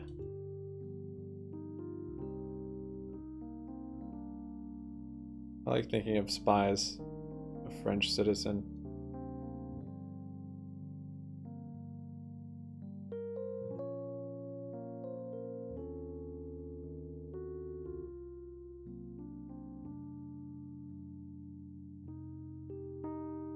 Well, if you don't want to chase top, you could always jump into tops.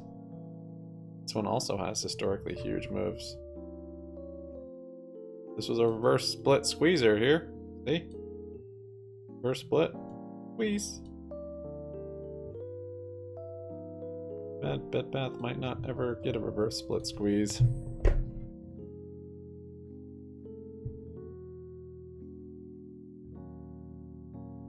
Yeah, I think I might pick up some CXAI. Late, but I like that it's holding that support level, 1480.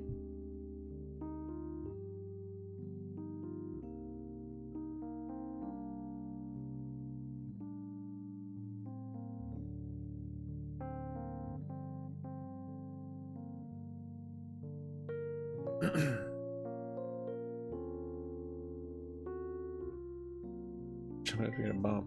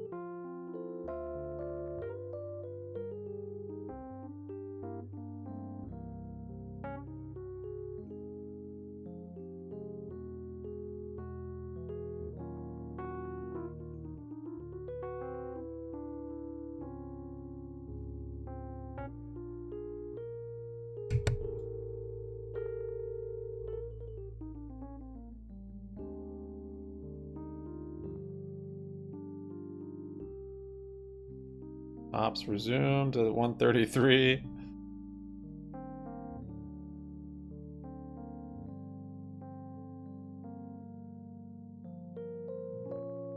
And it's going up again.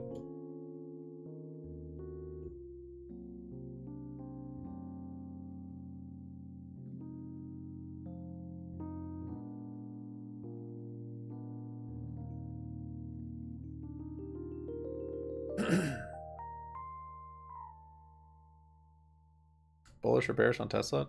Depends on your time frame. There, it's halted again. Yeah, I'm taking a short here on the SPY, or on the ES rather.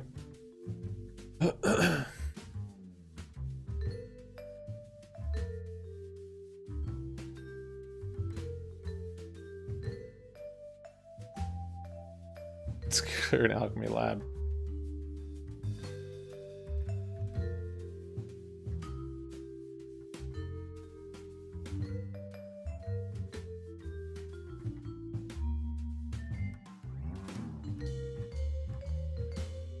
I'm adding to my shorts. I don't know if VWAP's gonna hold this time. It's a pretty nice double top there.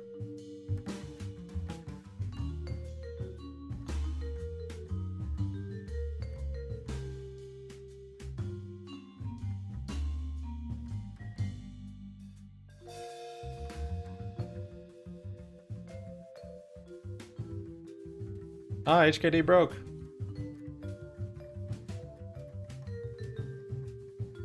Guys, where were you? The heck? It seems stupid to buy HKD when top is moving like 10-20% every few halts.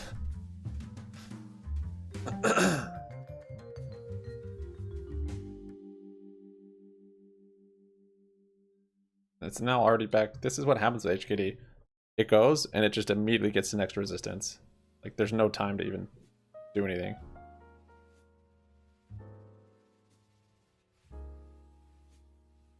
Oh, big flush there on SPY.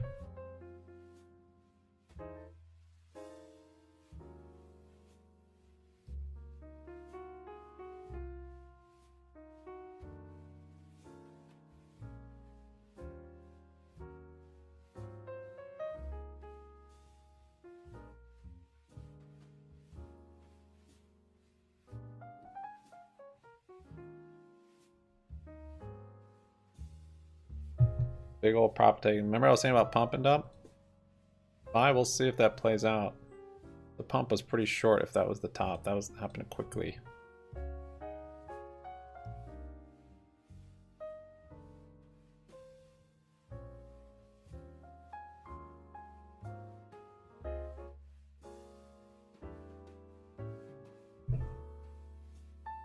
I know HKD does have potential to go crazy. It's true.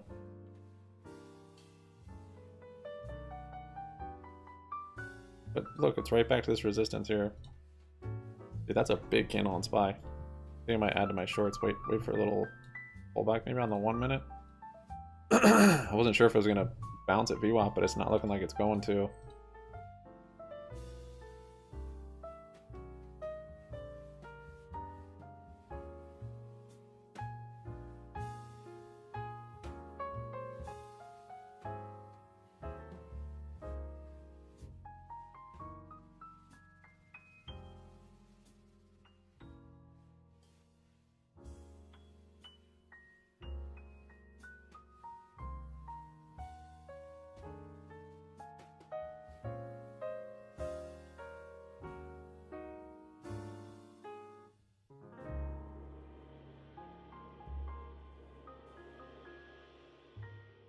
Love the inversing with these Hong Kong stocks. Yeah, I mean, we're seeing it right here, but I don't think it's related. They've been pumping. While the SPY's been pumping.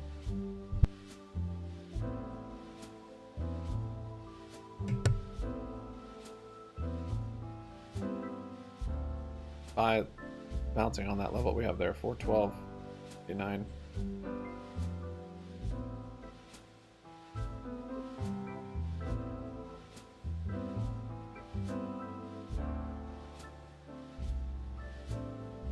Now we're waiting for it to break here. So that's why I was waiting for that break. Missed it. But I mean, that's pretty small. Hard to catch that. Alright, I'm adding to my shorts here.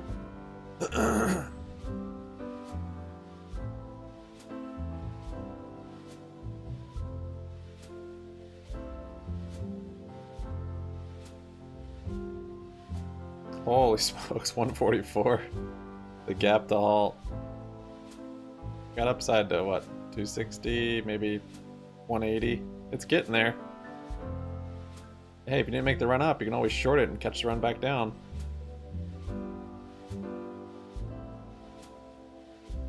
I think I can short this stock.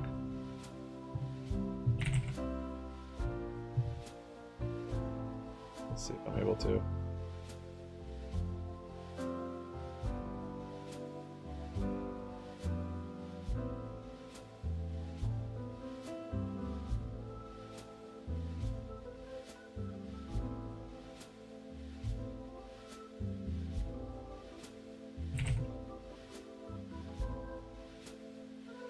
Now the gaps are getting larger.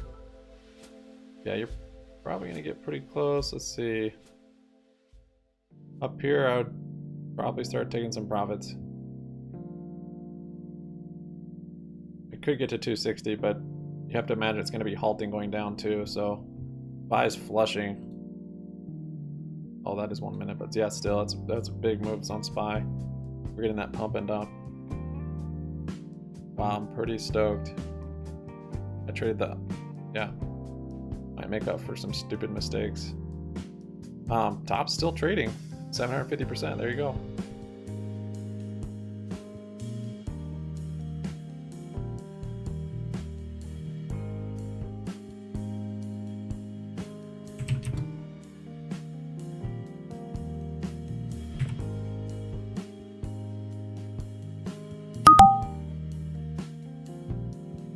Yeah, this is an unmarginable stock, so I can't short it. That's what it told me last night. I wasn't sure if it was because it was extended hours or not. But yeah, it has nothing to do with extended hours. Unmarginable because it's sketchy Chinese.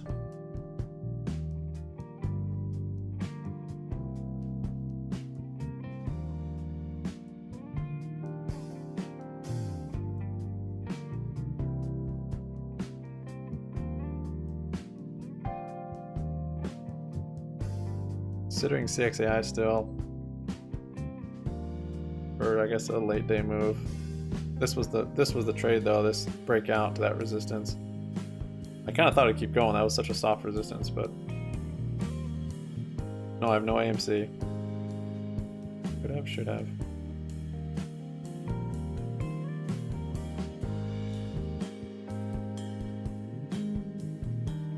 Sucked all the money out of HKD. Yep, there goes HPD. So you guys are seeing it now if you haven't seen this before. Now you know to be prepared, you know what to put on your watch list. Next time you won't hesitate.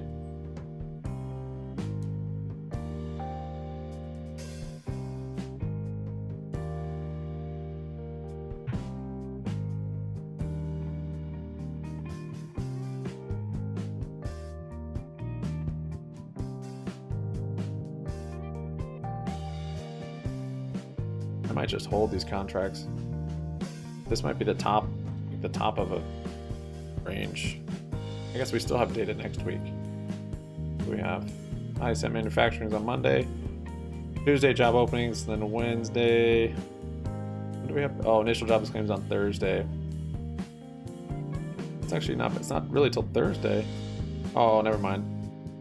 Al's on Wednesday too. Interest rates.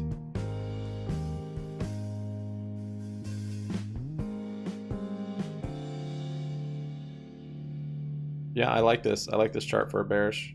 It's still kind of a head and shoulders to me with that wick. MACD's still bearish. The big pump. Big bull trap.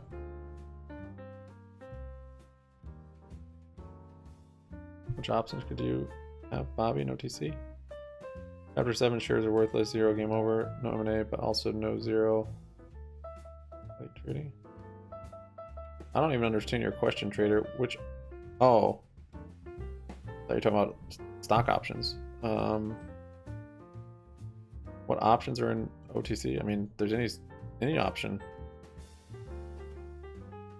Long and flat trading.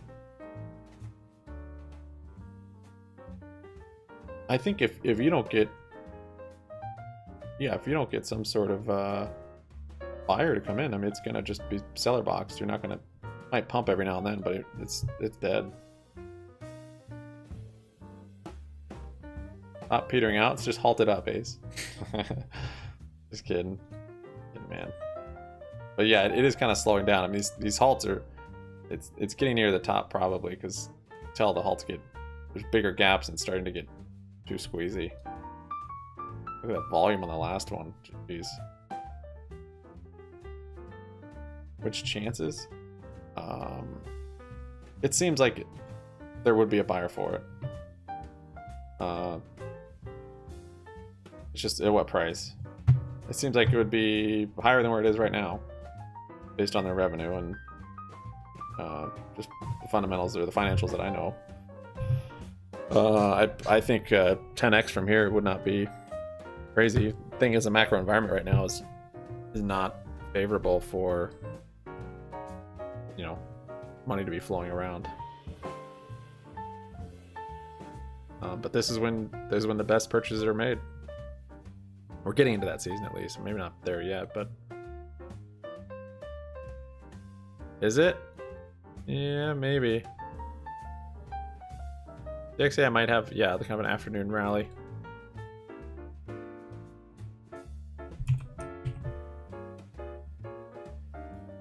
I'm bouncing back up to VWAP. I'm still holding those contracts. I didn't take profits on them, which hopefully is not a stupid mistake, but I think we have more downside.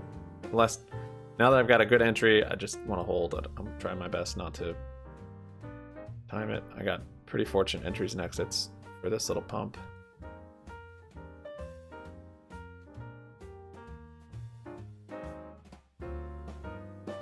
Yeah, it's really a liquid. It's not favorable. The charts are usually really ugly and weird and hard to read.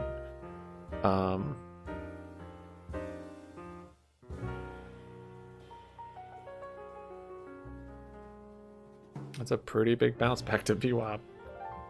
Geez, went from 500 to 200 on those contracts.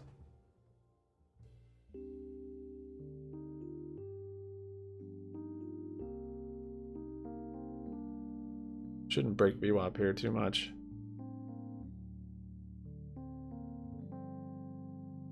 Oh, I wasn't even looking without extended hours. That could have just been a move back to support there. Big move and aggressive, but oh. Wonder.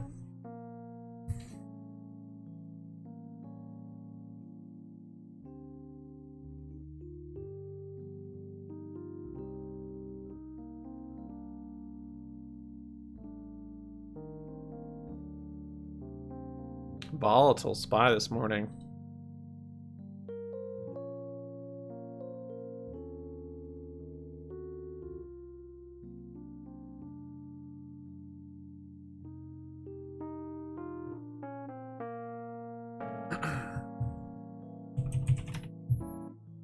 Ah, there it is, BY. Jeez, SPY's still coming up? What the heck? Was that just a big retest of support? I'm gonna keep holding. All right, see where Bed Bath goes. Now neutral on the day. Transunion is just a small dip for top. Basement. Thing is, it's not on a longer term uptrend. Top, it's getting pumped and dumped. So all the day traders and swing traders and everybody in it, at some point they're gonna start taking profits. When that happens, it's gonna be halted down as much as it's been halted up. So it doesn't, just a pullback doesn't mean it's a retracement. That could be the beginning of the drop. Thanks, Delante. Appreciate it. Give me a heads up.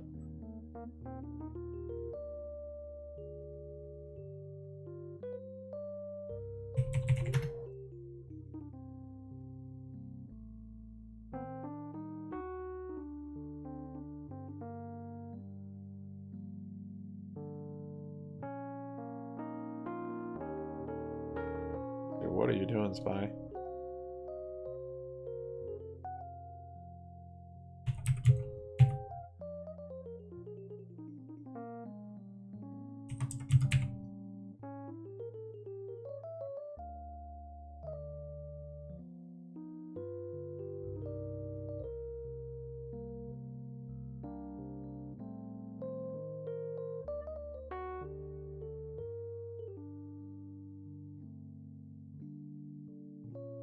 Yeah, I think we'll retest. We'll get a little lower on BBY. Top 200. Oh.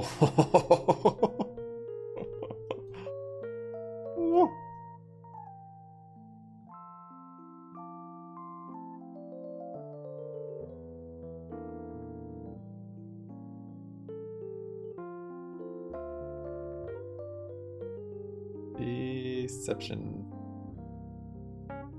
Halted. Now I'm starting to feel stupid.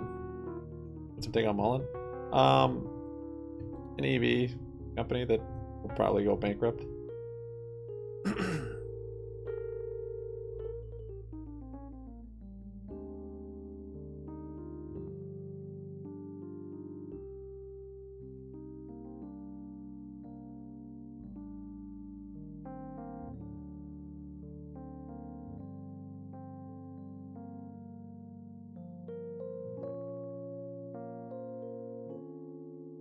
We get a break of the pre-market high. Oh my gosh.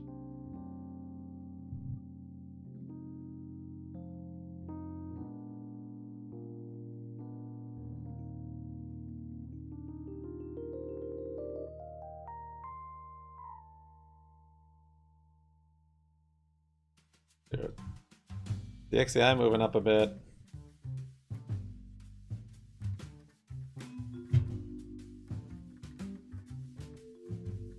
Yeah, CHKD.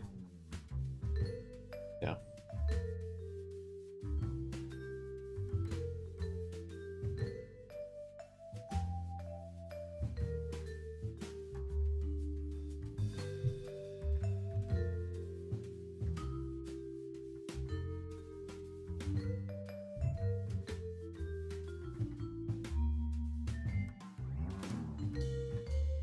BBY could still pump Monday, Tuesday. Could still pump today. It's only 11.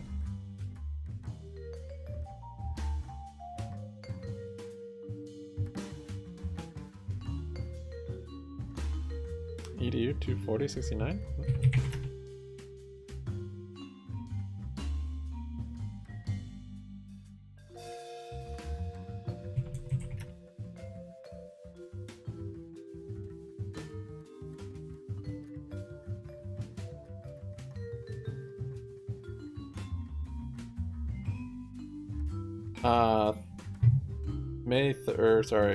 May 3rd. So pre-market it should be an OTC. May 3rd. So last day of trade on NASDAQ will be 8 p.m. on Tuesday. Oh, that's Sarah's target. Okay, okay.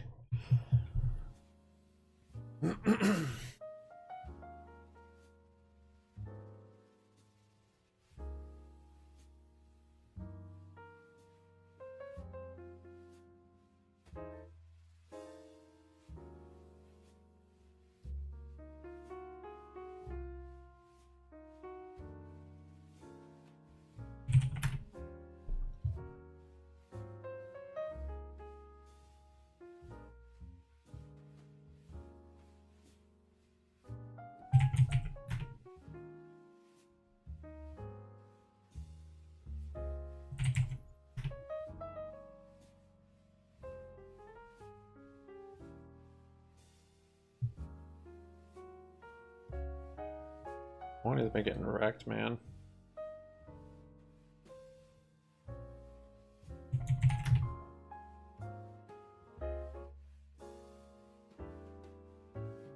Oh, there's your move. I'm gonna pick up some BBY shares.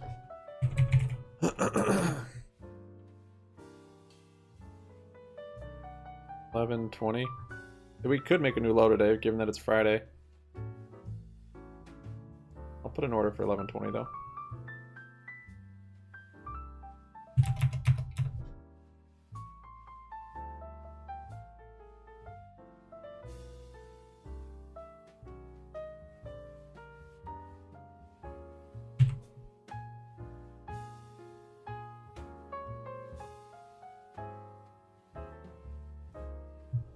Case it is just gonna bounce on there. Looks like a little bull flag on the spot.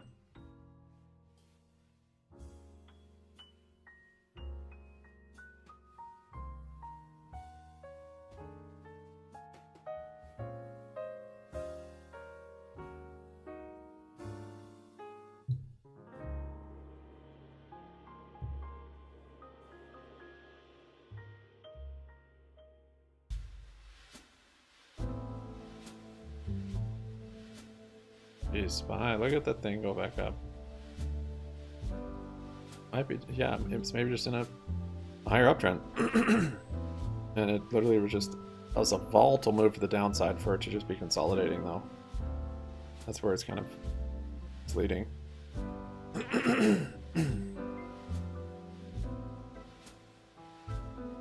BBBY is not dead. Not to say I'd do that, but that's 23% intraday. That ain't bad. Top next week's probably going to be dead for maybe another 6 months or so.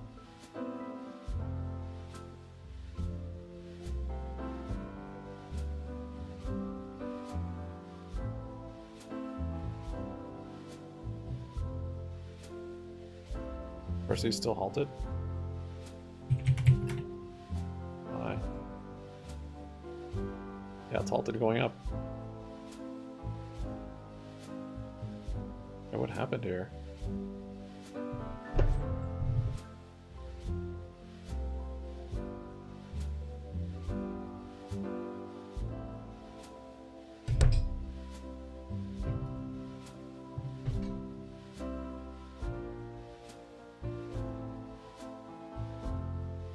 We've got 236 and 130 on the L2.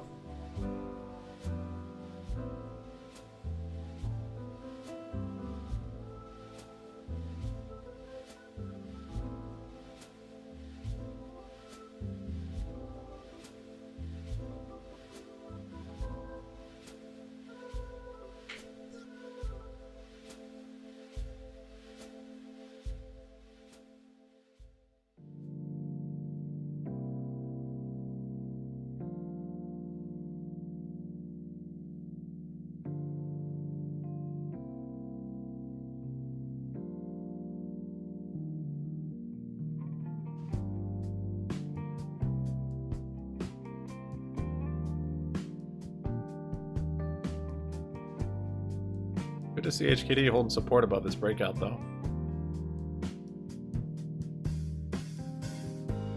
Only it's something I want to hold over the weekend.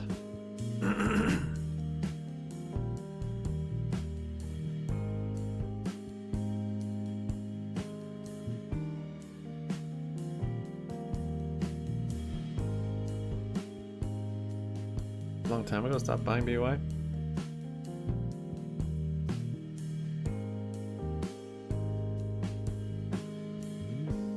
Evlo? Biosciences, I mean, you're playing with fire with these drug approvals, and they're not going to move like a normal stock. Move based on approvals and denials. So it's not going to like, yeah.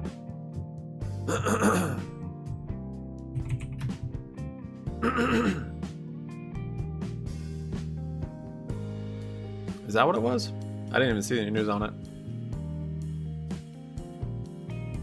Dang, I wish I would have checked if it was news. I wasn't even thinking it was from news.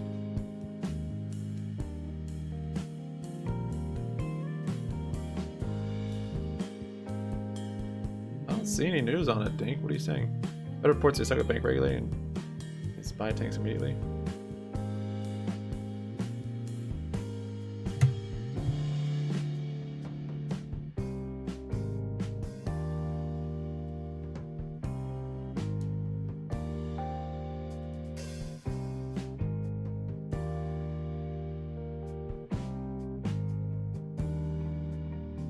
Is someone speaking? Speaking right now?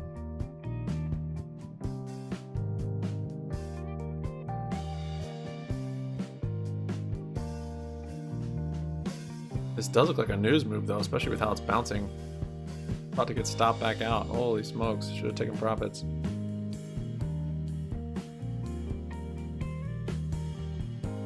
Not expect to bounce like that. Oh my. Oh my.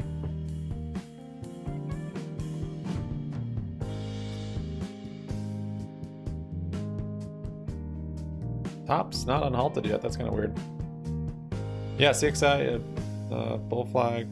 Yeah, looks good. Bull flag consolidating over VWAP and over that breakout. This looks nice. Just if we can get some steam before end of day. But yeah, very, very bullish looking for a move back up to 2066. Okay, I'll get some finally. I'm gonna put a stop though if it breaks down. Put a stop down there.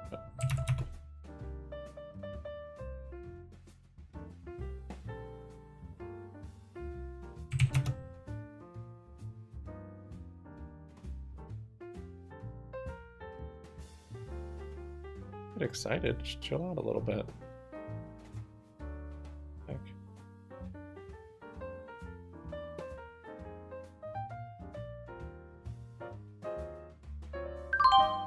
Okay, I picked up some CXAI. I put a stop loss, I don't know, 1438 or so. We'll see. I don't want to publicize it.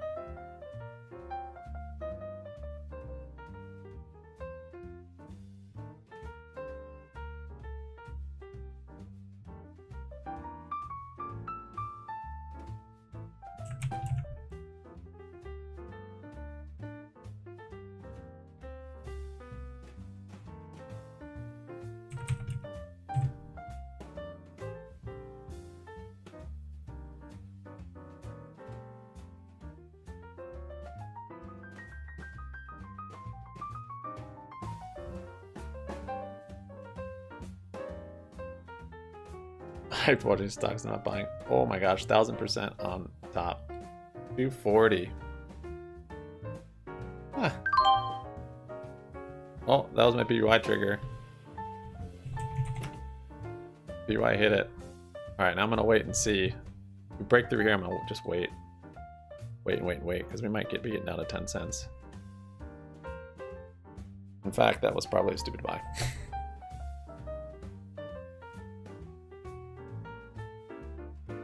Because it's not wicking like this, it's trending. Yeah, 250. It's getting back up the pre-market high at 260. Did it hit it? Just about 256. Surprised it's actually even made it this high. Oh, MEGL's taken off. MEGL woke back up.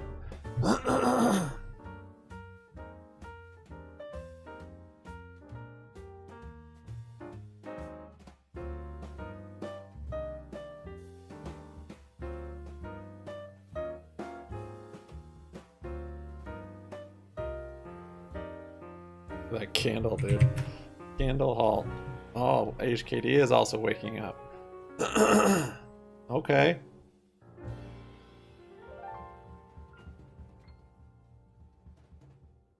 Dude, they're hot potatoes, man. Surprised, yeah.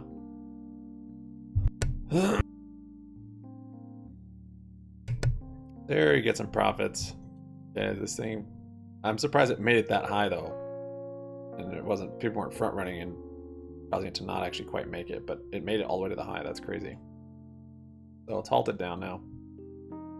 Maybe those profits will go into MEGL and this thing will rip.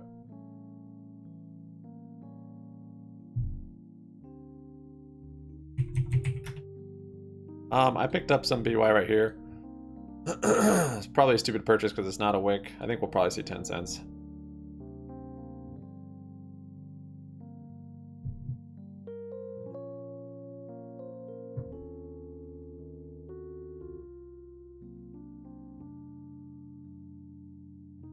But we'll see. We could be bouncing off the support here. It'd be pretty bullish for today and Monday, just on TA wise, without news. SPY, really? Okay.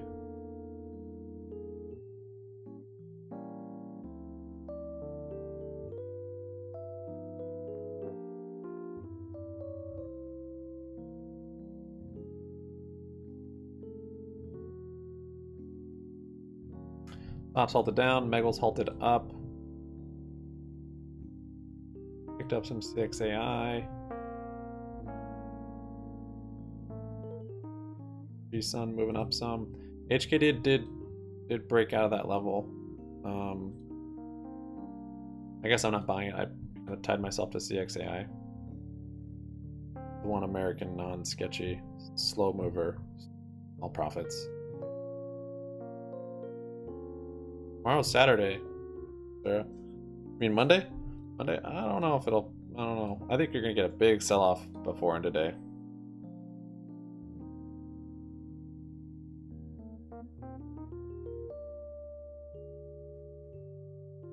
MEGL, did it resume and then re-halt? Oh no, that's 1 minute. There.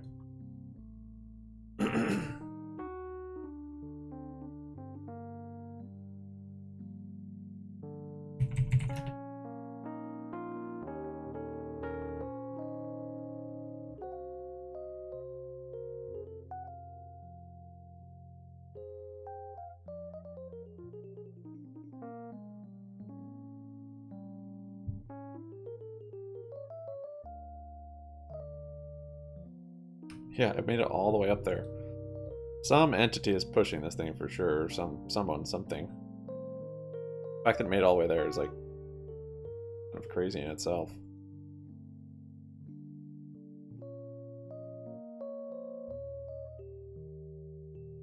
SI, yeah, let's look at SI. Size at $1.30. It's probably been kind of moving in sympathy to FRC. That thing's been not doing too hot.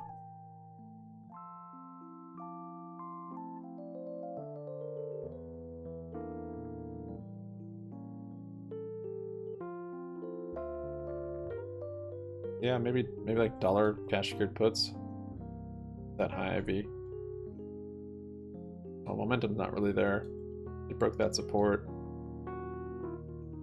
Probably gonna come down further and retest. MEGL's resumed.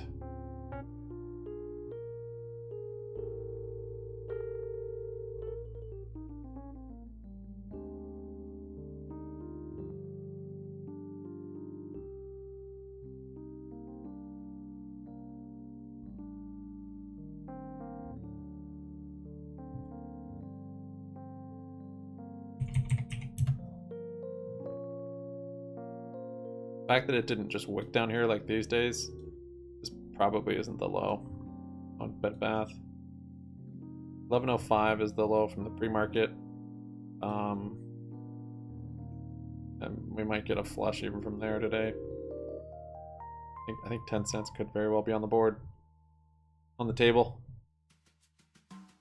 Oh, unless we start to bounce and it shows support.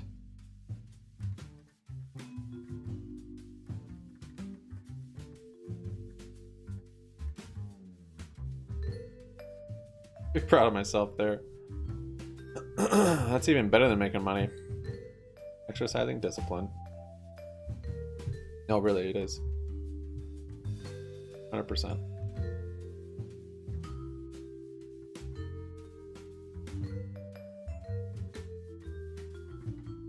COM.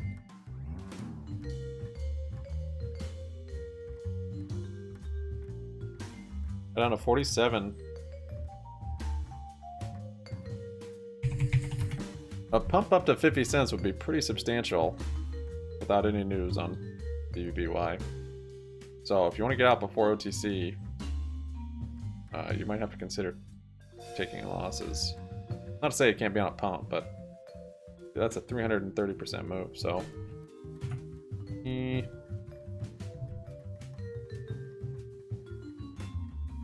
What are you doing?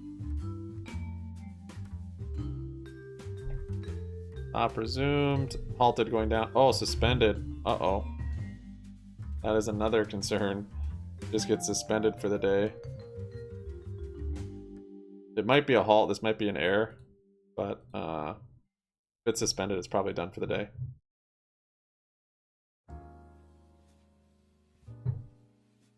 I got stopped out. That friggin' sucks.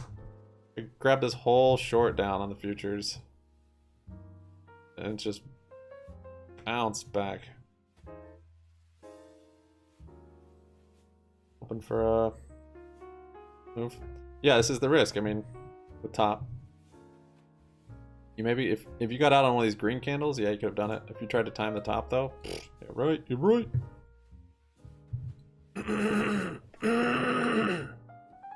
Come back on Monday and the thing's delisted off the market. I don't know.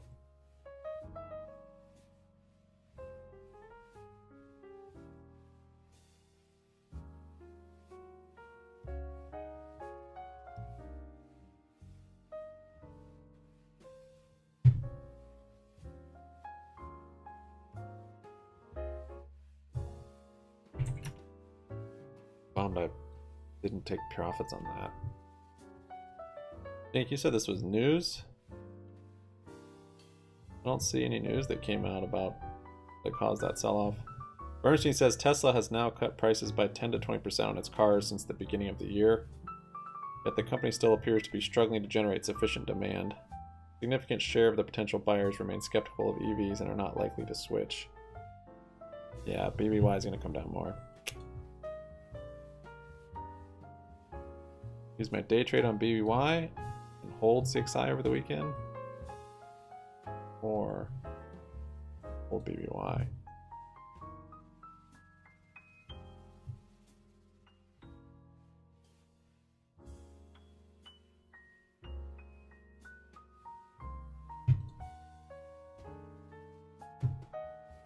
Well, that was fun. I think China's plays are over for this week. The share of establishments with employees rarely or never working remotely rose to 72.5% from 60% the year before. Yeah. Confusing. How that's worded. GME broke that 1940. 3.5%. Hope Linux is taking profits.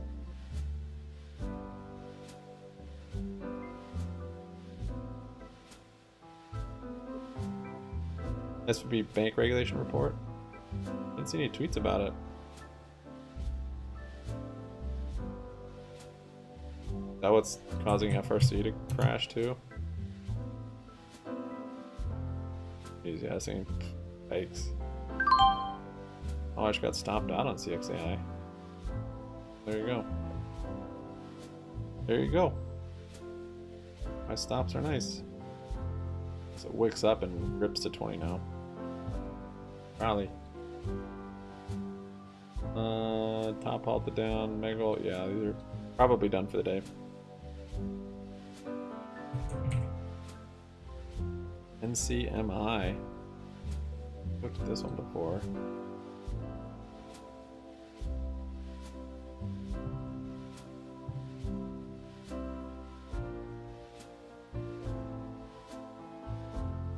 Nice looking chart.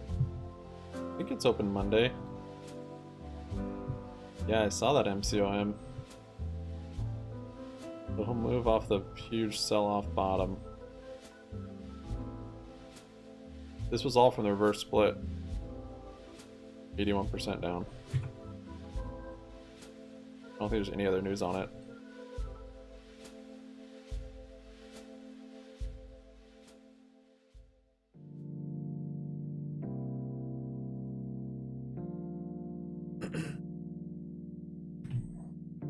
Yeah, there's a new low on BBBY. All-time lows. Congratulations, you guys. You did it. We've done it here together. 11 cents. I think it's open on Monday. I am right now. I bought back in.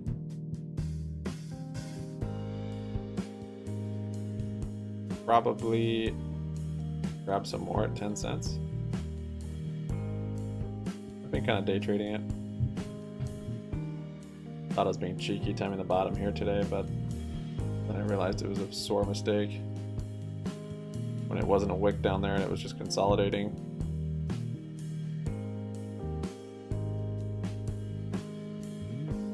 And I'm out of day trades on this account, so I'll ride it.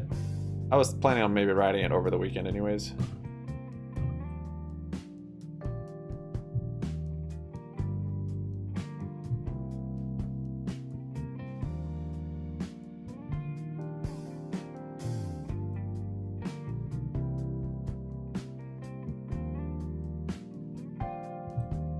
Yeah, I think we'll get to 10 cents even. There's a nice flush on Bed Bath & Beyond. 8.5%, 9%.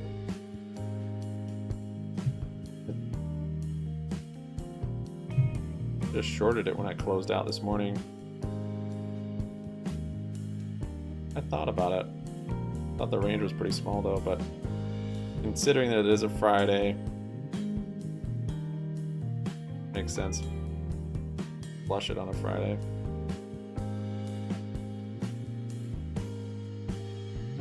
Yeah, definitely could, for sure. This was could just been a stop hunt. I just didn't. I wanted to stop because I didn't want to watch it.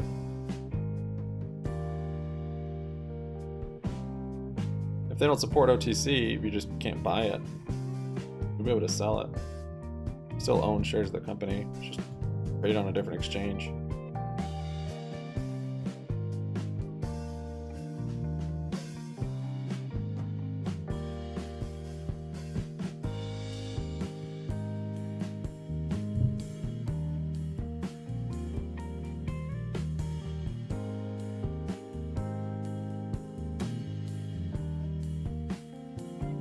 Facebook.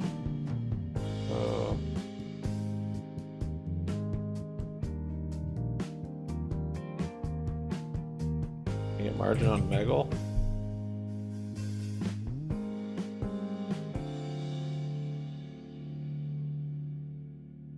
Oh, I still have a day trade left?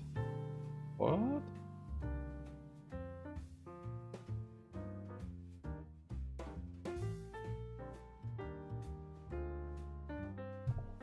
That's weird, it didn't seem like that. Why does this thing have a day trade left? Well, I'll hold the BY anyways.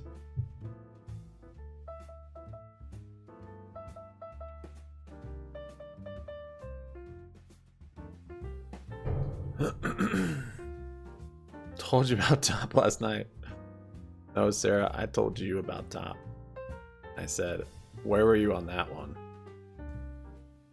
Where was your dad?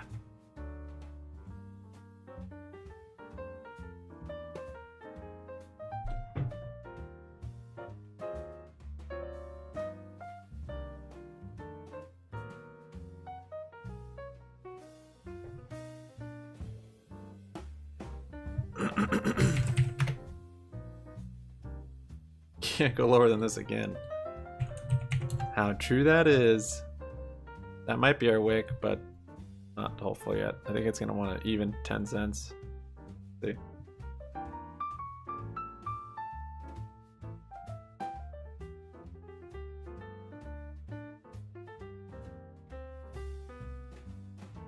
The number of active listings on real estate have slumped.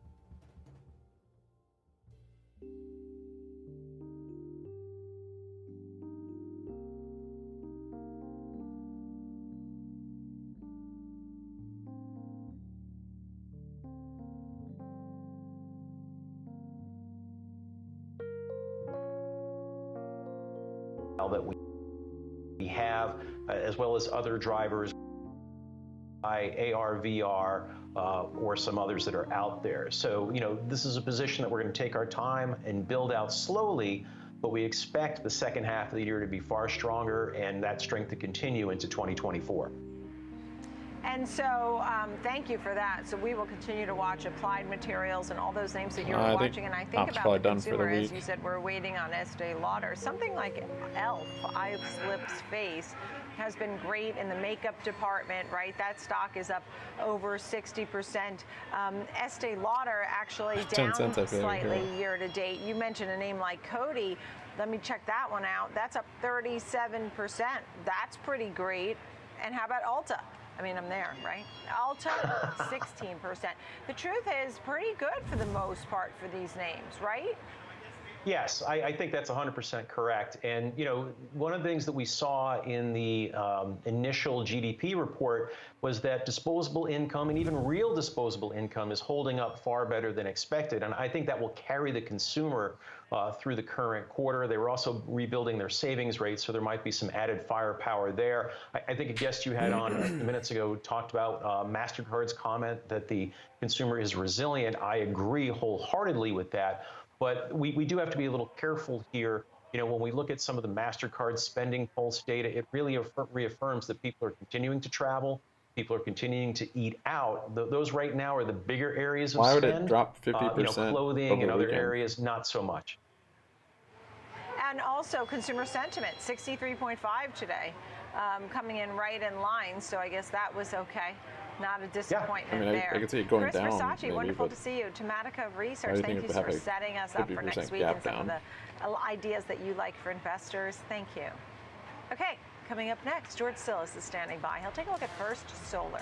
Company had its earnings report. The stock under some pressure. You can see it right there. Now, George will have all the details.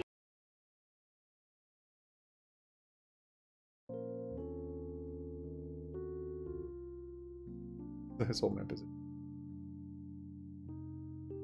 Wish I grabbed the shorts when I closed my long. That would have been nice.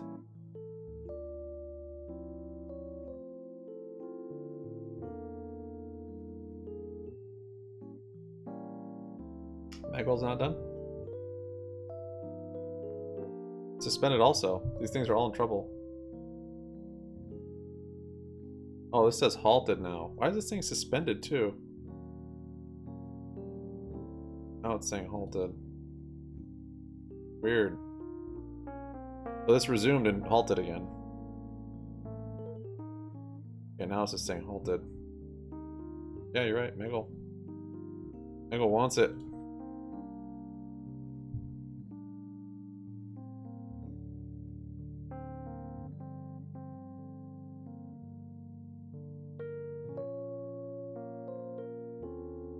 Gavin May's level on GME.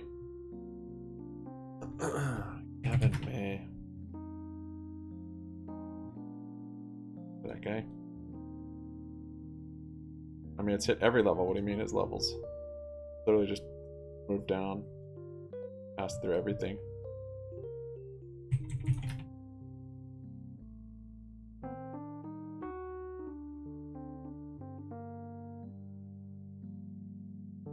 $0.10, 10.35.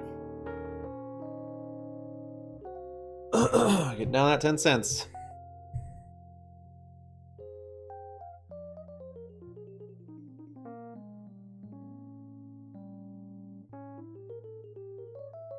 Squeeze potential. So, I looked at some stocks this morning that went to OTC, and the three we looked at, I looked at three, and all three of them dropped like 80% when they went to OTC.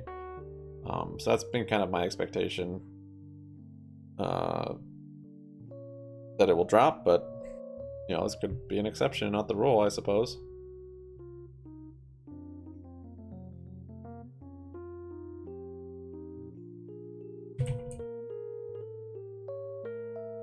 Very lost in BBY. Need to be sad about that. Wow, dude, FRC is actually going under today. I think you called that, man.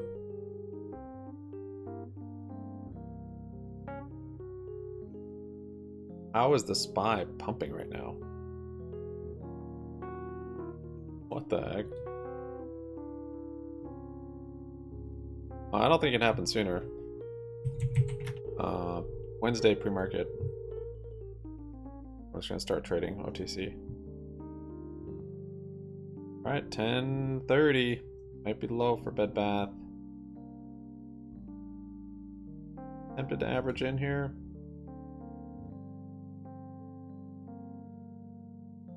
Mullen, baby. Yikes.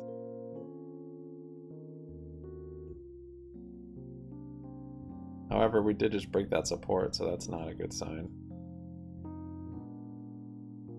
Oh, maybe it's a false break and we'll get it inverted head and shoulders. Whee! Always a bright side. Q1, but they only reported about 40 cents a share. Now, that's a significant increase compared to the 41-cent loss the company reported for the same quarter last year, but nonetheless, it was a big miss. And then also on sales, the company missed as well. The expectations were 723 million. They came in at 548 million. Now, also, that was significantly higher than last year at 49%. So one of the things the company denoted is actually their bookings growth didn't hit the number by a third. So they missed the bookings growth by a third. Hello, the other thing is there's some concerns about average selling prices. Right now, with the market being flooded with solar panels from major competitors, both domestically and internationally, it's not just the Chinese manufacturers. We have to deal with a lot of the Canadian manufacturers as well.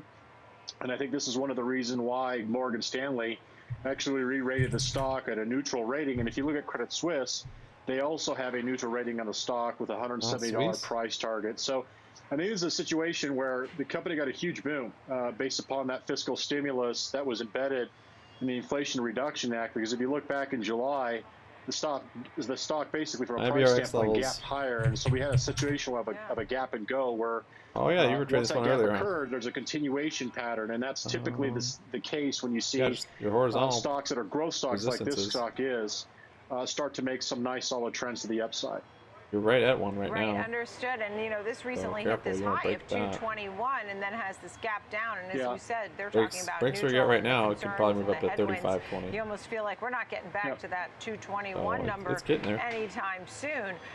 That being said, how would you go about trading it? Yeah, this is maybe where I take profits. Looking at the chart, Nicole, with the news as well as the fact that if you look at the trend, which is broken, we have to sort of look at the next level in terms of where gravity is going to take the stock. And if you look at $160, that appears to be a pivot point, which potentially would represent some support as the stock may consolidate for quite some time. That's the plan. SPY's ripping there. What I'm trying to say here is when you see gaps to the downside like this, maybe that news, or I don't know. Typically, they'll continue to move in the direction of the gap.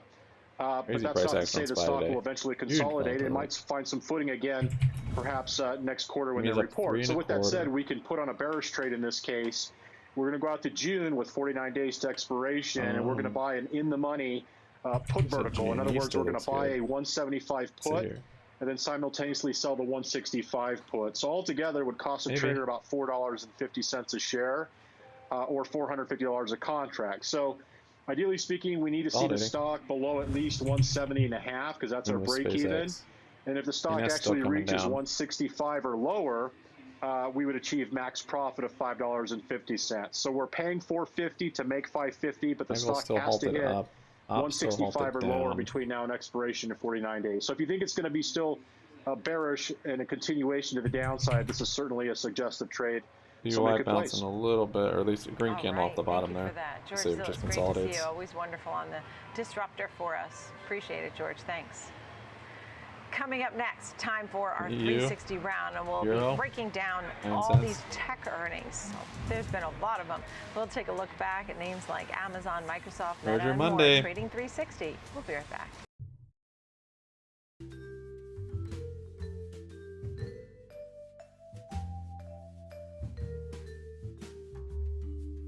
You think there's ChatGPT?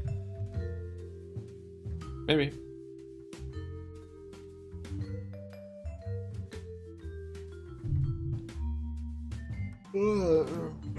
Tops resumed. I mean, you'll get a bounce on these. Oh, there's a bounce maybe. You'll get a bounce on these some today, but I think the big move is over.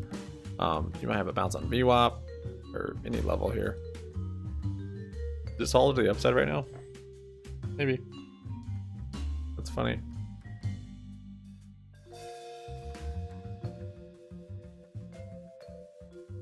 Just halted? I go for a triple top short? Oh, look at this. That's just a bull flag on the hourly. Yep, halted again.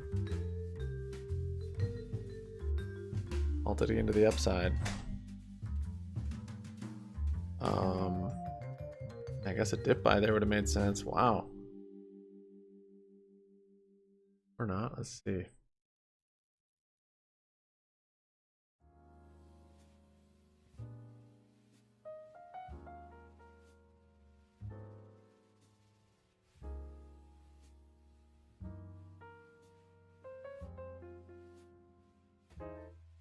MEGL's still halted. Tops has actually continued to go.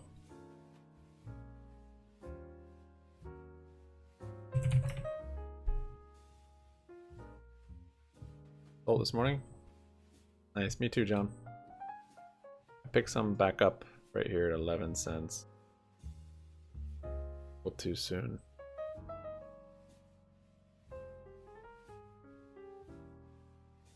Thought about shorting it even. I was assuming we would hold this support, so I didn't like how small that range was. And when I sold out, it was still kind of bullish looking. It was in kind of that bull flag. So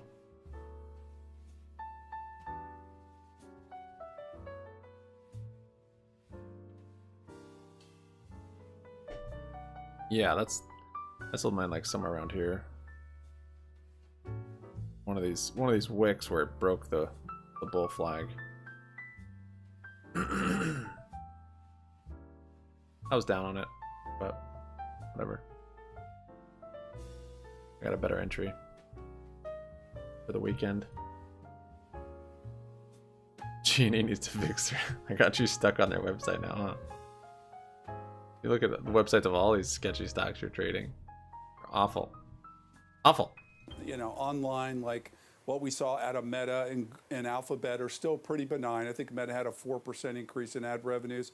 We are seeing growth in cloud, but at a much deaccelerated pace than what we saw, let's say, back in the MEGL's resumed. Wow, yeah, gap up on MEGL. It is still going. You know, 5 quarters ago, we were growing at rates double of what we're seeing right now.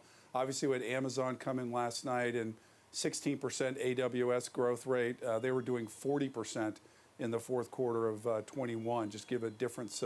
The deacceleration is almost cut in half, and pretty much saw that across the board with GCP and Azer also. So I think those are some of the themes.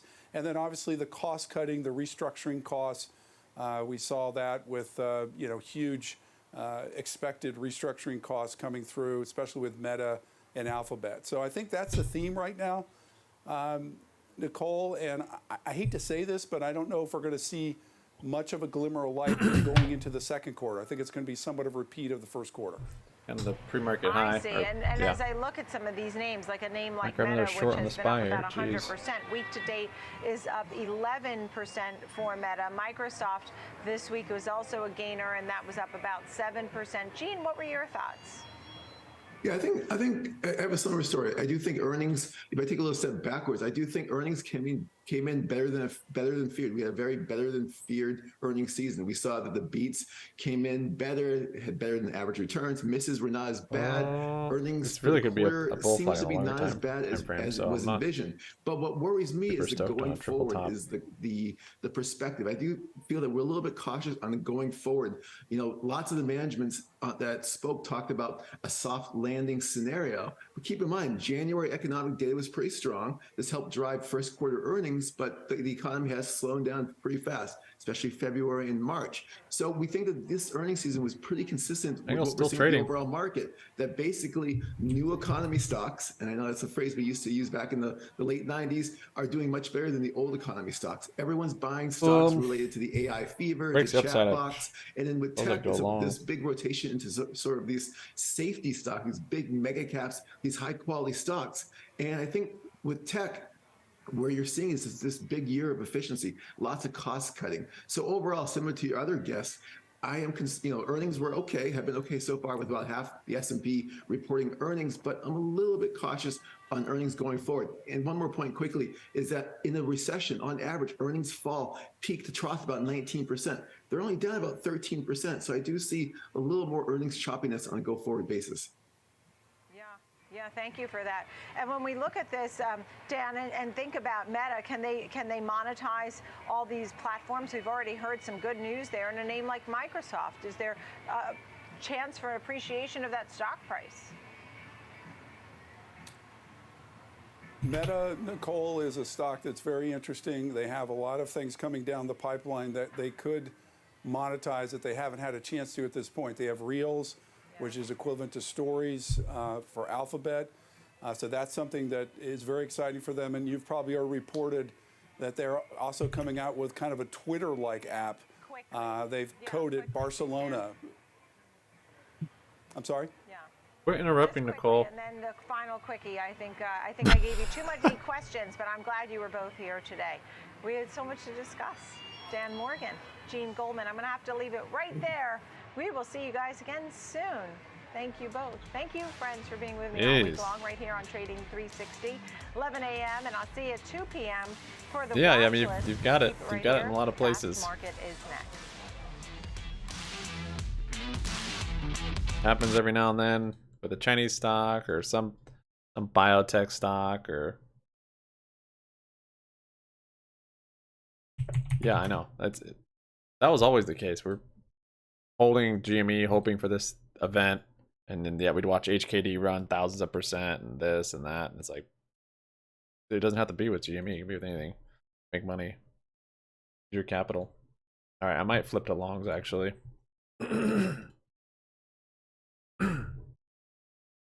See if there's a false break. There's a new high on SPY for the day though.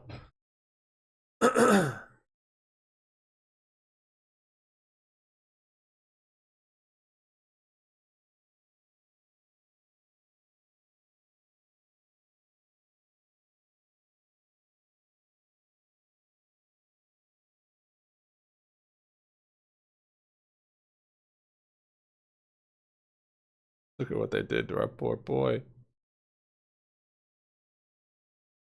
Wicking. MEGL to 20? I doubt it. It's already up 500%. At 5. I mean, maybe it's someday, but I don't think today.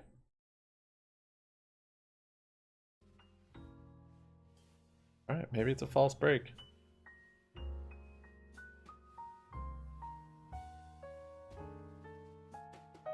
I've been in the basement in the Goonies. Won't ever let him out.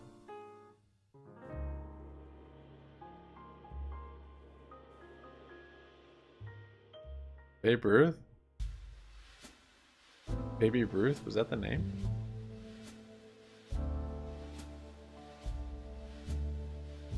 I like the... Whoa. Sorry. I like the fig tinfoil. Liking that. Happy pause. 1 minute.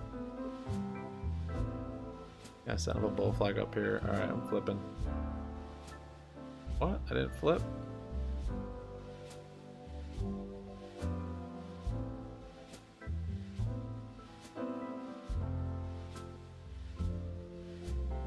There, now I flipped. Can't believe I didn't take profits there. I'm still not seeing any news on what caused that drop. Surprised it wouldn't have been tweeted about.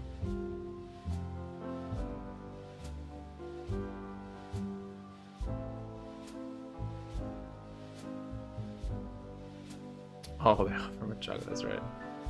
Babe Ruth, not Baby Ruth. Baby Ruth?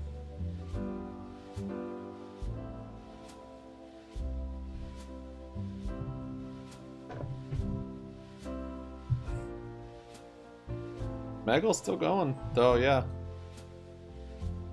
What are you doing, Spy? Whips on me now. Yeah. Moving above its pre-market level. The old Magic Empire Global? Magic Empire Global. Prestige Worldwide. Prestige.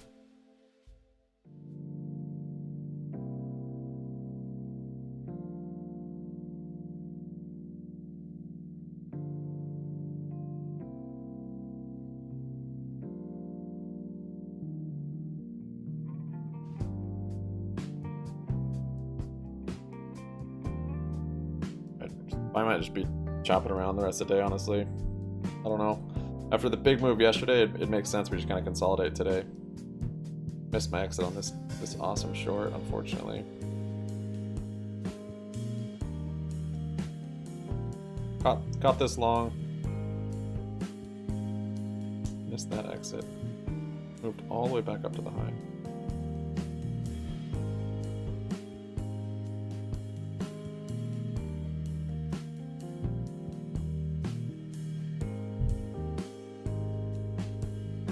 Kevin, it seems like equities, basically trying to finish the month on a strong note. Now, April's been historically the second best month in the calendar year besides December, but nice gains so far for 3 of the 4 major indices this week. Incredibly resilient market, Tom, is what I'm seeing today with Amazon's earnings last night, with the income and outlays data that we saw. I think this market is due, and with the potential First Republic Bank news that may break over the weekend, that could come really at any moment between now. I think it'll come out before Monday, some news either way, as they work feverishly behind the scenes here to get some type of resolution. But all that baked into one big pie, and this market is pretty resilient, Tom. I mean, it's interesting when you look at, I talked to Oliver Rennick this morning, and I told him, watch the Russell. The Russell will tell you if there's good news or bad news coming with First Republic. Well, the Russell up over 1% tells us there's probably a good resolution. But, Tom, then why is the bond market so strong, right? With the inflation data that we got and the potential for good news, why isn't the bond market going different? That's the mixed message that traders are getting today. But lower rates are good for stocks, Tom. So maybe that's the look we're getting. But there's a lot of cross currents going on here. But you can't argue with 4 green indices, even if the NASDAQ is only up about 1/8%. Pretty strong day. Yeah, those lower yields, 10-year below 3.5%. And then also, Kevin, the dollar's now flat on the session. That was pretty strong earlier. That was up. Pressuring equities before the open, but that has reversed also. But the big story is, of course, Amazon earnings. Let's bring in Caroline Woods, senior markets correspondent here on the network, to help us break down this story. Now, Caroline, yesterday after the close, the earnings comes out, stock shoots up to $123 a share. I get home from work later on and the stock's down 1%. I mean, what's going on here? Tom, same exact story for me. Kevin, Oliver and I were talking about it. We were like, stock's up 11%.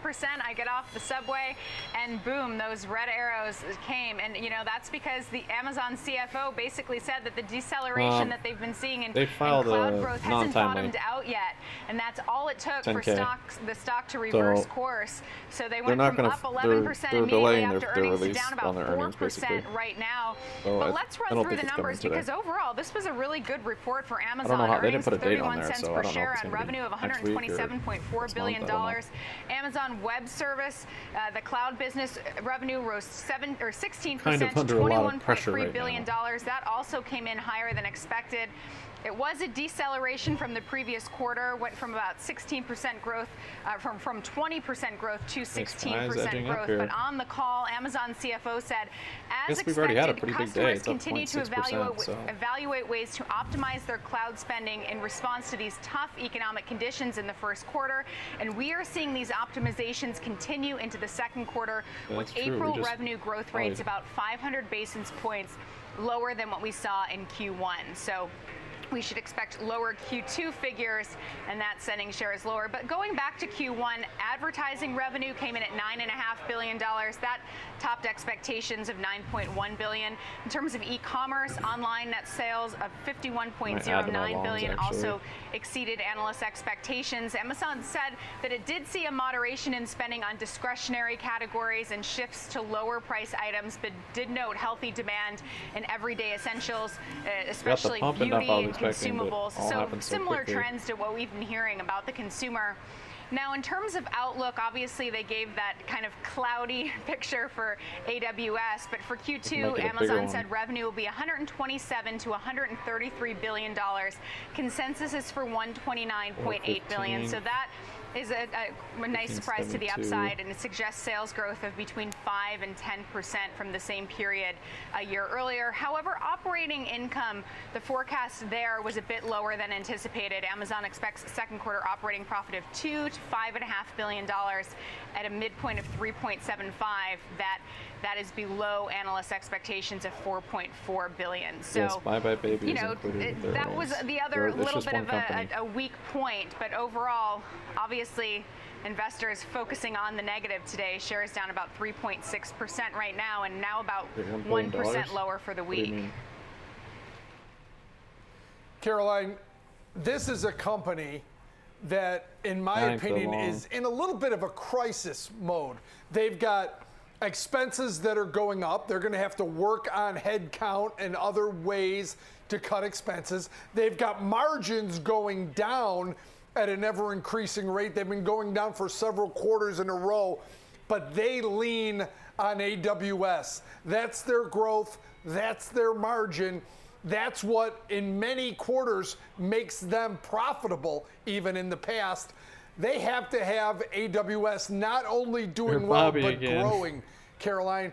That's got to be the reason that this stock is struggling today, because they depend so much on AWS for any growth, any real surge in margins. I mean, if Microsoft starts really taking market share in cloud, this could be a tough next couple quarters for Amazon, Caroline. I think that's exactly right, and I saw quite a few analysts' commentaries that it's discouraging to see that AWS Q2 forecast. That being said, 90% of analysts have a buy rating on Amazon at this point, so they're sticking with their bullish ratings. We actually saw quite a few price target hikes, as you can tell. On this list here, everyone but Barclays actually hiked their price target. I will say, just in terms of some of the commentary specific to AWS, Morgan Stanley, who has an overweight rating and $150 price target, says, we have to be honest, we don't know why the slowdown accelerated. Was it AWS's financials or housing mortgage exposure, client mix, or something else? Their best guess is that AWS's SMB clients who have been slower to start optimization efforts. That being said, they say stay patient, reminding investors that they think that we're more than halfway through the optimization headwinds, that will start to mathematically lap the optimization headwinds in August and September. And also they're saying their long-term view about AWS's ability to drive and benefit from the $2.5 trillion public cloud opportunity. Bank of America bumped to 139 from 135, kept a buy ratings, saying, as for AWS, results were better than feared, but not as good as Azure, and we think it's possible Azure gets a near-term AI boost, but this won't last beyond 2023 in our view, while AWS's higher exposure to fintech and other startups may have impacted April. JP Morgan also maintained an overweight rating, boosted to 145 from 135. The analysts there are saying the 16% was far more of a surprise than the 11%. And the decel is roughly in line with what Microsoft indicated for Azure a few nights ago. Stepping back from the single comment and very near-term dynamics, we believe Amazon posted overall positive results and had many good things to say. So I guess maybe seeing the forest through the trees with some of this be a little mindful of this resistance overall, of IPO they're still largely bullish, discouraged, of course, in the near term, but optimistic for the longer term for AWS and for Amazon as a stock. Chart. Yeah, and you have to remember, this stock's still up 26% so far this year. It was on the hour. Had a nice week into that report. based on the back of some of those other major tech firms that reported. All right, thanks to Caroline Woods. Top was just a sorry, Tom, to interrupt, but I talked about all those price target hikes. The median price target now is 134.50, so that implies about, call it 28% upside you guys remember in GME or so from current levels over the CX, the year. CX? So, no, it wasn't CX. Up quite a bit already year to date, but analysts expect almost almost 30% more ticker. upside from here on average. It was a weird ticker. All right, great stuff. Thanks to Caroline Woods, senior markets correspondent here, breaking down the Amazon earnings story. But now let's bring in Alex Coffey, senior equities contributor here on the network. Alex, I wanted to get your take on a lot of the price action that we've had. Really massive gains yesterday. Best day for the S&P 500 since January. Now we're seeing an extension of that. Is this, based on the earnings that we saw this week, maybe some buying into the end of the month? What's your take here? I think that we're looking at a situation that could have been different this week, and because we've gotten through now 4 of the primary 5 earnings that we're going to hear, FRC halted 4 up. of the 5. Let's call it 3 of the 4. We'll take Buying Meta the dip out. there? It hit and $3. They were mostly fine. I mean, I know that Amazon threw cold water on their own report, but stock's still at least unchanged, if not slightly higher on the week. But now it's halted going up, even with the down move today. So problem. all in all, I think it's undoubtedly been a win from an earnings standpoint when you talk about the mega cap companies, which just mathematically carry more weight. And so, in particular, Microsoft's report was impressive. They actually expanded margins. That's unique in this situation where really the story everywhere has been contracting margins into slower growth. Microsoft was the exception, and when your exception is one of the biggest companies in the world, second biggest company in the world, it helps. That being said, BBBY is the ticker. The market's uneasy up here, it feels, and we haven't been able to really break through this level meaningfully, but we're at it. Once again, we're back to 4175, 4180, just below 4200 in the S&Ps. The NASDAQ's bumping up against that, just over 13,000 mark. 13,500 is essentially the 52-week high for that index if you're looking at it. So I look at this as pretty impressive. We got Apple next week, but there's a lot going on under the surface that shows that these banking uncertainties, let's just call it financial system uncertainties, have been here the whole time. Just because we don't have banks failing daily like we did maybe a month ago, a month and a half ago, doesn't mean that the reason that those banks failed has completely dissipated. So I plan to hold these over the weekend. With First Republic kind of center stage now, calls for new requirements. But if you just look at things like Treasury bill auctions, Tom, there's been signs that there's uncertainty and uneasiness in the system. For the last 7 4-week Treasury bill auctions have had a low yield of 0. That means there's people or banks or institutions out there that are saying, we don't even want to return, we just want that for collateral. It's not for an investment purpose. It's a we need these on our books purpose. That's liquidity uncertainty. Yeah, and it's taking that short-term stance here with a lot of this stuff also. Julian, Kev, Alex I'm pretty sure you can sell Apple earnings sell next your week, shares but I on think OTC. You might not be able to buy. That's one of the big topics for next week. We've got jobs data and some other stuff. I don't know if any what are you brokerage focused doesn't let you sell the shares going into next week? So. Well, obviously, Tom, we're going to look at jobs data, but shares that go to OTC, this week has been really interesting because Tuesday night, Wednesday morning, Microsoft lifted the market, but that didn't hold. Wednesday night to Thursday morning, Meta lifted the market, and that held and accelerated. So overnight, then Thursday and Friday, it was Amazon. That Amazon stock didn't hold, but the market firmed up. Even with what Alex was talking about, some issues in banking, that I feel we're going to get some type of an announcement over the weekend on First Republic. So I don't know what that's going to be, but they seem to be working hard behind the scenes on that. Yet, with all that said, the market is going to end up having a pretty good week here, even though, Wednesday was a pretty rough day, but man, the strength of yesterday's rally and the follow through today, even on some questionable economic data and earnings, pretty solid. Not buyers, here. So sellers now, closing their that positions. being said, next week we have a Fed meeting. Next week we have non-farm payrolls. We got a lot going on still. Next week we have more earnings. So there's a lot still in front of us here. But boy, this week, if we end like this, remember I'm a big proponent of watching how the day ends and the weekends. I think I want to take a short. The end of the month is pretty significant, and short might be good you here, cannot hide from the Russell being up over 1% and all the other indices fairly strong. I think it's impressive. I didn't think this market had this in it today without Amazon's help. Yeah, the Russell, the only major indice negative for the week and for the year. Alex, you look at the VIX here, Alex. This is what's concerning to me is that Microsoft doing well, Meta doing well, Amazon's report was decent, so was Google Alphabet. These aren't the economy, and is that where people are getting too comfortable in a lot of people's opinions? Not mine, basically, but you hear some negative tones to the rally that we've seen, that it's not substantiated. No, with, going through your broker still. The overall economy. It's big tech that's doing well. Have to call them yeah, to they've do got it, a lot of cash on their balance sheet. They're making efficient moves. So is that concern you at all with the VIX at these levels and that level of uncertainty out there? It doesn't, because if you look at the volatility curve, it reflects uncertainty, just not right now. It reflects the uncertainty for the second half of the year, for several months down the road, and that's how it feels right now, Tom.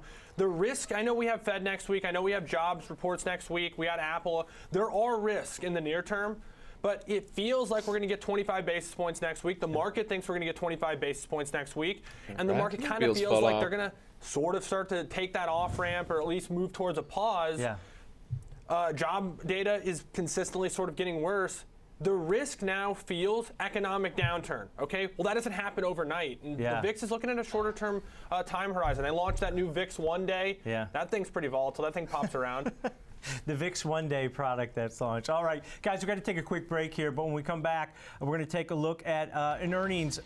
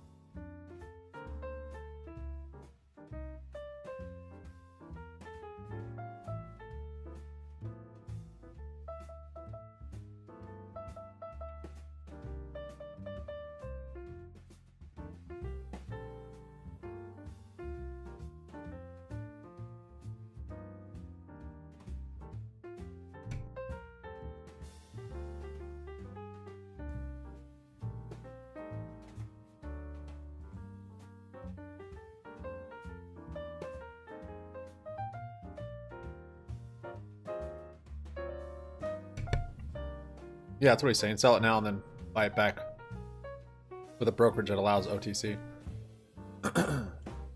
Buy a wick down there.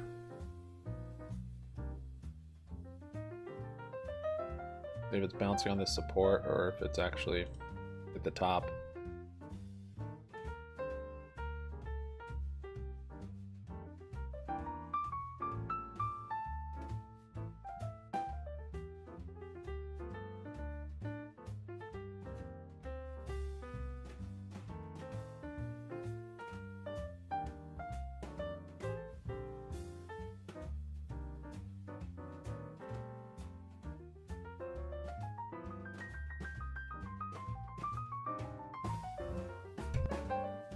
What do you mean, is it possible seeing it was like a buyout or needle mover? Oh, you're just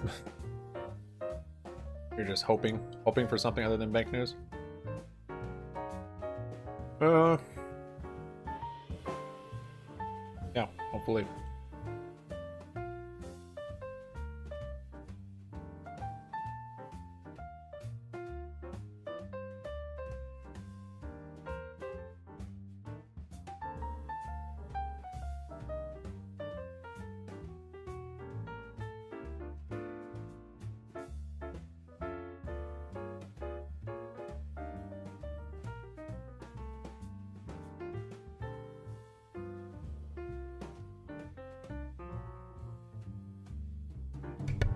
Right, yeah. That's why I picked up shares. I'm gonna have exposure over the weekend. Just get a gap up. Julian, it's the same. If you sell it right now at 80% loss for 10 cents, when you buy it on OTC at 10 cents, you're not losing any money. Even though you're down 80%, it's not like the same amount of money that goes in will buy the same amount of shares. And it's quite probable we'll sell off a lot coming into OTC. The other stocks we looked at all lost about 80% the first day they went off exchange.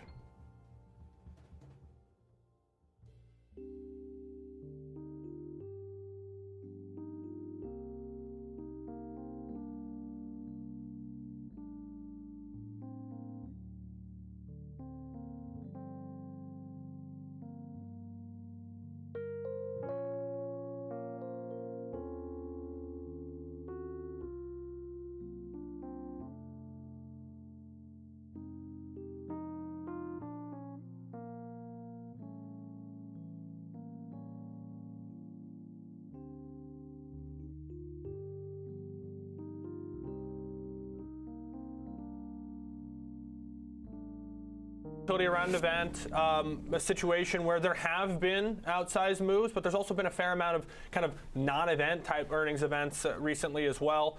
And so I looked at a selling premium strategy that is somewhat directionless, not really leaning one way or another.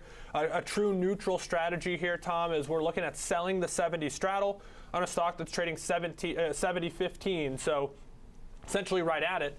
But if you sell the straddle outright, of course, you're going to have undefined risk to the upside. Not everyone is comfortable with that. Right. And quite frankly, around earnings, there's been plenty of examples of why maybe that's a misguided strategy.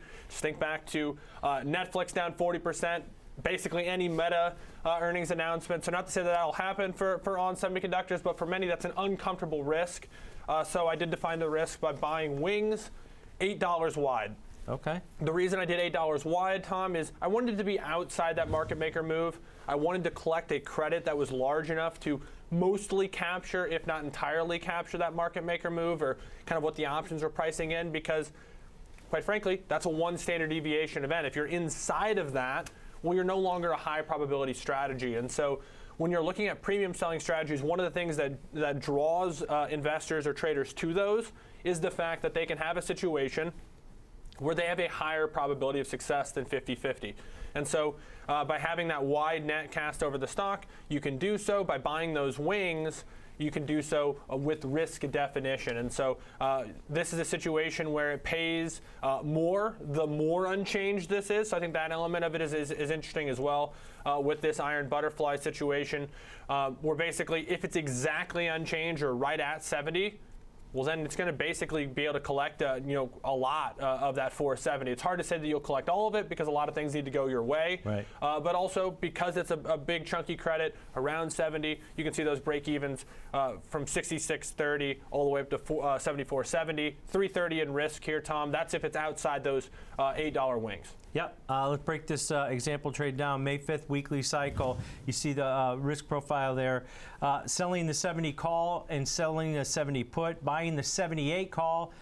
Buying the 62 put, collecting 470 in credits on this one. That's what you can make potentially on velocity or much it. volume, As Alex mentioned, your break like even the 65.30 on the downside, 74.70. You want to remain within those. I did my last purchase. I don't think I'll do it anymore. Break-even If we get points another at this double time. test down here, maybe I will. You still got $330 in risk on this trade on either side, but as Alex mentioned, you're outside of that one standard deviation move, so you're giving yourself plenty of chances to remain profitable on this one. Yeah, OTC is like a less regulated, more sketchy market. It's like the generic brand. Unbet on semiconductor, market. Right? This is a bet. It's not as tightly regulated. There's bullish bets, there's bearish So bets, and there's neutral bets. Sketchy companies this can be on is there. a neutral bet. This bets on lack of movement in this name. Remember, Lower we've market had caps usually. a lot of semiconductors come out, some still coming up on the less horizon. liquid, but less this traded. bets that on semiconductor won't move a significant way. Now, it can move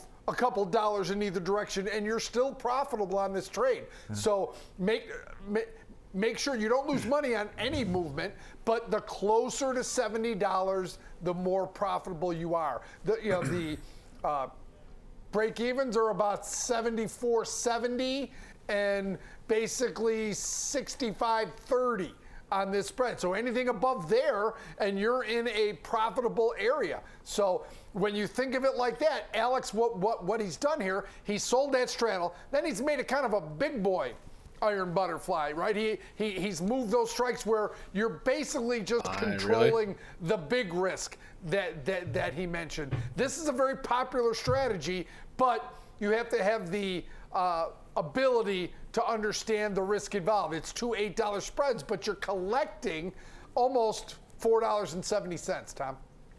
Last thoughts that I would have here, Tom, is this is a really short-term trade. It's next Friday. You're likely to have at least one strike in the money. It's going to require some trade management more than likely for those who don't want a position that looks different than that risk profile. But I would also say this is a front-loaded earnings event. It's going to happen early in the week. There's a lot of days of trading that will happen after the fact. So even if you get a big move, there's still time for it to potentially come back in that range, and we've got plenty examples this week of that exact thing happening. Look at Amazon. You would never have thought that Amazon would have been inside its expected move with its initial reaction. That's exactly what we have now. Yeah, definitely. Great look at short iron condor, sometimes referred to as a short iron butterfly, also for a neutral strategy, taking advantage of the higher implied volatility. All right, thanks to Alex Coffey. He is the co-host of Next Gen Investing. That comes up right after the show. But up after the break, Kevin and I are going to be joined by Megan Brantley from Likefolio for a discussion on Royal Caribbean Cruise Lines, which has risen over 30% so far in 2023. We're coming right back.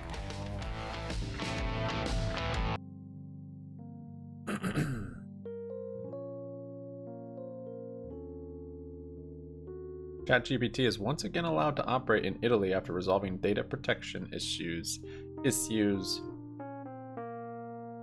Russian diesel exports hit record high. Spot looks like it wants to go again. All this chop though is why people don't trade in the middle of the day.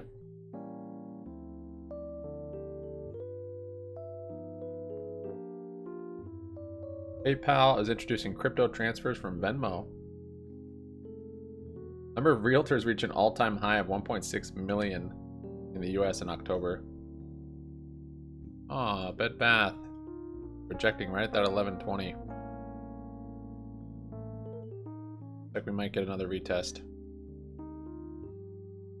Some low retest.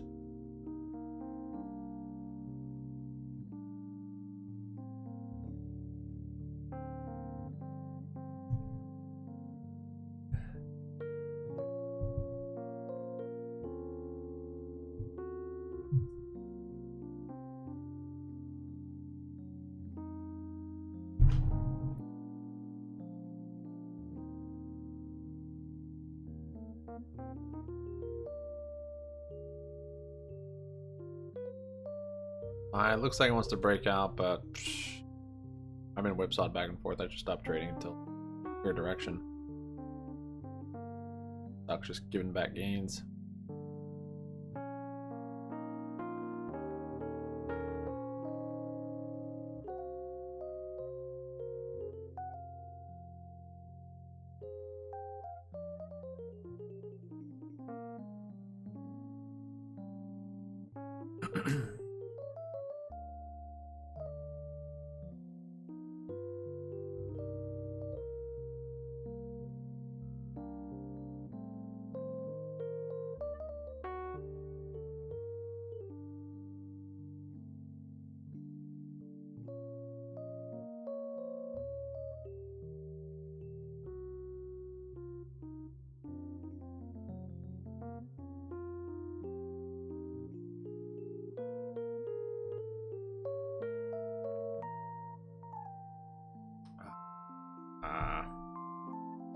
Spy.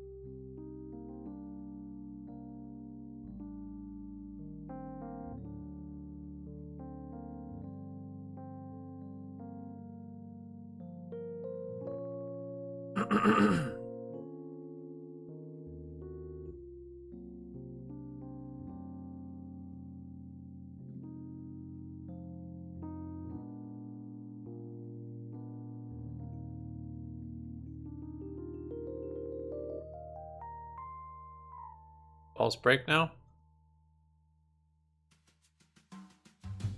Top City.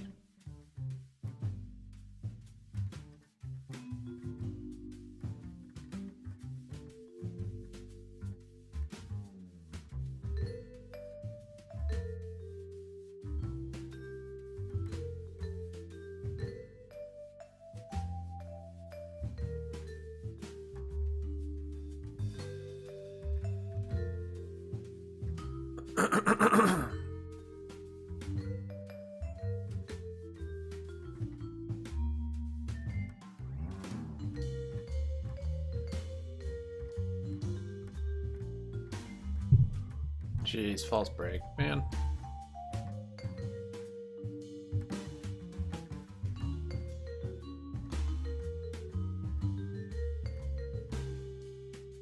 Op resumed. It's back to VWAP.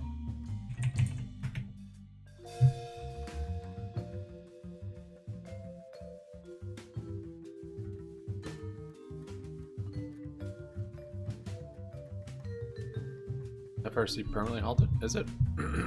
Suspended? Oh, you're just saying? Huddy? Huddy had a nice move? Whoa. Another flash down again like CXAI did. This, yeah, Chinese stock. There you go. Oh, yeah, we were looking at this one earlier, actually. Chinese mining. Excuse me.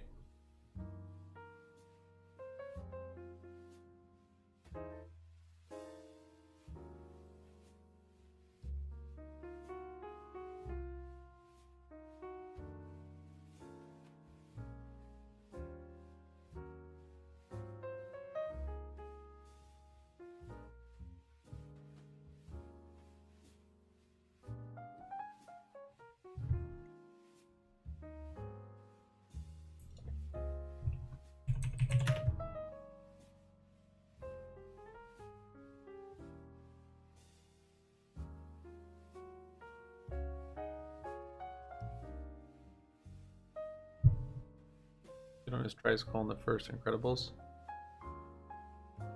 What are you waiting for, kid? I don't know, something amazing to happen, I guess.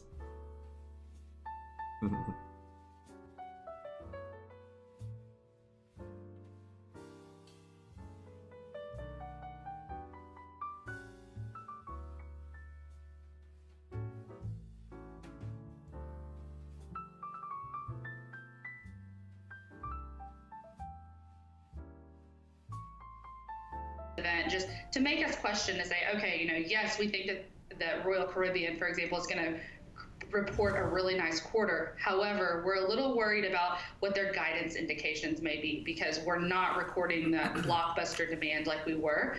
Just on a macro level, I can say that cruises do look to be performing other types of travel. We look at just mentions of taking a trip or mentions of booking a flight. We're seeing some actually year-over-year weakness starting to emerge, and we still have booking a cruise as a positive growth driver. So I think that that's one thing that cruises definitely have going for them, a ton of pent-up demand and consumers who are ready to get out there and have a nice vacation. But we are starting to see some signs of a slowdown. So just something on our radar to watch moving forward that will definitely be keyed into the forward-looking guidance, because any signs of uncertainty or signs of weakness that this may have been just, a flash in the pan, pent-up demand type of a recovery deal could be alarming. And Megan, I know you guys track happiness quite a bit as far as your data goes. This is basically, three companies fighting for the same thing between Carnival, Royal Caribbean, and Norwegian, which we're going to talk about in a little bit. I mean, where does RCL stand up in that mix of happiness going into this earnings report? And do you have a score for us?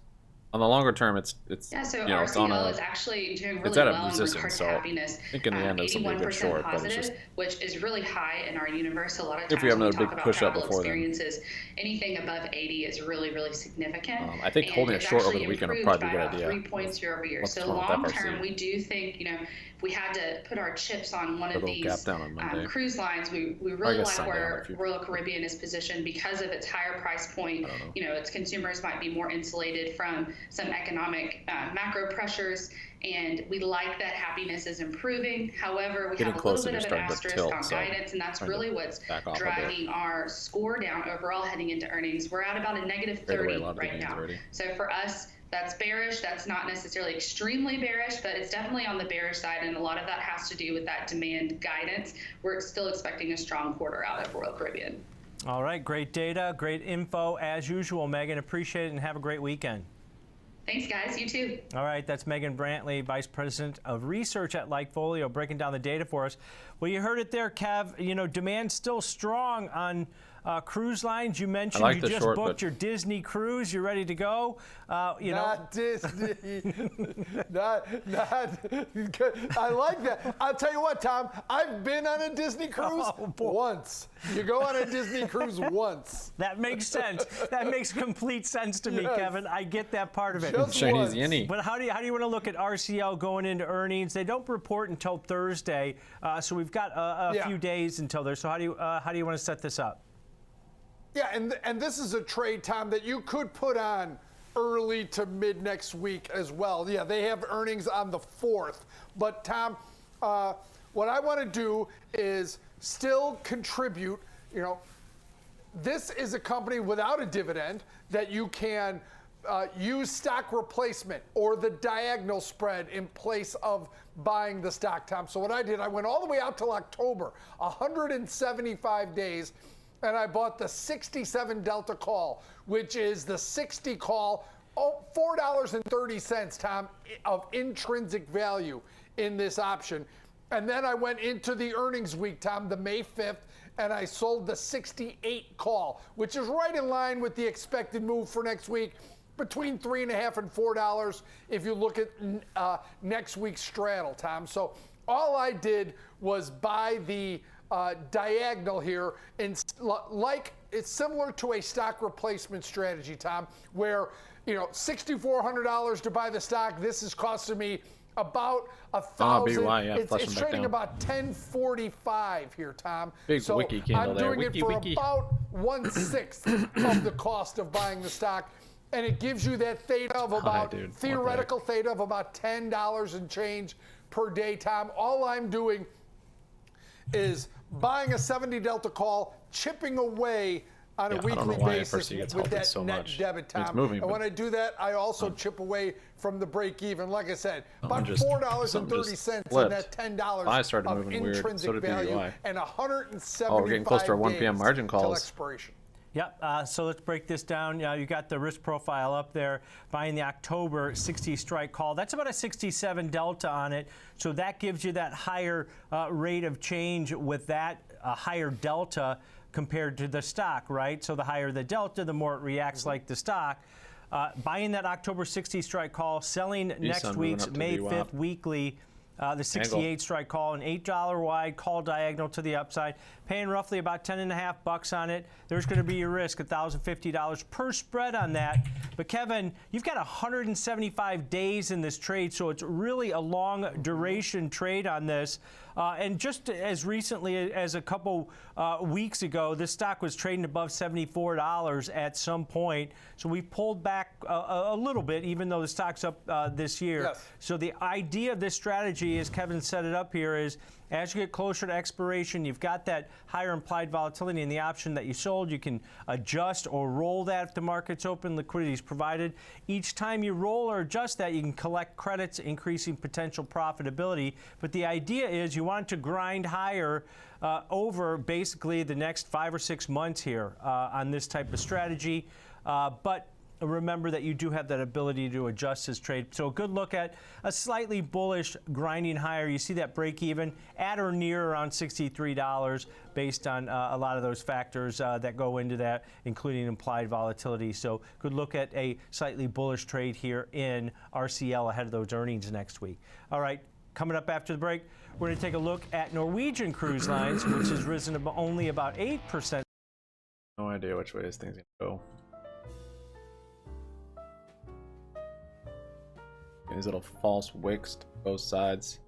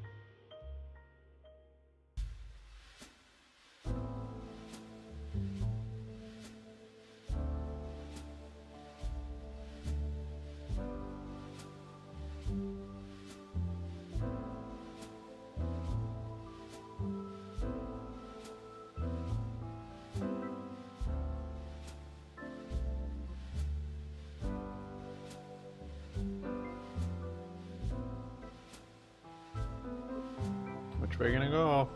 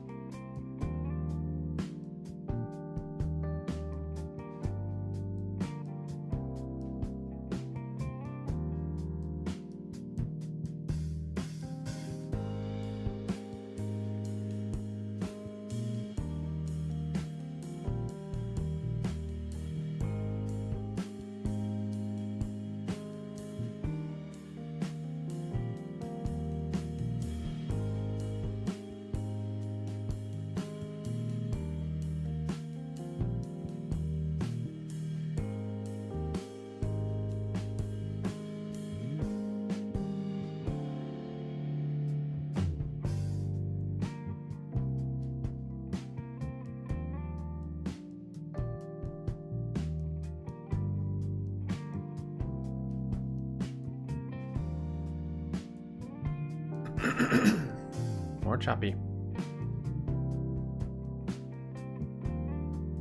5-minute dragon pattern? Oh yeah, I like that. We rarely see the 5-minute dragon come out this time of day.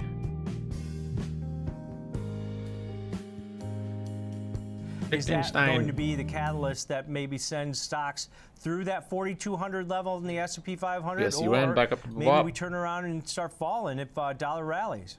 Yeah, sometimes when you're talking stocks and the dollar, that relationship's tough to tell which came first, the chicken or the egg, right? But we did see the dollar come back off and almost test the year low prints this week as, again, we've seen strength in the indices, a little bit of a disconnect with rates between the U.S. dollar, but some of what we've seen in the dollar I think you can attribute to the foreign currencies, and I think we should be keeping an eye on the dollar. Here you can see right around 101, fractionally higher this morning, but to your point, in a bit of a range. Next week's going to be big for the dollar. Today, hanging out this week up to 102.04. We got the April high up on 102.74. This week down to 100.74. We've got the April low down around 142. So you can see we have been kind of contained and range bound, but the Bank of Japan left rates unchanged. Continue their commitment to easing. Ueda, his first meeting at the helm, they decided not to provide any rate guidance. They said it's going to take 3 years to get inflation to 2%. And, well, keep an eye again, because we've got the Fed, we've got the ECB next week, Tom. Lots going on for investors and traders and financials and in the indices. All right, thanks for the rundown there, Ben. Always fitting the Bank of Japan in those conversations. That's Ben Lichtenstein, the host of the Future Show here on the network. But now let's get to George Tilla, Senior Markets Correspondent. Help us break down NCLH, George. The stock's underperformed a little bit. Really hasn't done too much this year. We got earnings on Monday ahead of the open. Yeah, I mean, I'm going to put Norwegian sort of in the middle of the other pack of cruise liners like RCL as well as CCL or Carnival Cruises. I think if you look at the company's earnings profile, they're expected to grow considerably over the next few quarters. With this quarter that they're about to report, they're expecting a loss of 43 cents, but that's certainly better than the loss of $1.82 last year. So the earnings profile is certainly improving by about 76% for the business. But if you look at sales, a remarkable increase is expected, around $1.76 billion, up 237% compared to the same quarter last year at $521 million. I think if you think about Norwegian Cruise Lines, and what I mean by middle of the road, I'm really looking at the balance sheets of these businesses because they all have been growing. If you just look at the aspects of, for instance, Norwegian's sales growth, they're actually expecting to grow. They are growing faster than they were in terms of their total sales from 2019. That was pre-pandemic.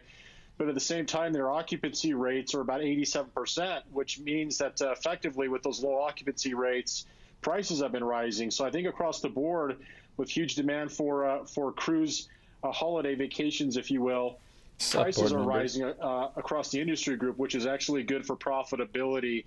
Now, when you look at the profiles from a balance sheet standpoint, I think this is where you see the disparity, because if you look at Norwegian, it's down about 35% or so over the last year. Carnival's down about 40%. Well, Royal Caribbean's actually performing better than the other two because of the fact that if you look at the debt profile, Royal's got about 1.5 times debt to equity. But if you look at Norwegian, it's about 2 times, whereas Carnival is about 2.5 times debt to equity. So I think the market is really telling us now that the performance of the cruise liners that are better performing, if you will, are the ones that actually have a better balance sheet from a debt standpoint, because we know that interest rates have been a challenge for companies that have lots of corporate debt. I don't. Do they ever get boost from games necessarily, or just George, consoles when you look at these companies, and they all have very similar chart patterns. If you notice, they've all had rallies that they've come down significantly off of. Norwegian is talking about their numbers all, doubling and tripling over 2019 and even last year's levels. And the total revenue per passenger on cruise days is going up 24% over 2019 levels. So the good news is people are booking cruises and they're spending more money on those cruises. But just like Royal Caribbean, the risk to this sector of the U.S. economy is uncertain macro into the second half of the year, and their operating costs are all rising, George. So these stocks, it's certainly a lumpy, bumpy, uneven recovery. And just like the airlines, some have better balance sheets than others. Correct, George? Yeah.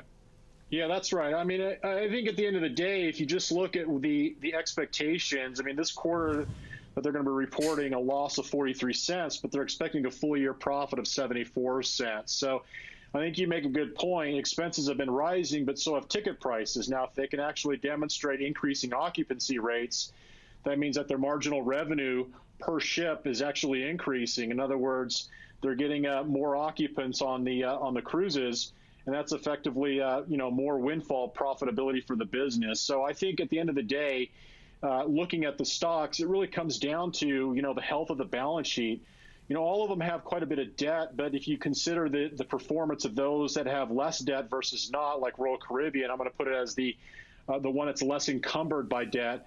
That's where the performance or the alpha lies in the stock performance on a relative basis. So I think, again, all the businesses have been growing.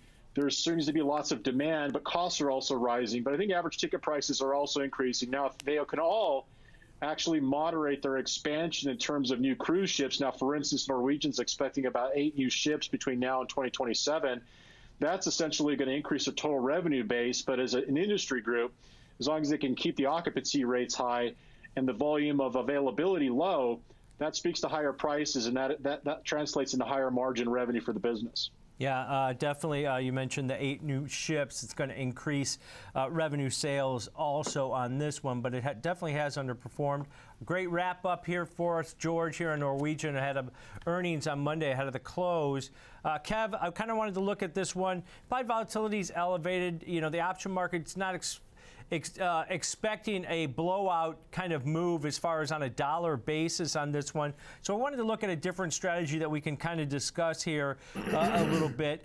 As I stated, they report earnings on Monday morning ahead of the open. So I went to that May 5th weekly cycle here, Cab. Their best product, just really. 7 days till expiration on this one. So an acquisition of Funko a strangle, kind of makes sense. And I'll break it down for you. Out in the May 5th weekly series, I'm going to buy a call and a put that's basically around the current share price of the stock. So buying the 13 strike put, and then also buying the 14 strike call on this one. You're paying a debit of roughly 65 cents for this long strangle, Kevin. That takes your break evens to $12.35 and $14.65. So this type of strategy, Kev, you want a big outsized move, more than one standard deviation over the next 7 days. High of the day Your on thoughts SPY. here? What you pay for this strategy is what you can make. But look at the risk profile here. Outside of those break evens at $12.35 and $14.65 is all profitability. Yeah, exactly, Tom. And if you look at Norwegian's chart, February 15th, this stock was trading $18, Tom. Right. And if you get a move even halfway to that, you're a big winner on this trade. Remember, you're only spending about 67, 66 Looks like it's real. right there in terms of dollars per strangle. If you get a big outsized move, frankly, in either direction, you don't need much of a move to break even and be profitable on this trade. You're not spending a lot of money, but you got to get the move, Tom, right? You only have next week to do it, but boy, if you get some big catastrophic event, this stock is already sold off pretty significantly. If you get any type of recovery, this is one that you haven't limited yourself by selling any call on the upside. It's unlimited, Tom. This is the definition, especially on the upside, of unlimited. Yeah, definitely, Kev. And like we're stating, this example trade and this strategy is used if you think you're going to get an outsized move in some stock. This is really a low price stock, It's trading $13.20 at this point. As I mentioned, the option market's only pricing in just below $1 move in this. But all you need over the next 7 days, even if you don't get that move after earnings on Monday, you still have the rest of the week to get a move outside of those. Yep, and if this thing does expand to maybe $1.50, $2, if it does get those outsized moved, if the market's open, liquidity is provided, maybe you close it early. You can do that also. All right, Kev, that's going to do it for us today here on Fast Market. But stick around right here on the TD Ameritrade Network. Next Gen Investing is up next.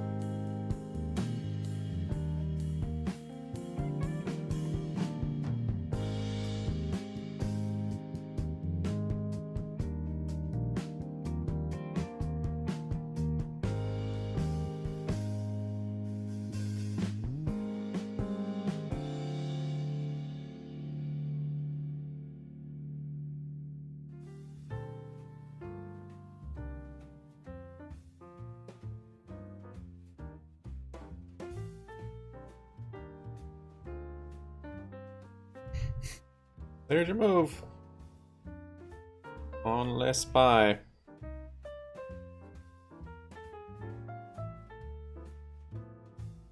Cool. Quell. Did it. 415.72.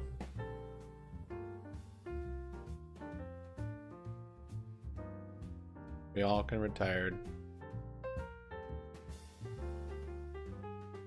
I would need more than a move like that to retire. Well, actually, that dollar amount, yeah, that wouldn't be bad. I'll pult it up. Yeah, it'll bounce off of a whop. Yeah, 137.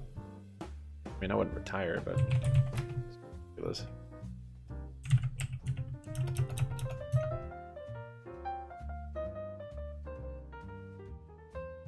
Definitely would stop streaming.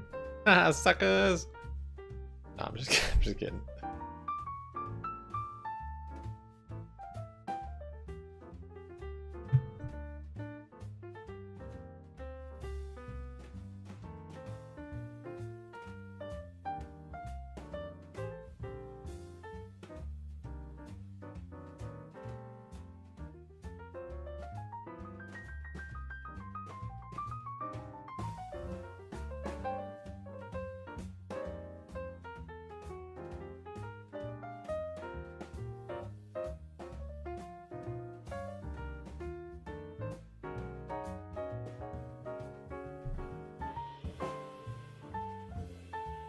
Get some Jennies in the chat. Some individual movers that are making massive moves lower today. We are seeing some strength now in the session. Yeah, it's been a really impressive week for stocks. Obviously, a huge week next week. You got Apple earnings. You got the Federal Reserve. You got the jobs report. A little bit of something for everybody next week. Right, and I feel like it's almost a repeat of what we said this week would be, although now we have heard from the bulk of the S&P 500 companies, but there are still, like you said, several names to look forward to that we'll be diving into on our upvote and downvote segment. Following that, we'll chart and trade our upvotes, and our FOMO name is another name with earnings next week. That's Starbucks, ahead of their second quarter print, which is Tuesday after the closing bell. And then we're seeing some weakness today in Amazon after it did disappoint on its overall earnings report. Mostly focused on AWS. Last but not least, we'll dive into those two names that are seeing 18% moves to the downside. Those being they're in bankruptcy protection right now, Chapter 11. Yeah, tons to get through. A couple comments on those last two. Trying to restructure their debt. Of course, we talked about this yesterday, Jenny. When it comes to Snap, when it comes to Pinterest, we said we're seeing these nice moves higher ahead of earnings because of the read-through from Meta platforms. But that, to me, it didn't sit right. You know, we were kind of saying this beforehand, that just because the biggest player in the space is doing okay and has made some changes, doesn't mean that every single one of these social media players was going to make the same changes and have the same type of a comeback. Quite frankly, Pinterest is just different than Meta. Snapchat has different problems than Meta. I think those are both highlighted by the tremendous moves lower on disappointing results, but we'll explore those more at the end of the show during Under 30, both of which are well under 30 now. You could actually take both those stocks, add them together, and you're basically right at 30. So just put in perspective how far they have fallen. Up or down, but we'll get to in a second. I'm excited for the Amazon conversation as well. Jenny, as you mentioned, AWS.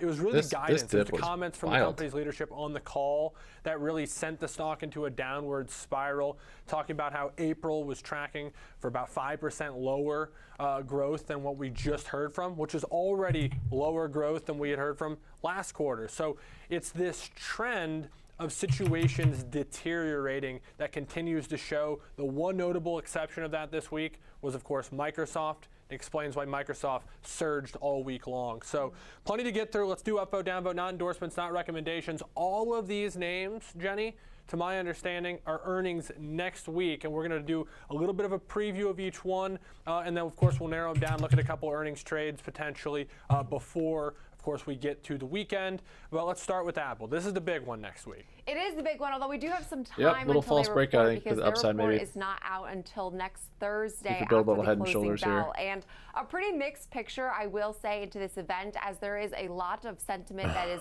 still very positive on Apple, especially given its valuation right now nearing peaks. But we are seeing shares ever so modestly higher on the day, but seeing a nice week up over 2.5%. Well, also up nearly 30% now for the year. So Apple only 4% off its yearly highs, hanging on despite the week of volatility that was, Alex. But of the analyst community, that the 23 analysts that cover this name, we are seeing 10 that do skew strongly bullish, 10 skew then slightly bullish. There are 2 neutral and just 1 sell rating. So there definitely is the perception we could see some strength following this earnings. We are seeing expectations for their adjusted earnings coming in around $144 a share, which would mark a modest year-over-year decline on revenue of just over $93 billion. And I was reading this really interesting Bernstein note today that highlighted they actually see second quarter as a no-brainer. They will beat estimates pretty sizably, but their more concern is now what lies ahead for the third and fourth quarter, and they're worried we could see some disappointment now in their fiscal 2023 guidance, which I think is somewhat of the theme across so many of these big tech names, Alex, that it does seem like they're able to post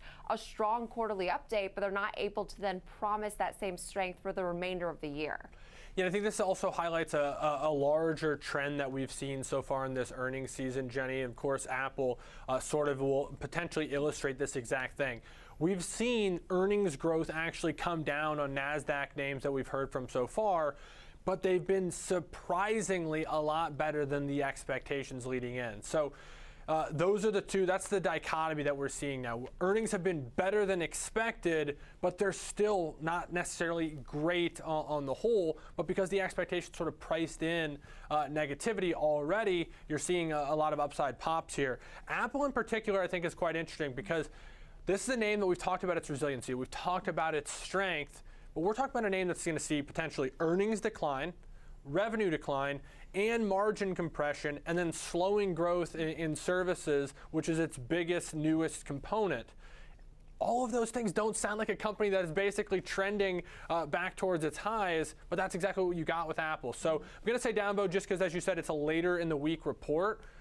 But there's going to be, if I had more eyes than just 2, they would all be on Apple. I know. I do think it will be center stage next week, even though we do have so many trading sessions until that earnings event. But now our next name is AMD, which does report actually Tuesday after the closing bell. Also seeing a nice lift today. Shares are up about 1.2%. And also having a nice week. We see the move in Intel today in reaction to its quarterly update. That was very strong. Intel shares are up 4% on the session. But there are a lot of nerves around this earnings event because really we've seen AMD outperform its peer Intel very sizably on its CPU front, as well as in the PC market, which has been notably slowing for the last year or so. So there is some expectation for that to sort of start to recover as we do lap easier comps now on a year-over-year basis.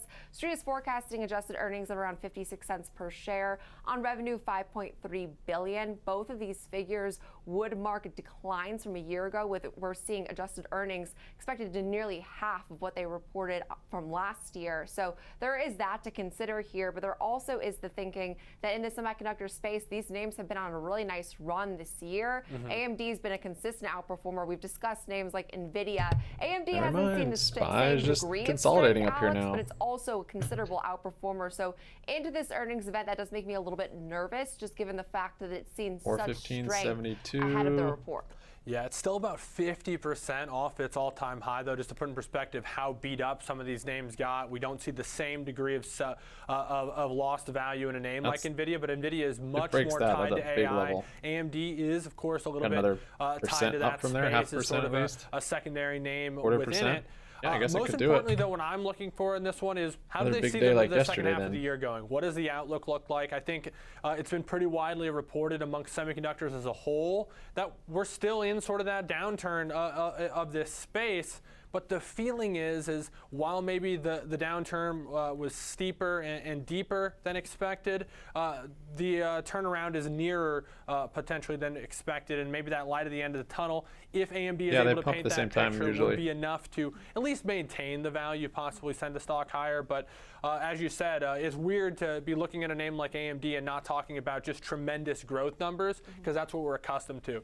Early in the week, though, you can't sell OTC with your brokerage. And I do think AMD is now in an interesting position given the strength it's seen even just this week. Our next name, though, is a complete shift because that's Block, which what is down 4% did they tell you to do with your BBBY BBBY shares? They're going to be delisted on Wednesday. Priced into this report here with shares modestly higher today, but there are still some metrics to look forward to. They just liquidated it for you? Consistent growth from this business, measured actually closely by its gross profit, which has expanded at a compound annual growth rate of about 45% over the last 5 years. So this isn't to suggest then that Block has been perfect at every turn. If you can recall, its last quarter we did see a pretty disappointing report when they posted a $114 million net earnings loss.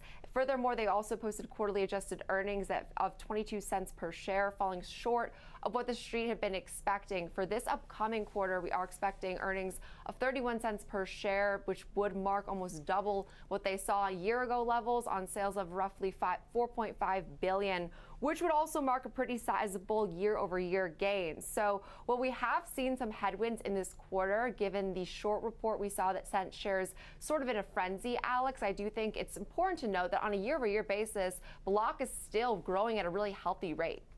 Yeah, no doubt. The core business is not necessarily entirely what was being called in question. It did seem to center more around the Cash App, which of course had gotten a lot of the kind of hype for its outperformance in recent years, but it gave all of that and more back just last year. So I don't see this as the same high-flying stock of the last few years. It's different now. It doesn't carry that same sentiment. Crypto and digital assets have kind of fallen to the wayside in terms of where focus has been, and all of that has worked against Block.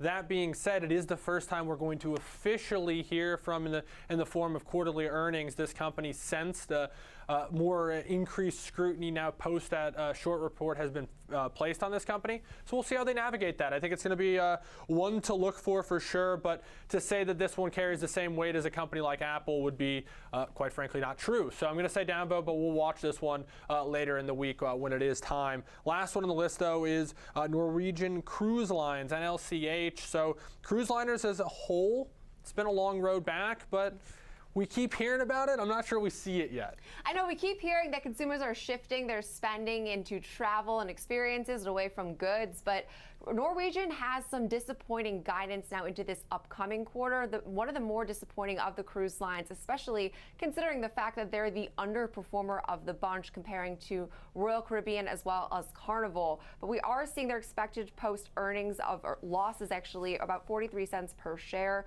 which would mark a 76% year-over-year jump on revenue pegged at around $1.75 billion, which would also mark a 235% year-over-year increase. So in terms of their earnings history over the last 2 years, they've beaten estimates 38% of the time, and they've beaten revenue estimates 25% of the time. So their track record, not too strong, Alex, over the last 2 years. We have seen some earnings revisions to the upside, 3 and then 5 to the downside. So the street is fairly mixed. Again, I think it was just the fact that they gave some lackluster guidance on their last earnings call. But we also have seen these names consistently outperform just given the relatively easy year-over-year comps. And this reporting period does include the wave season, which does fall from January to about mid-March, when it's seen as heightened demand for cruise lines when people tend to book their cruise lines for the next year or so. So we do see that lift, but I have to say that from a chart perspective, this name is fairly unimpressive compared to its rivals. Yeah, I'm not a cruise expert in terms of actually going on these, but my understanding is Norwegian is sort of the class of this type of experience. It's the nicer one, it's the more higher end one, and all their ships have been back in operation since May of last year. So they've had some time to get things ramped back up. The outlook for occupancy and capacity is basically at full. So, I mean, they've called for 99%, at least the street's expectations for Q1, and 103.7% for this. What would happen, Julian, if you didn't do anything? This is similar to their guidance of 100%. and 103.5. That was my question. My question is how do you get over 100%? Say if I have a stock that goes to OTC, what happens? Don't show up. I'm not so sure. I know that that's an unfortunate situation if you're ever on an airplane and that's the case, because you get kicked off potentially. But I'm going to say up, folks, this is an early earnings report for the week. I completely agree, and I always find that very odd because they intentionally overbook given to consider cancellations, but then I do witness those sad souls when you're boarding an airplane that are like on standby, which always seems so awful. But we'll be diving more into our two upvotes today, those being AMD as well as Norwegian Cruise Line. We'll be looking at some charts as well as some example trades coming up next.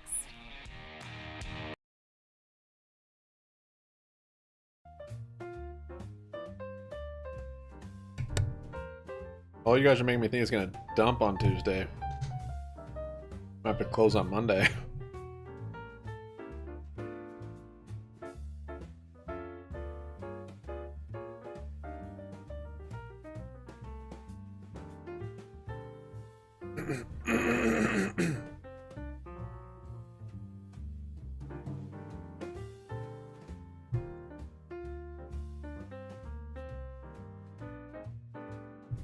Surprised top is even holding VWAP. That's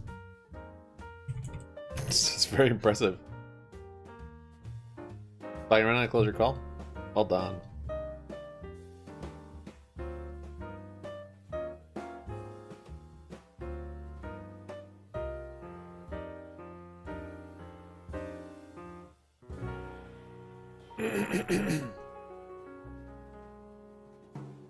Sorry.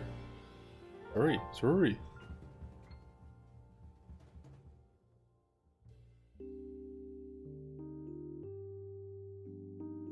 You guys are all hoping for a bounce to sell. The bounce is going to be very short-lived.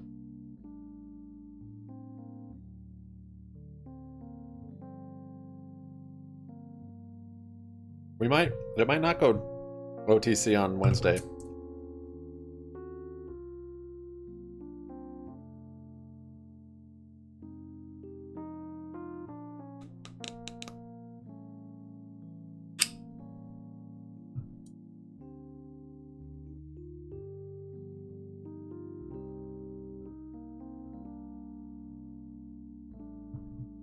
Maybe a little double top there on SPY. Looking at it on the 1 minute kind of helps me not whipsaw as much, at least with today's price action. I know, Monday morning. That's what I'm saying. Considering canceling my order to buy more. No, they might not. I mean, that could change. With how much stuff they've changed.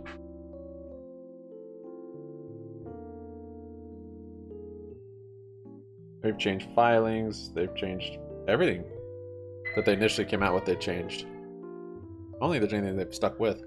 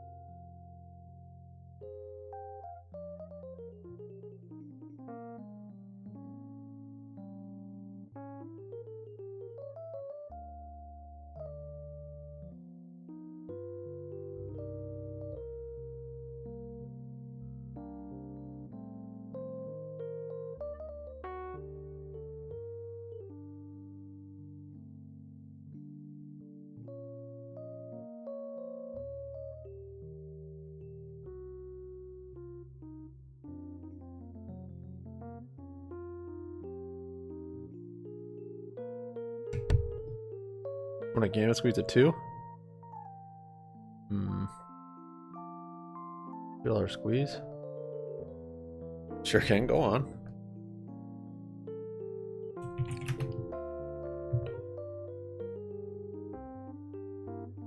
We can see, though, that momentum has not improved quite enough for the bulls to be happy yet here. We are below that 50 midline, suggesting that momentum is still in the hands of the bears. We'd want to see a convincing close. Yeah, they filed yesterday, guys. There was a BBY filing. For the RSI non-timely to break event. That 50 line They kind of delayed lend their greater earnings. credence to the move there.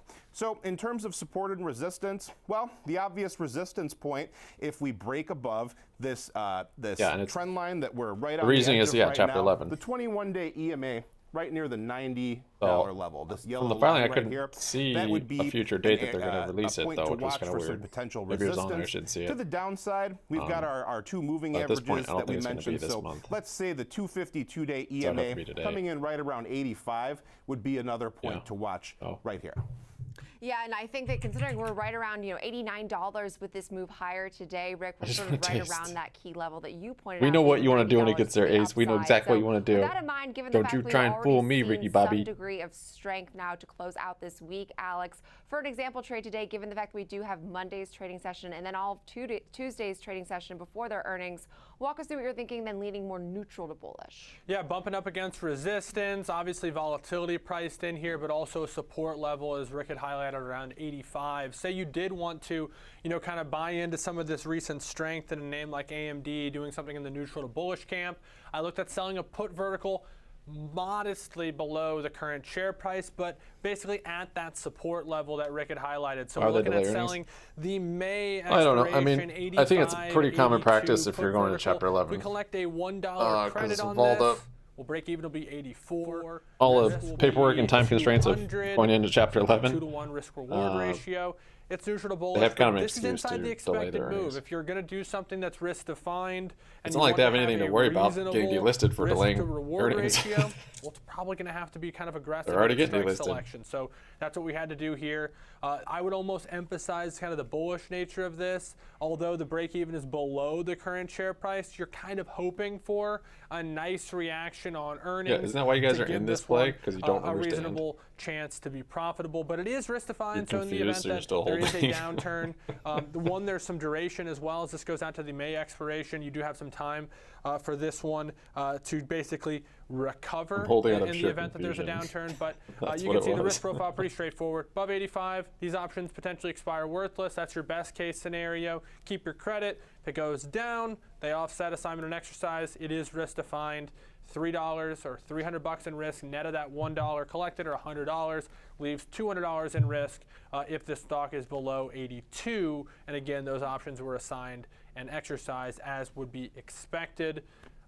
Customizable, though. You have a different strike that you wanted to leverage, or you were a little bit more bearish or even neutral, certainly could be moved around. Yeah, I think that's really well put. And now to shift gears here and look at another name that has seen some strength on the year, that is Norwegian Cruise Line, which, Rick, I have to say that this chart looked really, very promising, at least given its weakness over the last several years. It's up over 7, almost 8% now for the year. But then I looked at its peers, Carnival and Royal Caribbean, and it looks a lot less impressive when you compare it to the outperformance we've seen from the other cruise lines. Watch this. There's also some conflict in this chart as well here. You can see that on one hand, we've been trending upwards since these yearly lows all the way back here near the $10 mark. We've touched, trend lines here and here. So we're still trending upward. We're still making a series of higher lows. We haven't had a close below that point for a while. However, we're still down almost 37% from those yearly intraday highs. So we have kind of a mixed picture here in this name. In the shorter term, looking fairly range bound between about 1225 to the downside, our green dashed line, and about 1375 to the upside here. So within the past couple months or so, mostly just kind of drifting sideways here. But what was interesting, I think, was the last earnings event that we had from back here. We can see that we had a big gap downward here, and there was also a pretty good example of a bearish pennant type pattern where we had our two trend lines kind of converging like that. We had an initial drop downward on fundamental change, a resurgence back upward that stopped at our 252-day EMA, and then another drop downward here. So that would be a bear flag or bear pennant type of pattern that you would want to try to look for if you're looking for that kind of pattern there. So where do we go from here in terms of support and resistance? Well, as I said, to the downside, 1225 to 1250 or so would be this area right here. That would be our trend line and our old lows. So that could be an important point to watch for further downside. Some kind of news came out there. To the upside today, we're crossing above our yellow 21-day exponential moving average with some force here. We're crossing above our volume profile point of control, the area of heaviest trading. Our yellow 21-day moving average is also starting to turn upward here. So that's another short-term good sign suggesting that the trend could be improving here. But we got to wait and see what happens with earnings. That could change everything. So to the upside right here, right around 1375.14. Crazy, just this little, seemingly little move off VWAP is 63-day exponential moving average in orange. That's there. A 30% move right there. A couple points to watch.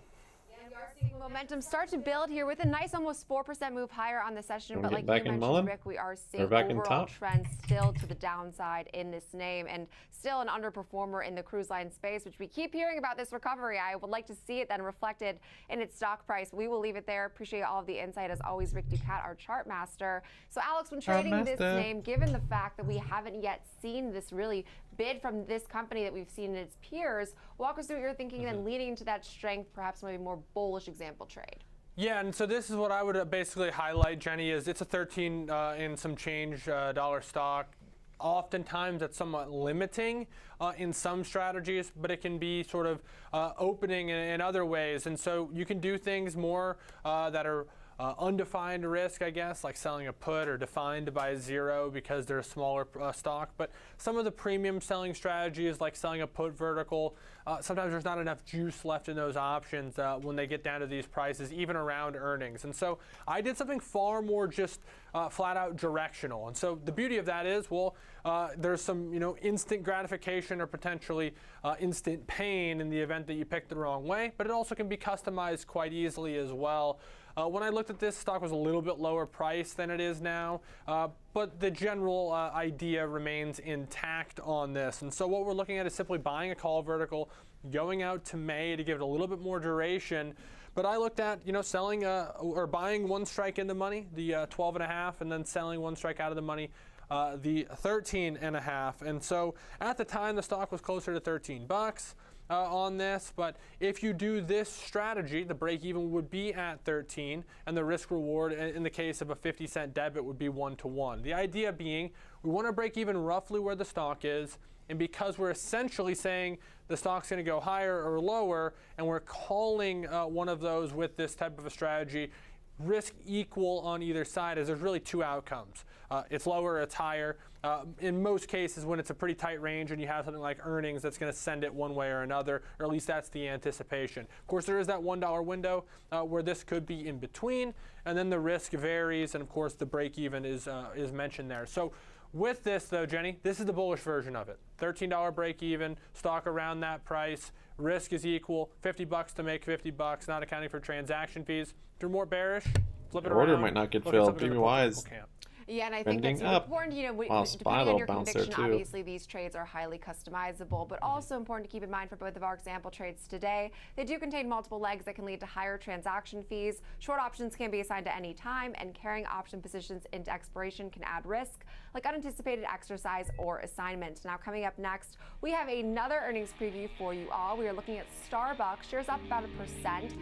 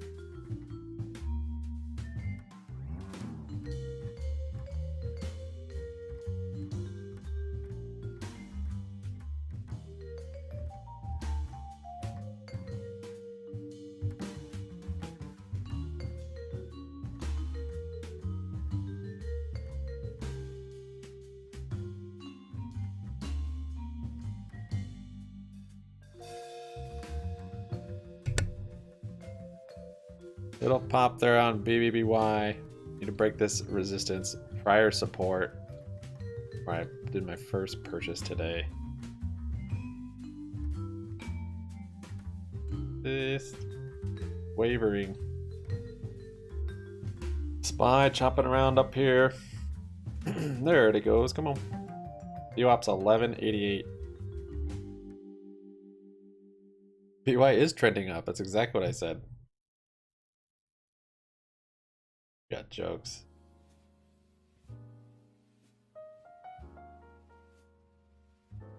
My brokers haven't shown anything with delisting. I don't think anything's gonna happen. That shares will just get a Q on the ticker and that's it.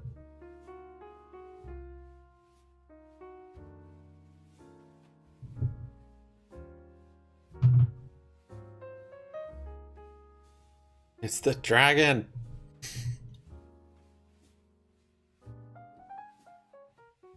Yeah, Mullen is popping a little bit. I don't know what's going on with that. Oh, top resumed. Ooh, sketchy. Hopefully there's a triple top on the SPY.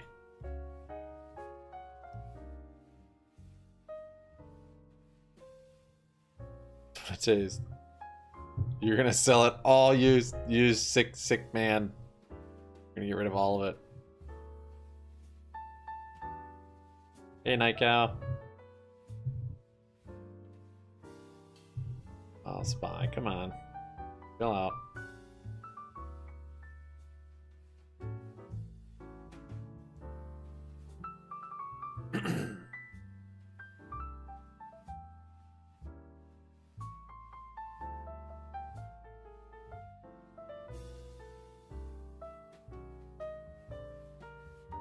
Looks like it wants to make a higher move. 415.72. Here we go. BBY not wanting to break back up above there. Good.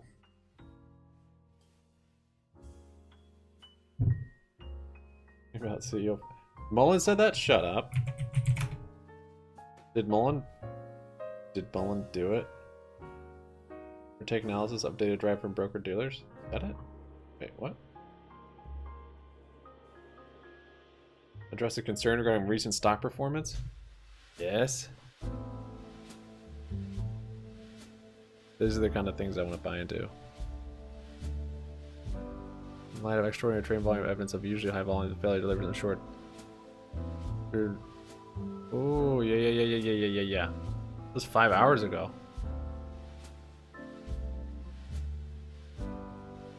Yes. Let me get some shares of Mullen. You guys are always asking about Mullen anyways. It'd be better if I had some skin in the game so I cared to look at it.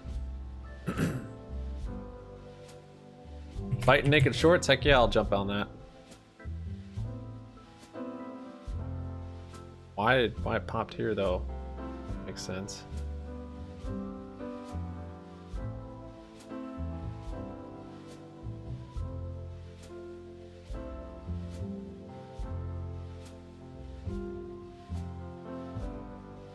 Wait a little bit. Move down to VWAP.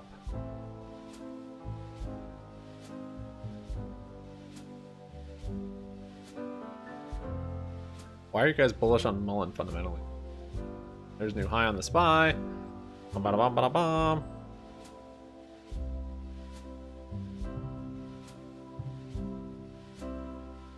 He called you a moron? Or what? Holding BBY?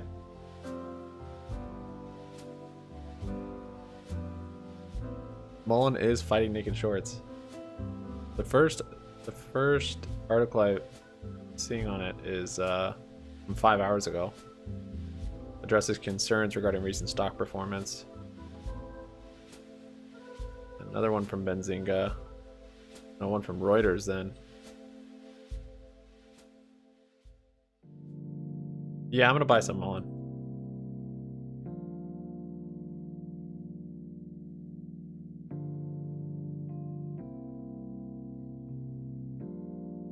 Team Mullen. See, these guys are hyped up, man. Jeez. Crazy about your Mullen. This one has options too, doesn't it? I could just... Oh, that's so far out of the money. Why doesn't BBBY say this? You guys are all gonna be jealous because I'm buying it like 90% cheaper than you probably.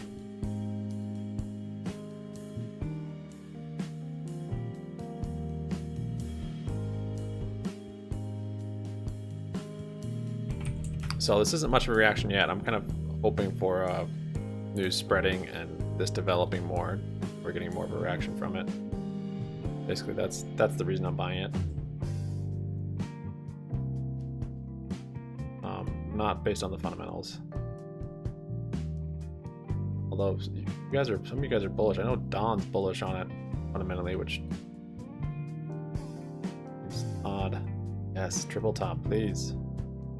I'll just put my order in. I don't need to watch it. I'm just gonna try and get it VWAP.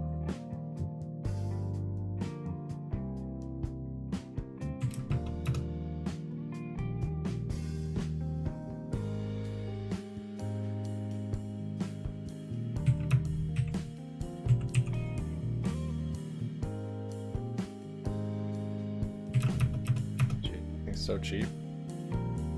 Like another BBY, you're right. 8 cents.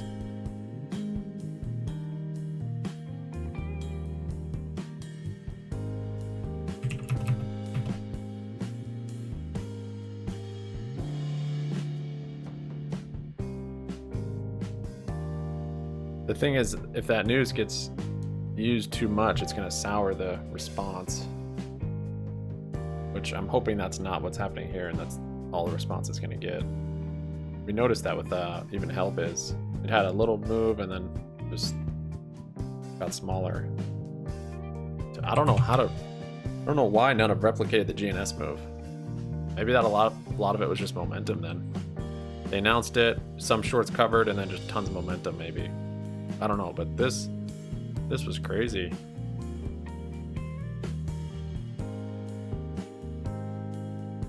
I was hoping that was just legitimate, like naked shorts having to close them. But yeah, maybe a lot of it is momentum.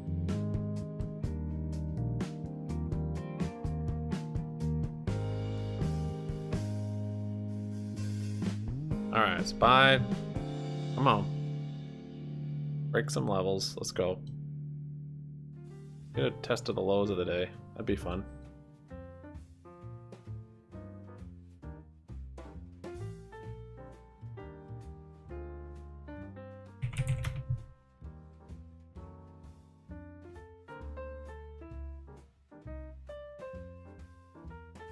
I put an order around VWAP for Mullen. This was a SPAC, right? No, that's from reverse splits and stuff, probably. Not share price. Assuming they've had reverse split or two. I'm not seeing it yet. Wasn't this a SPAC? This out? Yeah, here's reverse split. 1 for 10. I don't know what happened here. Had a bankruptcy or something? I don't think this thing's been around that long. I feel like this is maybe another company that merged or something.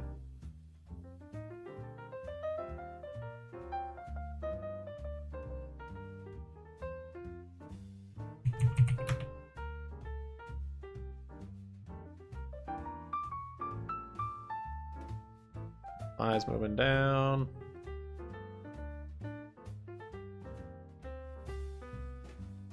Why Mullen though?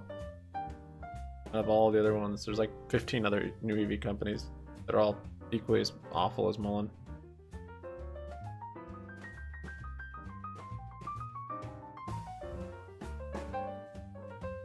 I mean, Help has had a run, but it wasn't. It's nothing like GNS. I don't know what happened. Uh-oh.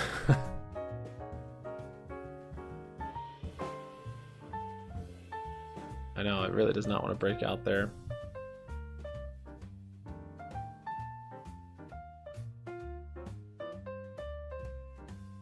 Yeah, had a few reverse splits. sales. But, you know, Jenny, another thing, when you look at that longer-term chart, you see that former price levels up in the 120 area. You can also see that they spent almost a full year up there. There's a lot of overhead supply, as it would be referred to as, or former trading activity. If you were to look at that, you know, study that Rick will put on the side of his charts with the bars and all the volume, there would be a fair amount of it up at that level. And so with that, there would be some thoughts that, you know, maybe if we get back there, it'll run into some pretty significant resistance. And so I looked at a strategy that would benefit from an upside move, as you mentioned, but maybe one that abruptly runs into some overhead supply and some resistance around 120. Looked at buying a call calendar. May, June, so I know we have earnings soon, but this is a stock that doesn't typically swing around nearly as much as some of its tech peers, and it may take a little bit of time for it to potentially get up there, even if it has a strong report on earnings. 75-cent debit, so $75 in risk. If we look at the risk profile, you're going to see one that has an apex of the profitability graph right at that strike. So in this case, 120. 120 sort of seems to be the catch-all level around where all that trading activity was. Someone who's more bullish, less bullish, even bearish could choose a different strike. Different time frame, could choose a different set of expirations as well. Not much of a pre-market again, my example here, or trade illustration here, is the May-June. So really more like a month and a half worth of time potentially in this one. 120 call calendar, certainly looking for some upside, but it doesn't need to happen overnight. Yeah, and I think that, you know, important to consider this into this earnings event, but like you said, this is a little bit longer duration, so not an earnings pure play example trade per se, but that does it for our FOMO segment. Now, coming up next, we will look at another name that's reacting actually to its quarterly update. That is Amazon, with shares down 3 3/4% as they signaled some potential slowdown in growth for their key segment being AWS. We'll discuss more with Caroline Woods coming up next.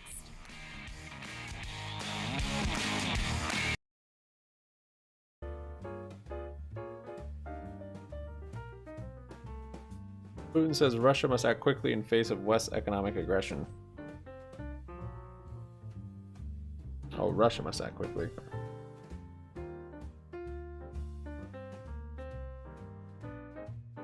Top went from 250 million market cap yesterday to around 11 billion this morning. That market cap sounds familiar. That's what BY was last week.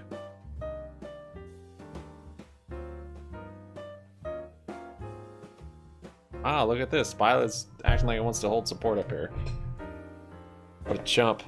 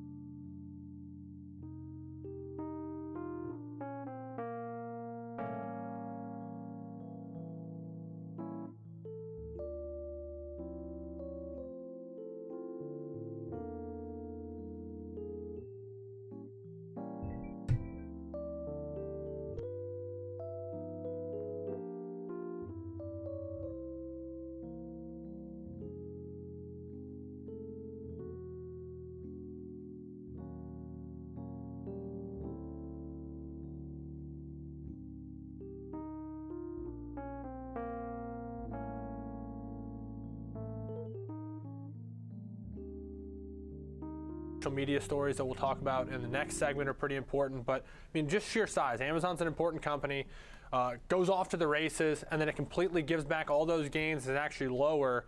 That's a story. And, okay, this perfectly highlighted the story you were discussing with Microsoft ahead of their earnings, that we have to watch not only the earnings report, but then the earnings call, because actually Amazon shares were up as much as 10% in reaction to their numbers initially, and then fell substantially once the CFO started speaking and guiding for some of this weakness in cloud. So I think that goes to show that there are almost 2 earnings events to keep on your radar when looking at trading this name. But here to tell us more on the quarterly update, I'd like to welcome in Caroline Wood, Senior Markets Correspondent for the network. So Caroline, all in all, some disappointment from Amazon. Is this all focused really on AWS? Hey there, Jenny. Yes, the negative sentiment definitely appears to be AWS focused, because this report was actually a really good report for Amazon, a beat on both the top and bottom line, strength in multiple segments. But as you said, on the earnings call, the CFO basically said cloud deceleration hasn't bottomed yet. And that really cast a shadow on all of the beats on both the top and bottom line, and investors decided to really home in on that. And now we're seeing shares tumbling almost 4% today. More specifically on the call, Amazon CFO said, as expected, customers continue to evaluate ways to optimize their cloud spending in response to these tough economic conditions in the first quarter. And we are seeing these optimizations continue into the second quarter, with April revenue growth rates about 50 basis points lower than what we saw in Q1, and that's all it took for shares to reverse course. They were up as much as 11% yesterday when we were actually going over the earnings report, and now, as I said, down almost 4% today. But running through some of the other numbers, earnings of 31 cents per share on revenue of $127.4 billion, both came in better than expected. In terms of AWS, Amazon Web Services, which of course is the cloud business, revenue rose 16% to $21.3 billion. That topped expectations. It was a deceleration last quarter, or the previous quarter, I should say. It was 20% growth. Last quarter, it was 16% growth. Obviously, we're expecting now to see that decelerate a bit further in Q2, the current quarter. Advertising revenue came in at $9.5 billion. That topped expectations. E-commerce also exceeded what analysts on Wall Street were expecting. Amazon did say that it saw a moderation in spending on discretionary items. Definitely, a shift to lower priced items. Actually, also noting strength in beauty. So similar to what we've been kind of seeing with so many consumers over the past several months. Also, in terms of outlook, Amazon said revenue will be $127 to $133 billion. Consensus was for around $129.8. So that came in a little bit better than expected and suggests growth, sales growth of about 5 to 10% from the same period a year earlier. So continuing to grow in terms of the overall top line. But that AWS commentary really seems to be what analysts really want to focus on right now. Yeah, and it kind of seems that this is just another example of the general trend, which has been things are getting worse. They're a little bit better than the worst case kind of expectations that had sort of set the consensus, but the picture's not getting better. And so it's all marginally a surprise, or even in some cases a pretty big surprise, better than expected.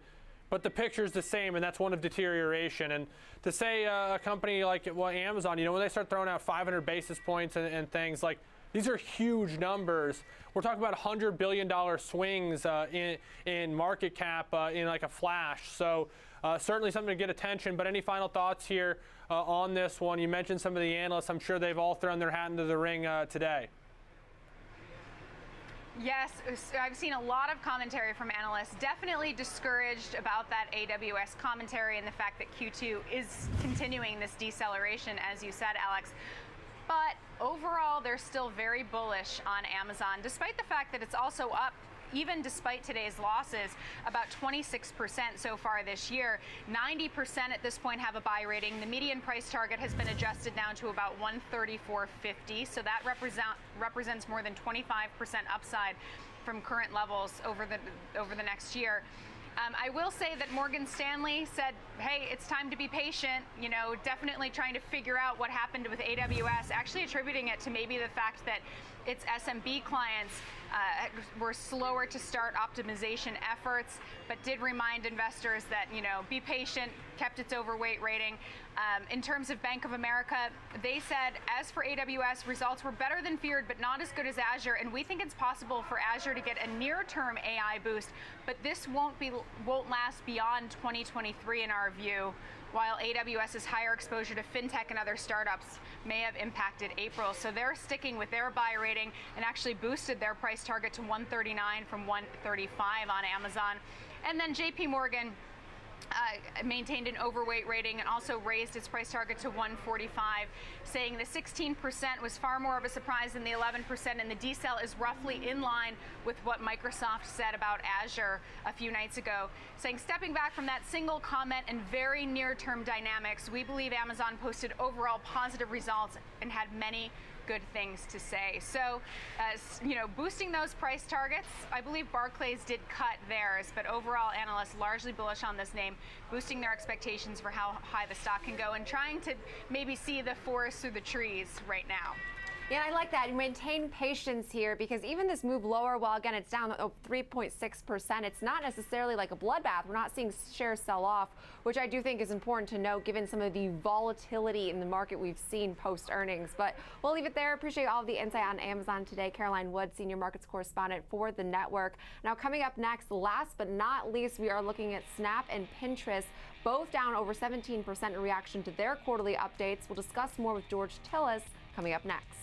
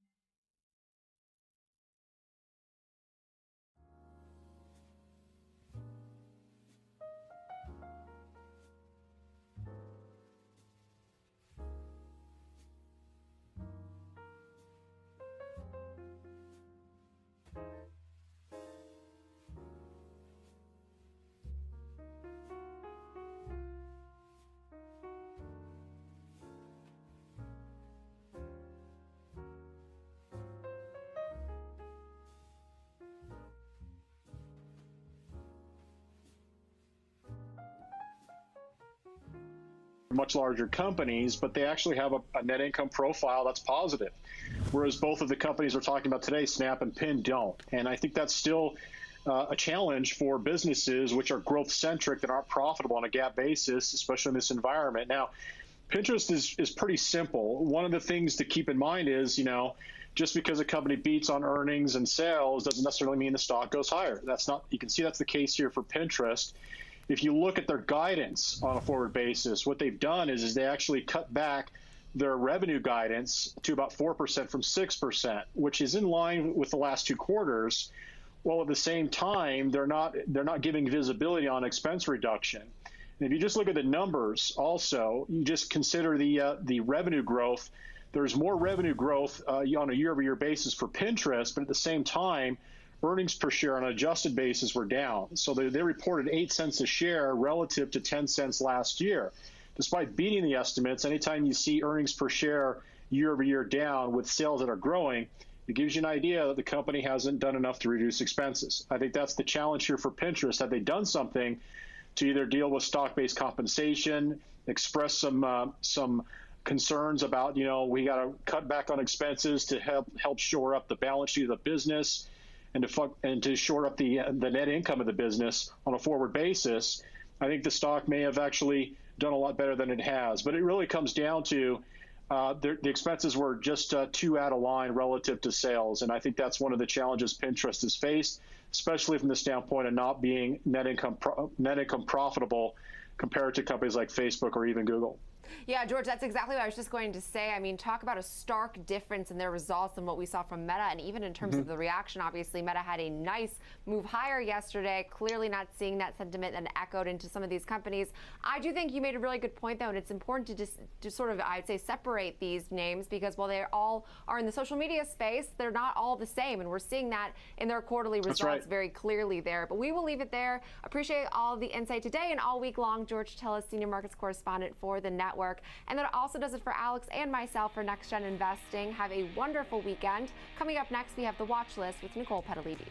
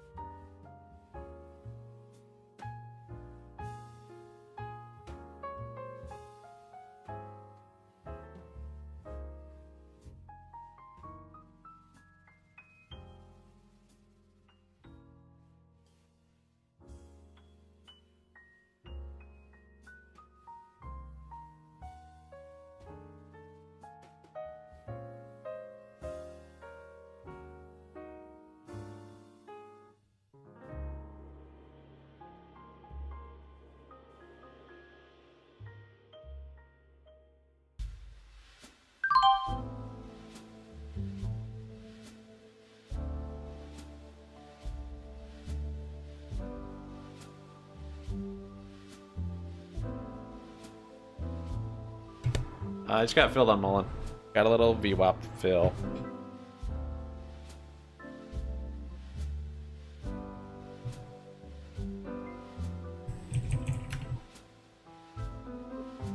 You gotta summon her, man.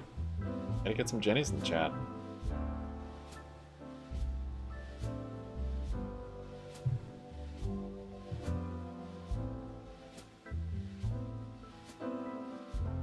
Yeah, you said you're buying Hootie. I was like, oh no, Ace.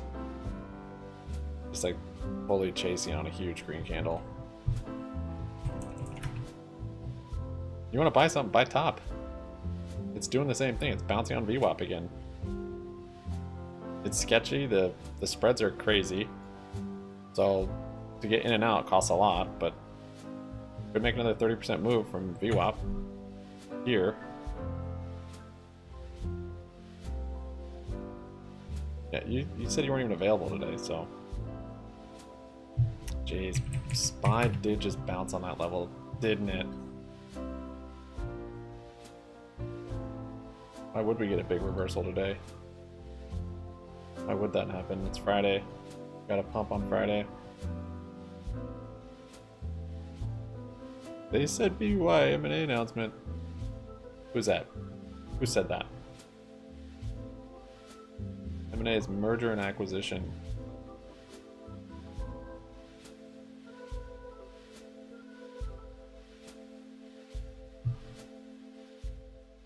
You guys didn't summon Jenny. She's not gonna appear.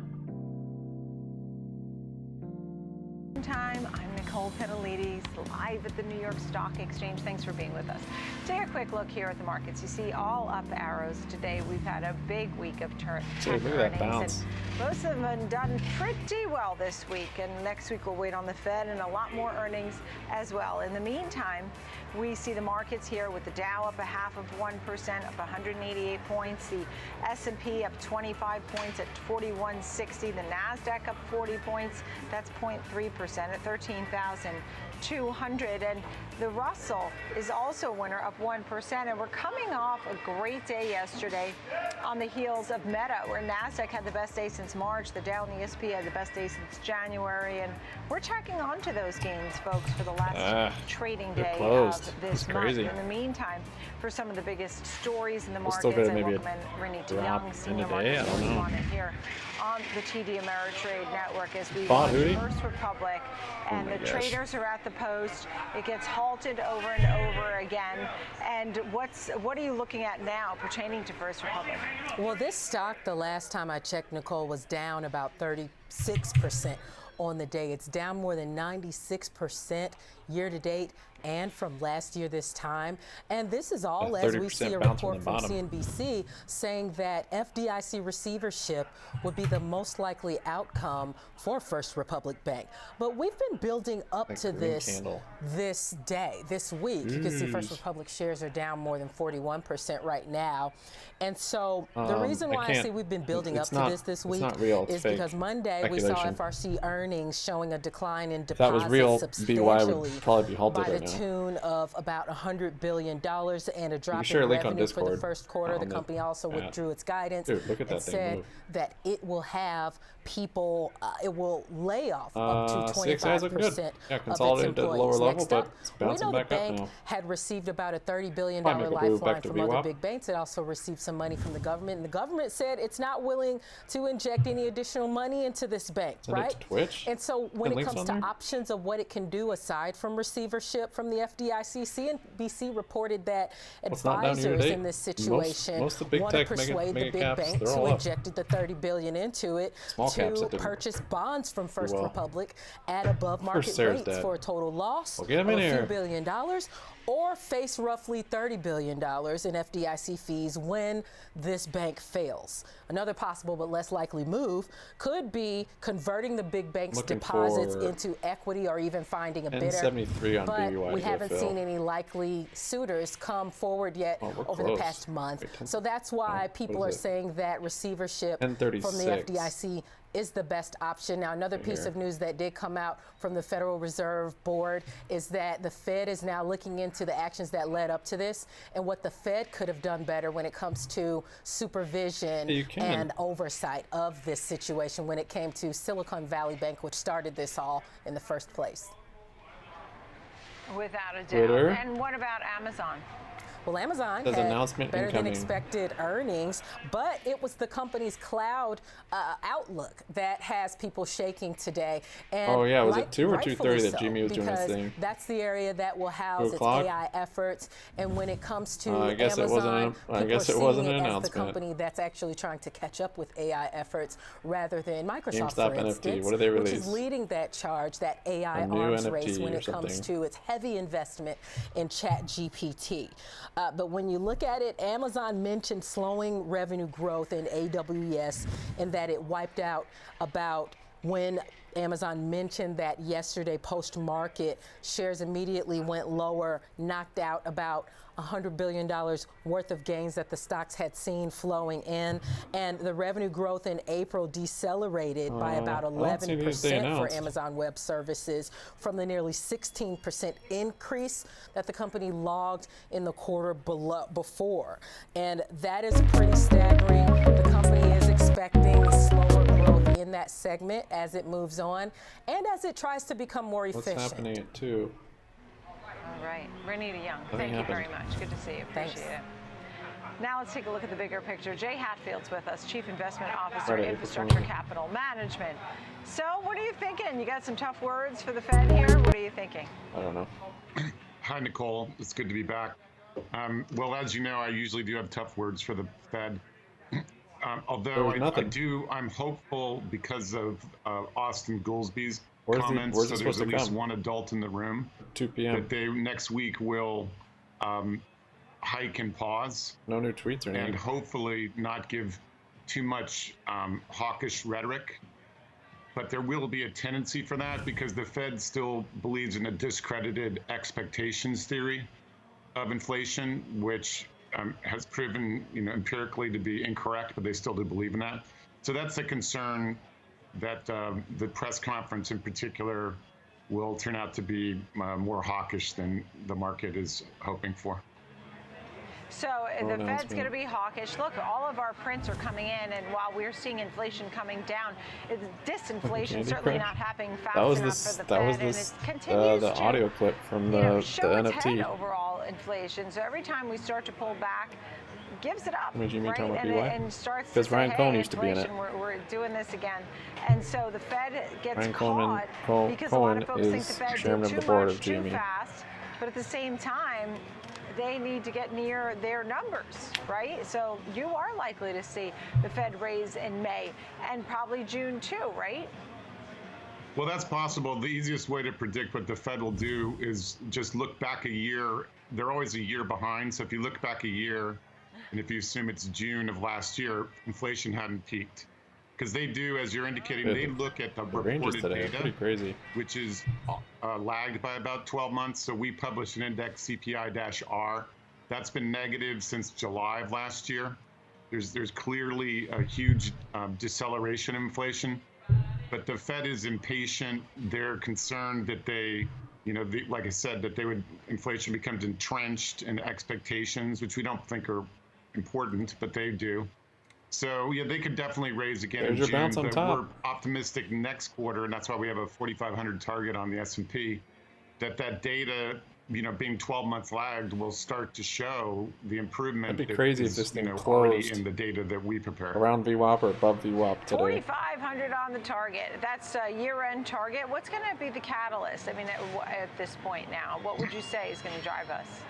Well, you're seeing it really, unfold over the last 3 or 4 days, which is the real bear case. So this thing might be wanting to make another move to the highs. 240 it breaks EPS here, estimate on the S&P.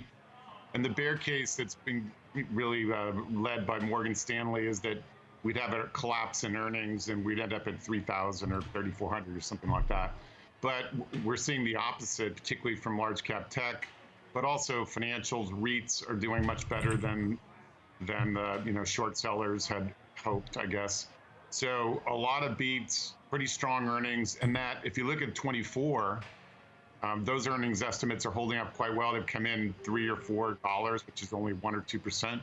So that's why we remain bullish. We also think there'll be a huge tech rally later in the year as AI enthusiasm, does the normal bubble.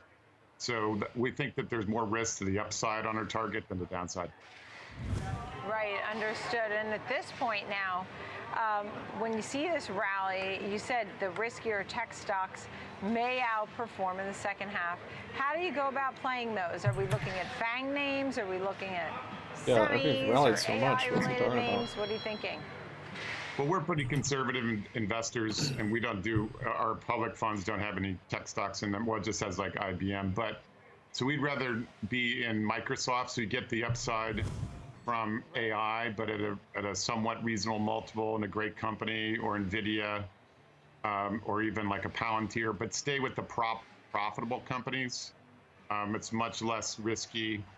And I would note too that it's normal to have a pullback in late May, June. And so this is probably not the time to just go all in. They've had a huge run. So I would be cautious in the short run on adding a lot of tech exposure. But the second half and getting to our target, it seemed highly likely given the real got a crazy good fill opportunities in AI that you would have a boom, an overvaluation. Oh, Ace. And one thing that's important to keep in mind, it is efficient for there to be an overvaluation because that drives capital into the sector. Sometimes, yeah, sometimes they give you a better fill. So that's why the U.S. always leads every other country in technologies. We have this efficient capital market. It could be both lagging, but the companies that are public and then creates more private companies. Not happening. Yeah, as you talk about overvaluation, you see what's going on with earnings season. What's your takeaway thus far? I mean, we did have lowered expectations, but mostly a lot of beats. Yeah, well, I think there's been surprising strength in the tech companies. The advertising was much better than people expected. So that FOMO out. And so it really validated, and there was a lot of conversation about AI and even some, business plans coming forward. So that was a positive. And then also, as we expected, all the companies that really got smashed during the banking crisis, like REITs, financials, even mortgage REITs, are reporting quite strong earnings and having huge rallies because they've been overshorted by, hedge funds and other short sellers. Right. So you said preferred stocks are definitely a way to go. ETFs, you mentioned REITs already. Yeah, so we like preferred stocks, particularly because there's this hidden value there. They are, for instance, our main fund, PFFA, has over 50% fixed to floating. Actually barcoding right now. And so given that short rates have run up from 2%, where most of them are priced, to close to 5%, you're getting these big one-time bumps that are slowly coming in. So not only are preferreds undervalued because of the banking crisis and the Fed's tight policy, but they're also undervalued relative to that floating rate upside. And they're more defensive. So if we're right, then we have a pullback in May and June, you'd have some decline, but they have about a beta of about half the market. So it would be half of the drop in the market. Yeah, well, I like your year-end target. I think people would be happy to get to 4,300 at this point. I think they'll take anything. Jay Hatfield, thank you. Chief Investment Officer, Infrastructure Capital Management. Thank you, Jay. Later this hour, we'll take a look at the social media stocks. They've taken center stage this week. We'll recap Meta, Snap. All right, they're moving in different directions. See a huge sell-off. What it means moving forward for the consumer.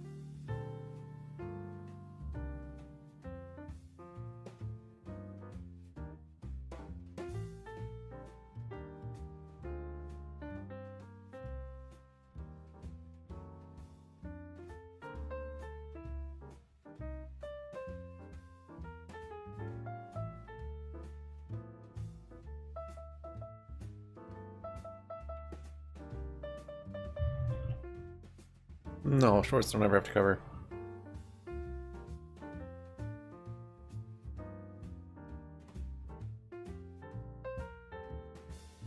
The CFO says ad spending continues to be uncertain. Only if they run out of margin. A new advertising partnership with Amazon that will be rolled forced out later this forced year. To close. On the bright side, Pinterest did post higher than expected global monthly active users at 463 million. And speaking of social media, we're covering Snap and Meta later in the show. Snap struggling big time, just like Pinterest.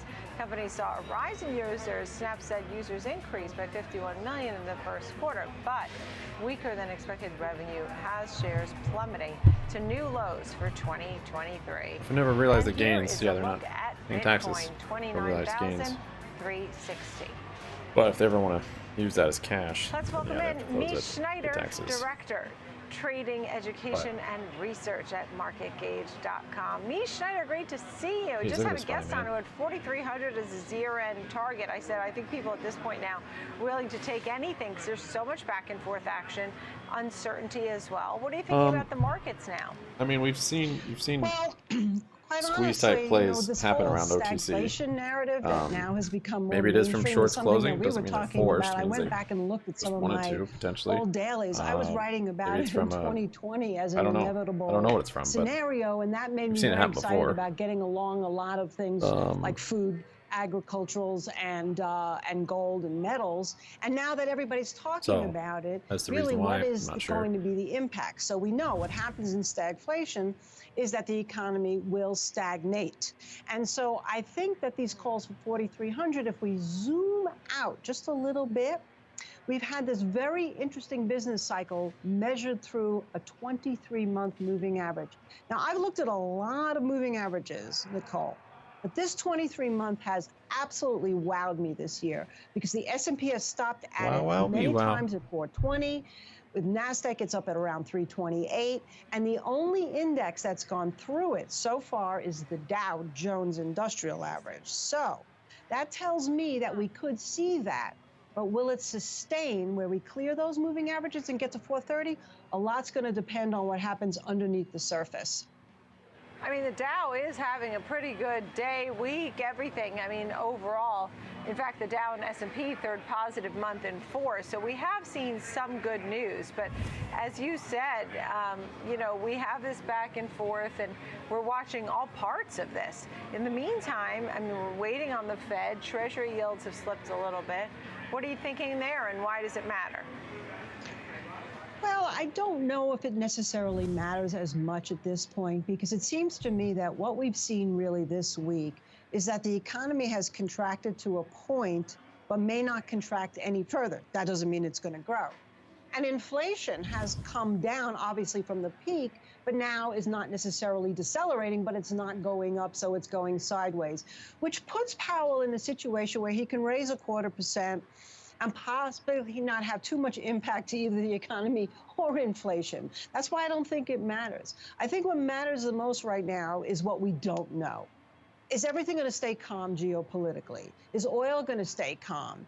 Is China-Taiwan going to behave? Is Mother Nature going to behave? Are these food prices, especially if you look at certain futures like sugar, going to come down? And is the small caps, the retail, and the transportation sectors, which have not done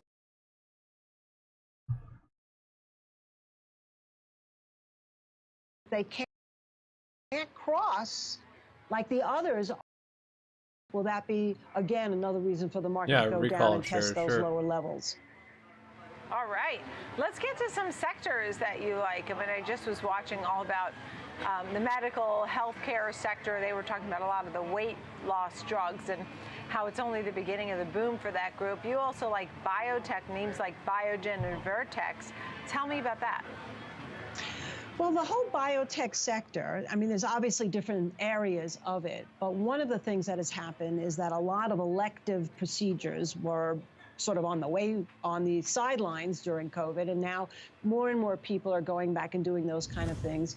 But if you just look at Biogen and Vertex in terms of their chart position right now compared to a lot of other sectors and even a lot of other stocks in that area, they are really outperforming. And Biogen alone went up 3.5% today. So it's showing that there's a lot of interest in those areas. And we may not necessarily know all the fundamental reasons why, but clearly there are buyers coming into that space. Yeah. Yeah. I mean, a lot of folks are betting on these kinds of names for the next decade as the baby boomers get older. And, you know, also the recession situation, that these sometimes could be a little more recession resistant.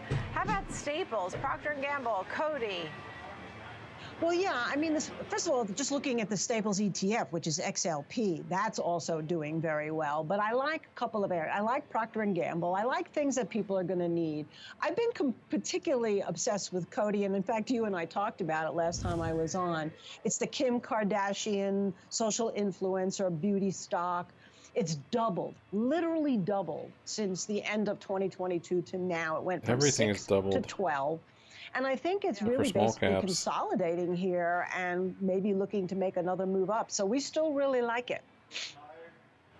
Understood. You know, what's interesting is a lot of these names here, names like Coty and Ulta Beauty and e.l.f., right? Eyes, Lips, Face, less so for Estee Lauder. But a lot of these have done so incredibly well as the consumer has really shown resiliency. And we've seen that in the earnings overall. Did you like any of these names that reported this week, and also as we await Apple for next week? Well, we were already through our quant models. We're long Meta, so we were very happy with those results. Oh, great. Yeah, right. NVIDIA I has not reported yet, but we're long that. I think that stock looks pretty good. As far as Amazon, I wasn't really all that interested in it yet. I'd like to see it maybe dip down to around 95, and then I'd get interested. In terms of some of the other names that have reported, we really have been looking at certain things that are more commodity-based that have been very undervalued, because we still believe that there could be more commodity movements, like something like Cleveland Cliffs Mines. That stock has gotten beaten to a pulp, but yet it still looks like it could be bottoming out here. So yeah, we've kind of had a keen eye on things. We're not in Apple. Actually, I think Apple could be vulnerable if it doesn't report as well, if it breaks down under 166. It's trading at 168 right now. So we'll see. We'll see. It's very interesting times, and it's a great stock pickers market. Yeah, and you had Meta, which is clearly, that was a goodie. Mies Schneider, nice to see you, Director, Trading Education and Research at MarketGauge.com. Thank you. Coming up next, we'll continue to talk about some of these social media names like Meta and Snap. Now, Snap is down to the other side. That's been down about 14% today. That's all in focus. Also, what about the TikTok ban possibilities, and what does it mean for the group? Coming up. What do you mean? Options expire on Friday.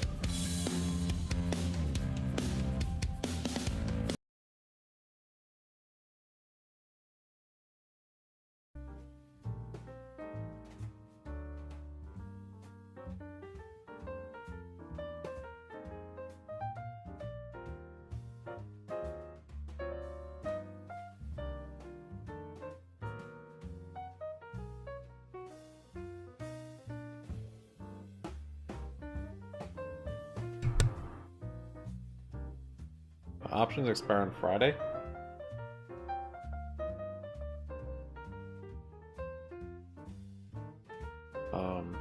And 50 cents is the lowest strike.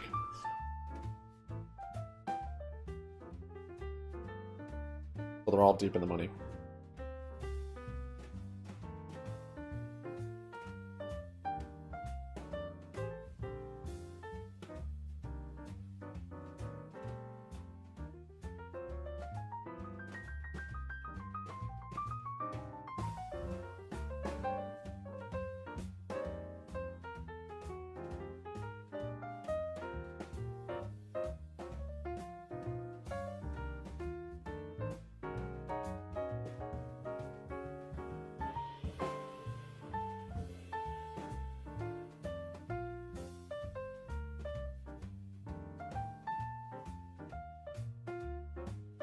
I'm not sure it makes sense to have options as it goes into OTC.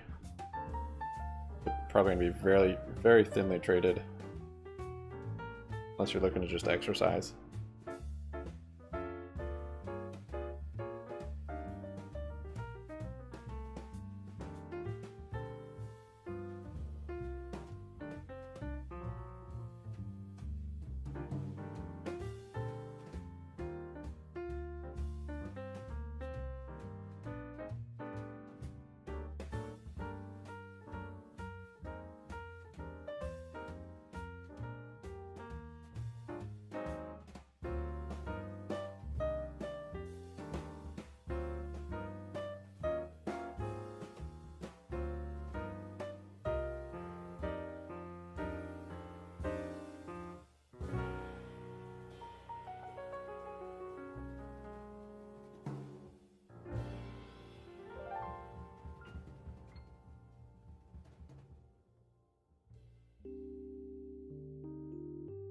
Of social media and what you've seen, whether it's just this past week or 2023.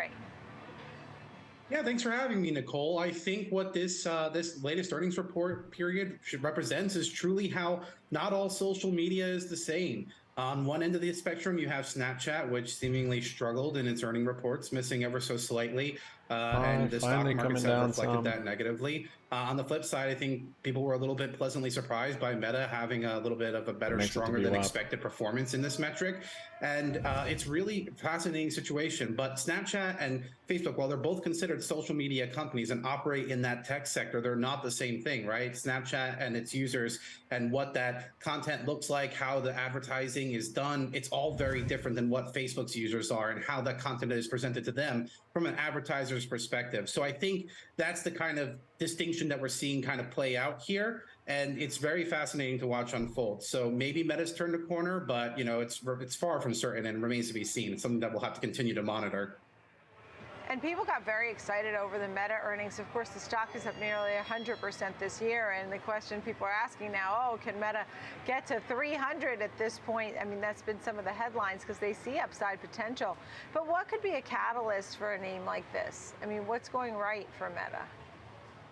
Yeah, I just think that, you know, this is a company that had 3 successive quarters where they did not perform as well. So maybe this is just a case where, you know, people are settling in on known brands that, you know, have access to users that kind of, you know, represent a broad swath of consumers here that advertisers are interested in reaching. So I think that might be attracting advertisers to that platform as opposed to others. But that being said, you know, it's not necessarily immediately clear what Meta is doing right. I just think that it's a good opportunity that they're getting to have this added ad revenue there. But I think that there's a lot of opportunities when we're looking forward for a lot of these social media companies to collect more ad revenue. You know, it just remains to be seen. We're in this uncertain time due to the high inflation, which I know your previous guests have highlighted repeatedly. It's leaving the markets a little shaky, right? So that means that, you know, businesses are being a little bit more selective about where they're putting their ad dollars. And I think that, you know, that'll be something that we have to see is where they want to go and put it. And I think that right now that is more of a question of who do they trust can get their product in front of customers in a more better position than others, right? So I think that that's the main factor here. And that was part of the Snap story, was the ads and how they'd slowed and the headwinds there as well. I mean, what does Snap bring to the table at this point? Stock's down more than 15% today. Yeah, I think what Snap brings to the table is a very young demographic by comparison to Meta and its age demographics as well. I know it's been covered pretty extensively how the age breakdown on demographics of social media are often put out there, where Meta typically has that Gen X to baby boomer crowd, and Snapchat, Twitter, TikTok certainly capture the millennials and Gen Z a lot more representatively than Facebook might be able to. So I think it's about finding ways to go and attract young users to the platform for Snap. I know that certainly is obviously a focus for any of these social media companies, but identifying and executing a strategy that can bring them to the platform, which by extension can bring value to an advertiser that wants to go and use Snapchat as a mechanism for delivery. I also can't help but note that as we're keeping our eyes on an upcoming presidential cycle in 2024, there's going to be a lot of political ad dollars that are probably going to get spent as well. So it's not like Snapchat is out of the game here. They have plenty of opportunities, I think, to go make up for any revenue as we're looking forward. Yeah, and in the meantime, when we watch what goes on with TikTok, every time there's more talk about regulation or a ban in particular, and we've already seen that happening, at least in some states, where they're really working on getting rid of TikTok concerns there, and how it benefits these other names, right? You'll see there's a headline, and then sometimes those will jump. How likely is a TikTok ban, and what does it mean for some of these other names specifically? Yeah, I think that's a great question, Nicole. The probability of a TikTok ban still seems a little bit on the low side to unlikely. I know Montana did notably go and pass a TikTok ban bill explicitly, and I reckon that bill will face some kind of litigation. But on the federal level, I think we've kind of seen some fractures play out, both within the Democrat and Republican Party on that question of a TikTok ban. I think that, it's a conversation that's going to continue to unfold. But as that conversation swirls, obviously many of these other platforms stand to gain by TikTok's, bad news press, if you will. So it doesn't change the fact, though, that TikTok is a massively successful platform. I believe last year they had over $11 billion in ad revenue come in. This year they're projected to have over $18 billion in ad revenue come in. And when you're operating in a market where there's a limited number of ad dollars, that's also, I think, what is making Snapchat or Pinterest struggle in this particular instance. But it also represents an opportunity for them to go and pick up on the off chance that people might be a little bit more reticent about putting advertising on TikTok, given the kinds of conversations that are happening about that particular application right now. Yeah, and what about some of the other stories that surround social media, whether it's regulatory environment or competitive platforms? What are we missing that, a pro like yourself, fully immersed in this, what you talk about when it comes to these names? Yeah, I think the big thematic thing here is just that you got to always be aware of what the future holds, right? We're always so used to thinking about Meta and Google and TikTok and Twitter that we're starting to not necessarily keep an eye out on the future either, right? So we've seen the emergence of Mastodon in light of Elon's purchase of Twitter. A lot of people have started migrating over there to the Fediverse. And I think that represents a different kind of advertising opportunity that has yet to be fully leveraged. But it is something that I know that people are actively exploring in terms of how can they go and advertise there and connect with users there. Since that's an emerging marketplace. And also in recent days, too, Blue Sky has been getting a lot of attention as well. Notably, Representative Alexandria Ocasio-Cortez just joined that platform from a couple of invites. It's a little hard to get in there because you're relying on invites. But again, the point here is just that we're having emerging players in this space, which means that that's a new potential avenue of advertisers to go and put their money there and connect with users where they're at. So I think that that's the big thing that we have to keep our eye on. Where are the new players? What are they doing? And what kinds of ways can they connect with advertisers to bring value to their consumers? The right shoulder's a little funky, but... Yeah, and I wonder if we'll ever even see some collaborations. I'll leave it there, but there was a Verge reporter tweet about Meta talking to Microsoft and OpenAI about doing some sort of assistant for the engineers. I mean, imagine them trying to work together. We'll have to wait and see. But in the meantime, thank you for all of that. James Sternowski, thank you, from Americans for Prosperity. Still ahead in the second half of our show, we'll take a look at the utilities sector. Plus, our panel recaps a very busy week for those airlines earnings. And as we head to break, take a look at winners and losers in the S&P 500.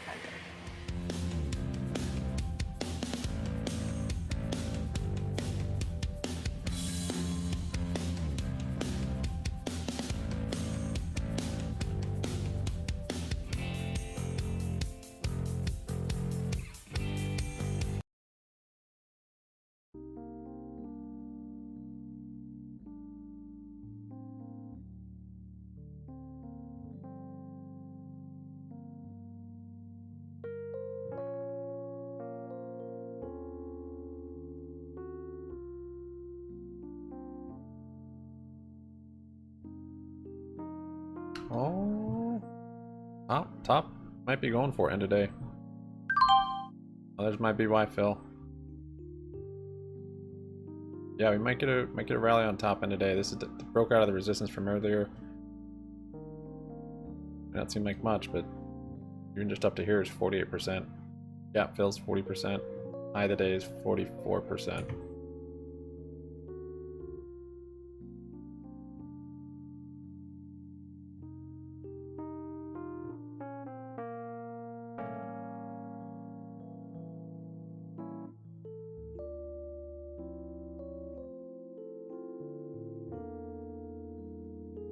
Yes, SPY break, 50 moving average. BBY wick down to my order.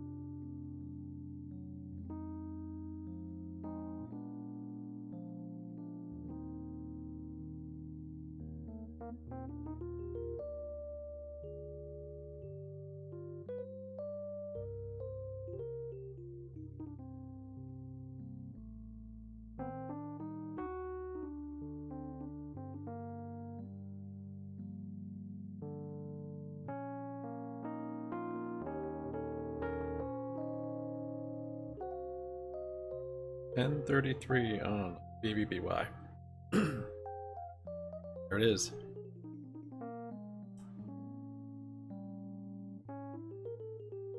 Looks like it wants to hold above that trend again.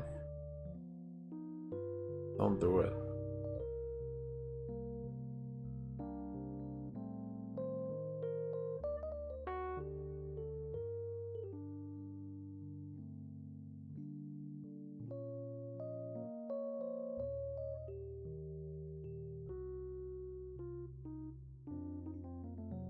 Time for another all-time low. We'll see.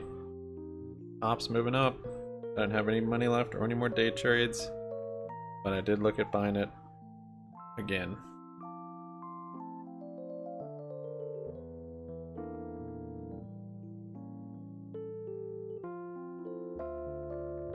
Not getting halted, at least.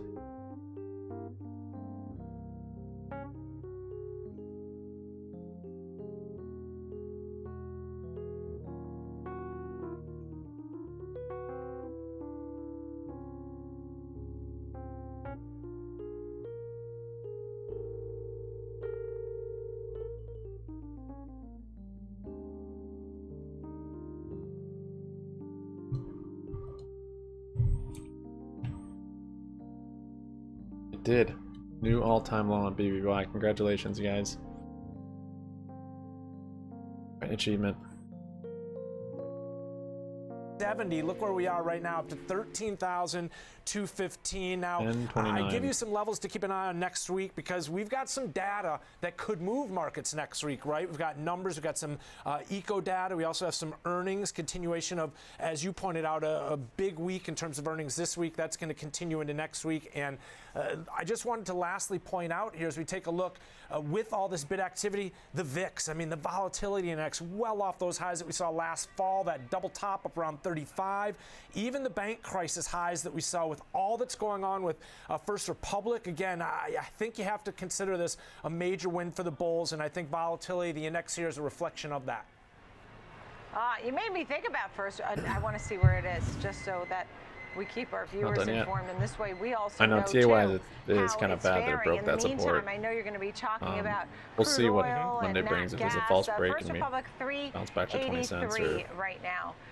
Crude oil, or end of day. We still have an hour and 20 minutes. Yeah, it's a CFRC at 383, and the indices with the gains that we're seeing here, Nicole, I think it's a little bit of a surprise and maybe a concern for some.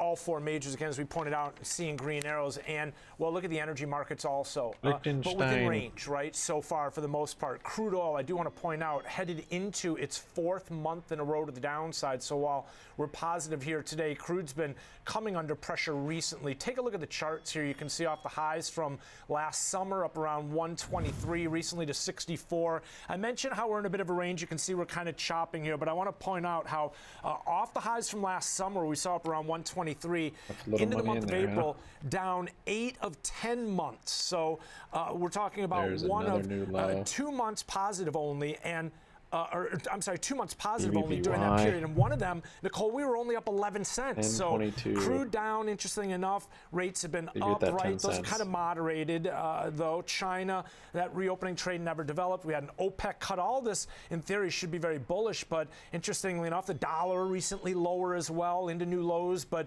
crude hanging out around the 50-day moving average. It's at 76.11. We're just above it at 76.70, up 2.6. I also, real quick, wanted to point out natural gas, which has been, again, coming off, right? This recently below $2. Since last year, up only 2 times on the monthly charts. Recently down to 196. It's also above the 50-day moving average. But keeping an eye on energies and definitely keeping an eye on the U.S. dollar as well into next week. Nicole, at the FOMC, the ECB, some central bank activity after the Bank of Japan this morning. So lots going on here for traders as we head into the end of the week, and lots as we kick off next week as well.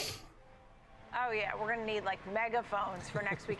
You know, it's interesting that you talked about China reopening and just sort of lackluster demand. I mean, and it's so funny because in different sectors, they're saying China's reopening, it's going to make a boom, there's going to be so much demand. And yet, with oil down for the 6th straight month, they're just not seeing that correlation. So they see the correlation for the reopening of China in some places, but not necessarily in a commodity like this.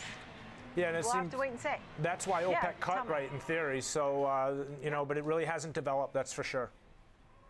Surprise cut. We weren't even expecting that one, or at least I was surprised. Maybe you weren't, Ben. I know you're fully immersed in this stuff. Ben Lichtenstein, thank you.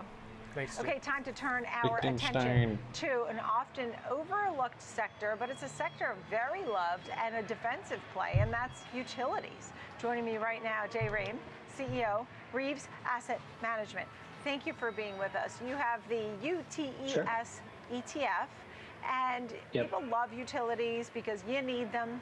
They're often dividend payers. Tell me what it is about this ETF that gets people excited or why they like it. Well, I think part of it is that utilities, if you look at the long-term outlook for the sector now, it's about as bullish, about as exciting as we've been in the sector's history. You think about all the spending, all the investment that's going to go on in renewable energy, grid hardening. You think about the frequency of severe storms, hurricanes, ice storms, and just the investment that utilities have to put in to, I guess, prevent more damage and get people back online quicker. It really makes you much more confident in future growth than you've really ever been with utilities. So, the combination of the IRA and the tax credits, just the continuing declining prices in renewable energy, wind, solar, batteries, all that makes for a pretty nice setup for the utility sector. Right now, valuation is a little bit lower than the historical average versus the S&P 500. And so, timing is reasonable as well. Yeah, and you said, look, these are dividend payers. The growth really is somewhat compelling. I almost, can't believe it because we sort of question where growth is anywhere, but you like the group. I mean, tell me about the dividends, at least for a part that people like, and the growth potential. Yeah, so the average electric utility yields about 3.5% today. And that's kind of right in line with where the 10-year is. But of course, you get the dividend growth. We didn't quite hit that $10 even. Your average company should be able to grow 5% plus. But I think what's different today than perhaps 10 or 20 years ago is you can be very confident that that dividend growth is going to continue for a long time, talking 5-10 years into the future. So while the initial yield may not be as compelling versus fixed income as it was, maybe back in 2019 and 2020, you just have so much more confidence in the growth, and you can start thinking about yield on cost, and that's part of why it makes a lot of sense for retirees and people looking for income. Sure. Tell me about some of the names. NextEra, Edison, 10.05. We almost hit 10 cents, guys. These are top holdings in the ETF? It's going to happen. Yeah, they are. So NextEra is the biggest company in the index. They operate the best utility in the country, Florida Power and Light, and that's about half the company. The second half of the company is the leading renewable energy developer. They continue to add to their backlog. They continue to really grow their renewable energy position. I didn't take profits on this. They have probably just the best regulatory double setup, top in at Florida. a resistance. And so that was the top of the stock trades at a significant premium to the group, but it's really deserved. The company thinks they'll be able to grow their dividend 10% a year for the next few years. And right now the stock's down a little bit because 13.5%. Not because of numbers, but they had a messaging issue on it. They have a subsidiary, Nexera Partners, that has some potential financing issues, and they just weren't really clear on the solution yet. The solution's probably coming soon. 10.04. But in the meantime, you can probably get the stock at a pretty nice discount. When you look at utilities, do you think of other areas that, like solar or EVs or energy, that sort of are correlated to a certain extent? Yeah, they are. Certainly, it's electric vehicles. Kind of the way of thinking about it is 2 electric vehicles equals the same amount of demand as a new house. And so in a way, you get the population growth, energy demand benefit from electric vehicles coming in. The downside. Certainly, if we keep adding on a lot of cheap wind, cheap solar, cheap batteries, bring down the price of electricity, that makes the electric vehicles a lot more competitive against your regular ICE car. So certainly that 10.01. Are you kidding me? Is obviously you have the rooftop residential companies, but utilities themselves are the biggest investors in solar as well. So demand for those products are going to be huge. We're certainly building a lot of that production capability here in the United States, and expect that certainly to come online over the next couple of years. Okay. Pretty exciting. Yeah, I'm going to leave it right there. I do want to jump in just quickly to closed-end funds and why closed-end funds are an ideal vehicle. Explain that to folks so they understand. Yeah, so the idea with a closed-end fund is basically to have a nice 10.01, really? monthly big distribution. So we run one at Reeves. The ticker symbol is UTG. Not going to give us 10.0. We pay out a monthly distribution. We've been able to earn that distribution for now close to 20 years since we launched the fund. Got our bottom. But I think one RSI of the divergence on the 5-minute. Utilities are generally one of the less volatile sectors in the market. And that enables you to add leverage to the fund, enables you to create value with it. And that combination of kind of steady year in, year out dividend growth, plus lack of volatility, so you get the benefit from leverage, means the sector can be a really good place for the closed-end fund structure. And so we've had a lot of success with it. I think our customers have benefited from it, and certainly excited about that going forward. Understood. Jay Ream, thank you. CEO, Reeves Asset Management.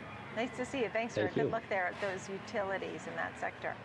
Coming up next, we bring in our panel to discuss the airline stocks. There was a recent survey and asked which one do you think is the very worst of the group. I'm willing to bet you can guess.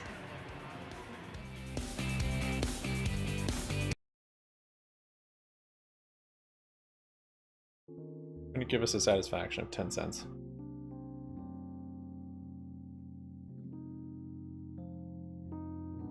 Canadian Prime Minister Justin Trudeau just said inflation will be slowing down to 3% or lower by this summer.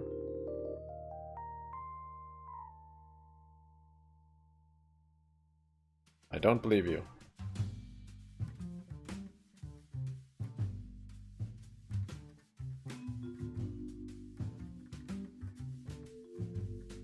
BBBY. Thought he did hold. Bounce on the wop.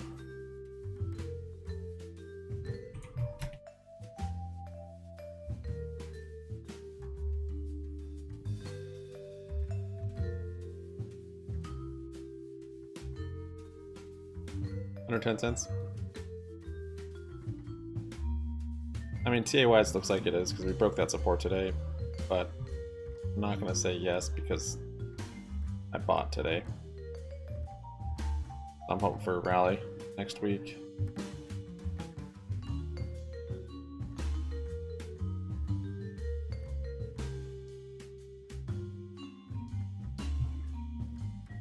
But there might not be a rally, at least a liquidity push like we got today and yesterday, and basically every day. Some push liquidity up 10%, 15%, something, 20%. After OTC, I think it definitely go under 10 cents.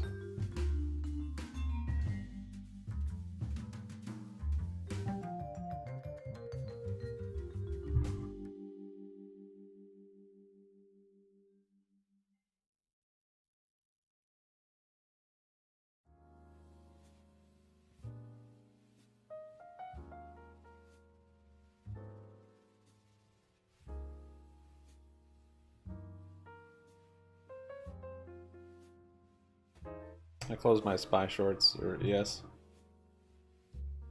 Whew, barely caught that exit.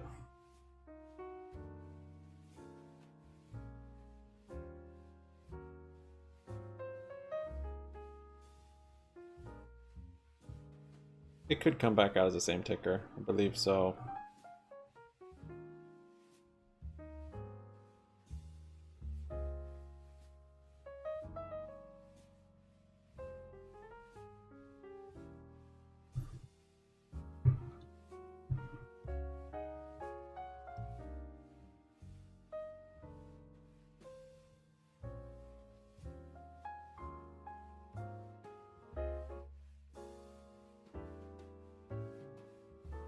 Did they just add sound to this NFT? Is that what was launched? I don't get it. Oh, here it is.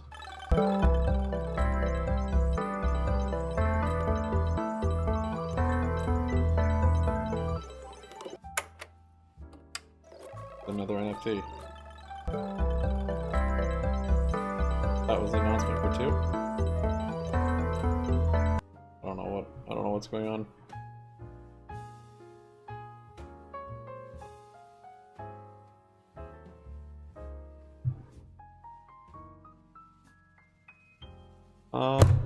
Oh, sorry. Yeah, you can get some exposure. Probably not a bad idea. We're at a resistance and we rejected it today.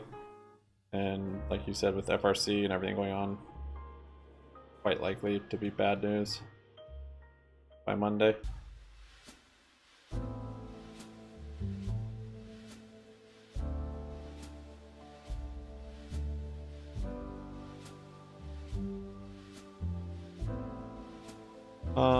No, it went into OTC, got delisted. The thing squeezed like multiple times before it delisted though. That was kind of what I was expecting for BBY, which I guess could still come. It was weird though with Hertz. It went back and forth on getting delisted, and then it went to not getting delisted. It kind of went back and forth, I think. And then there'd be rumors of a buyout, and then there'd be rumors, so you just had all this volatility with a stock that had attention mixed with a super low market cap, so it was like a penny stock at that point. So it just created huge volatility to the upside and downside. I mean, this might be, I don't want to hype you up, but this might be just the first round of kind of what's going on. From what I remember with Hertz, it was like news was back and forth on whether it's getting delisted and when, and so things could change this weekend on when they're getting delisted or if they're going to still get delisted. A lot can change, and as we've seen with them, they've had filings and they've amended it the next day, and then they've canceled it a week later, and so yeah. But that being said, I'm still expecting by Wednesday it's going to be OTC. but I'm going to have exposure in case there is some activity this weekend for sure.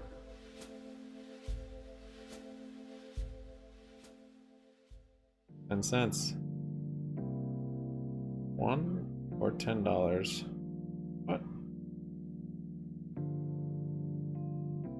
What? We don't know, Ace. They said there's lots of interested parties. I guess there haven't been any filings showing that there's been a bid for it yet. There's a big pop in BBY. Not big, but first green pop we've had. Coming up on hour. So it did kind of double bottom here, did get an RSI divergence. And we'll see if we can make it back over 1120 would be nice. But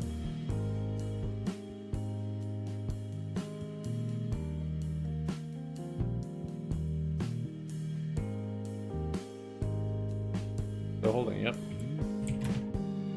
Mullen bounced nice on VWAP. Yeah, I like their news. I picked up Mullen today.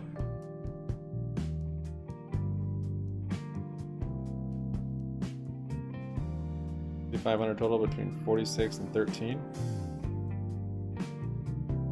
I mean, those are your buy prices?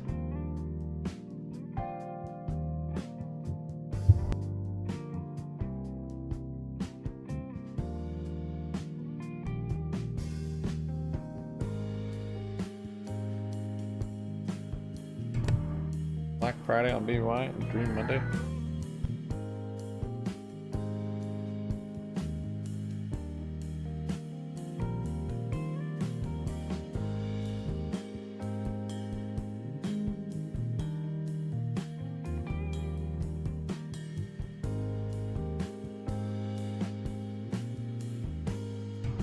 Okay, nice. Yeah, I've been kind of day trading it. Picked some up today at 11:20, and then I picked up some more here at 10.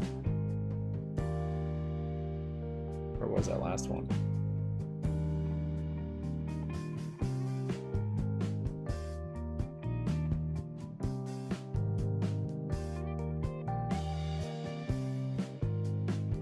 $10.36. Yeah. 109 and 1036.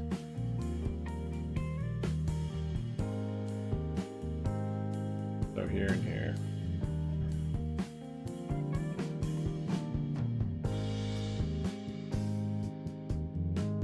But overall I'm down significantly on BBY.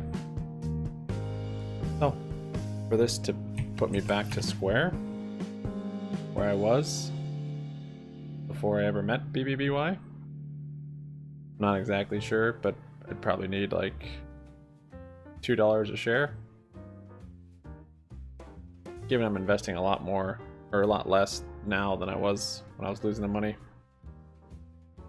So when you do that, it makes it more difficult to recoup the gains.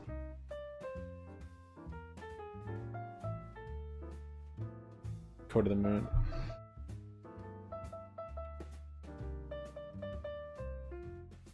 Strange new location with access to.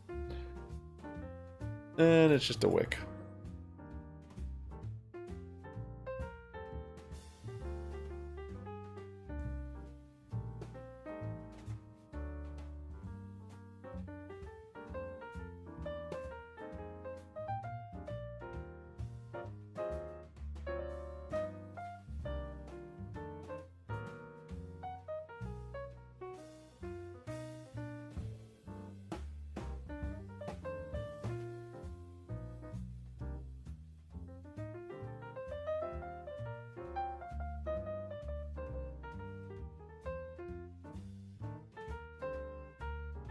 Well, this is the last hour of April. Next month we have sell in May and go away.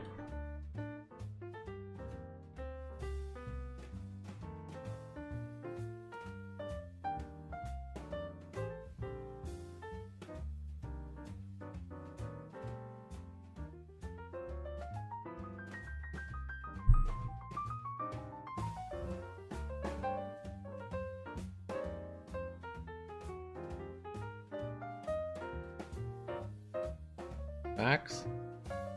It's SPACS. Are you talking about an actual ticker name, SPACs? Oh, money market fund? Yeah, I think so. Treasury bill, 3-month Treasury bill.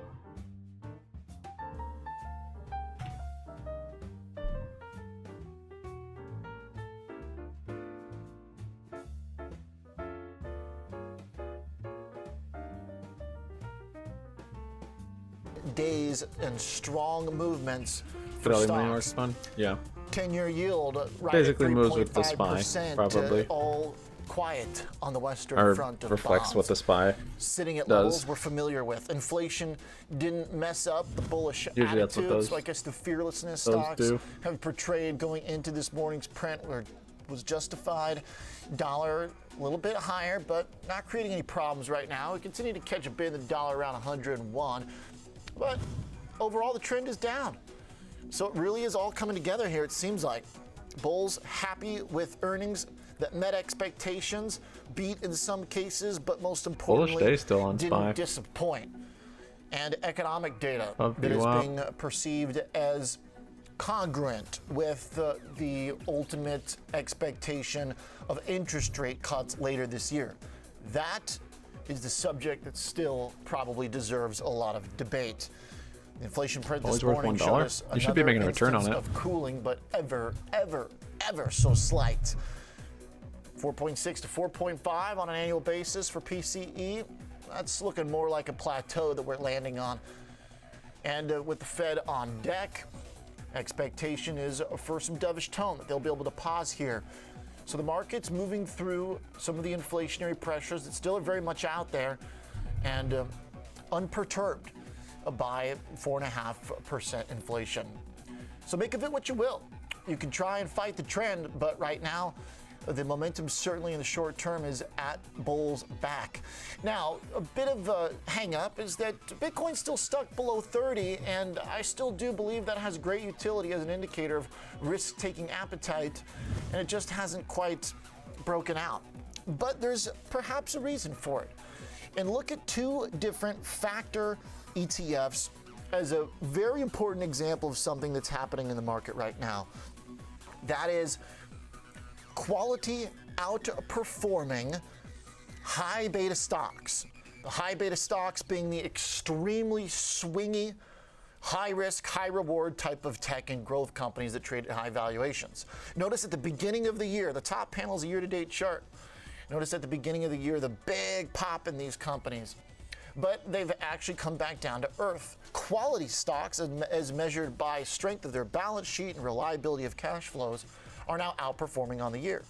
The relative strength of those quality companies beat the high beta trade over the last several months. As you can see on the bottom panel there, the relative strength of high beta stocks was short-lived earlier this year. I think this is very important. I'll talk about it again at the end of the show as we cut the cord and look forward to next week. But keep it in the back of your mind. I won't spoil the ending. But right now, the simple message is that we're seeing separation of wheat from chaff. That's basically what's happening here. Look at the big tech trades as an example over the past year. Mega caps are all going in very different directions. I think that's largely encouraging. Yes, they've all been drifting higher, but relative to their own history, you've got quite a bit of a difference here between Amazon trailing its peers and the extent to which we are elevated. For example, Apple's almost near the highs, Meta's already ripped through it, Microsoft is doing the same. May not look too different from one another right now, but technically it's an important distinction. The fact that Apple's still trading below the one-year high, it looks kind of like it will be able to break through if it follows everything upwards, but it hasn't quite done it yet. This is going to be a big earnings coming up for Apple in a week. We'll preview that a little bit here as well. And then finally, just want to also point out that when it comes to reliable trades in this market, and perhaps the one part of the market most connected to the economy, it's housing. Home builders have remained strong. We got another little piece of that today with a little unsung hero at the top of the S&P 500 movers list. Let's bring in Renita Young and Kevin Hanks here with me this afternoon. Renita, stock called Mohawk, which is not about the haircut, but it's up right now, and it's up quite a bit, and it fits into the strength in housing that we've been seeing. It does, and it's about flooring, right? Yep. You need the floors in a house. You need those to be very Ideally. strong. Ideally, right? You can't really do anything without them, but shares are up around 7% today. Better than expected earnings brought on by a more favorable product mix. The company was able to benefit from higher prices and other things that the company shared, like gains in productivity. Both adjusted earnings and revenue came in above expectations, and operating income, however, did decline from a year ago, but the global ceramic revenues actually declined as well, but only by 0.5% year over year. Operating margin stood at 6% for the year, and Flooring North America revenues actually dropped. They saw a negative operating margin. But natural gas and electricity inflation was a headwind in the first quarter. We know we saw gas prices tick up, and we also saw other prices in the energy structure rise as well. And looking ahead, the company is expecting the industry volume and pricing to remain under pressure, but they're projecting some seasonal improvement in both demand and for energy and other material costs to fall with their sustainability strategy that they're starting right now. They're also going to be investing in more sustainable practices as well as other alternative investments to try to mitigate some of those impacts and mitigate its carbon footprint. All right, and all that is good for a bounce off the lows for one of the few parts of the home building trade that has been lagging behind in a really big way, because Mohawk's been down to the lows. All the other housing stocks have been powering up. What do you think of the important takeaways from this week, Kevin? I mean, obviously our focus has been on tech, but there's quite a bit happening here, even outside that sector, with the banks, with housing remaining robust. Sure. This is just a really information-packed week that ultimately has been bullish. Yeah, it's been a kitchen sink week, and it looks like, based on some of the movement, right, the final decision is made on some of how these stocks trade. And the banks, looking at the Russell 2000 up, still about 1%. The banks still seem like some of these smaller regional banks, like SVB, like First Republic, are going to be one, or in this case, two off events. And, you know, I think that First Republic some decision will be made either later today or over the weekend. You're seeing, you know, reports, but nothing real concrete about First Republic. I think it's the Federal Reserve, it's the FDIC, it's the Treasury Department, all working behind the scenes trying to get some kind of deal done. However, I haven't seen anything on the tape, just waiting for some official statement. I think it'll be once the market closes over the weekend, but it certainly looks, and the stock is down, like I said, another 40% today, that it's not going to make it through the weekend or another week of trading, let's put it that way. And this is either going to be the FDIC is going to come in and close it, or some bank with the reassurances of some form of the U.S. government is going to buy it, much like UBS bought Credit Suisse, with some assurances on the losses. I'm sure there's some deal being made, but one way or another, I think this will come to a conclusion sometime today or over the weekend, Oliver. And then the question is, what happens to the rest of the banking industry? What happens to stocks? It looks like I said, these stocks have firmed up today, and the market has rallied today, so there's no contagion or concern about that.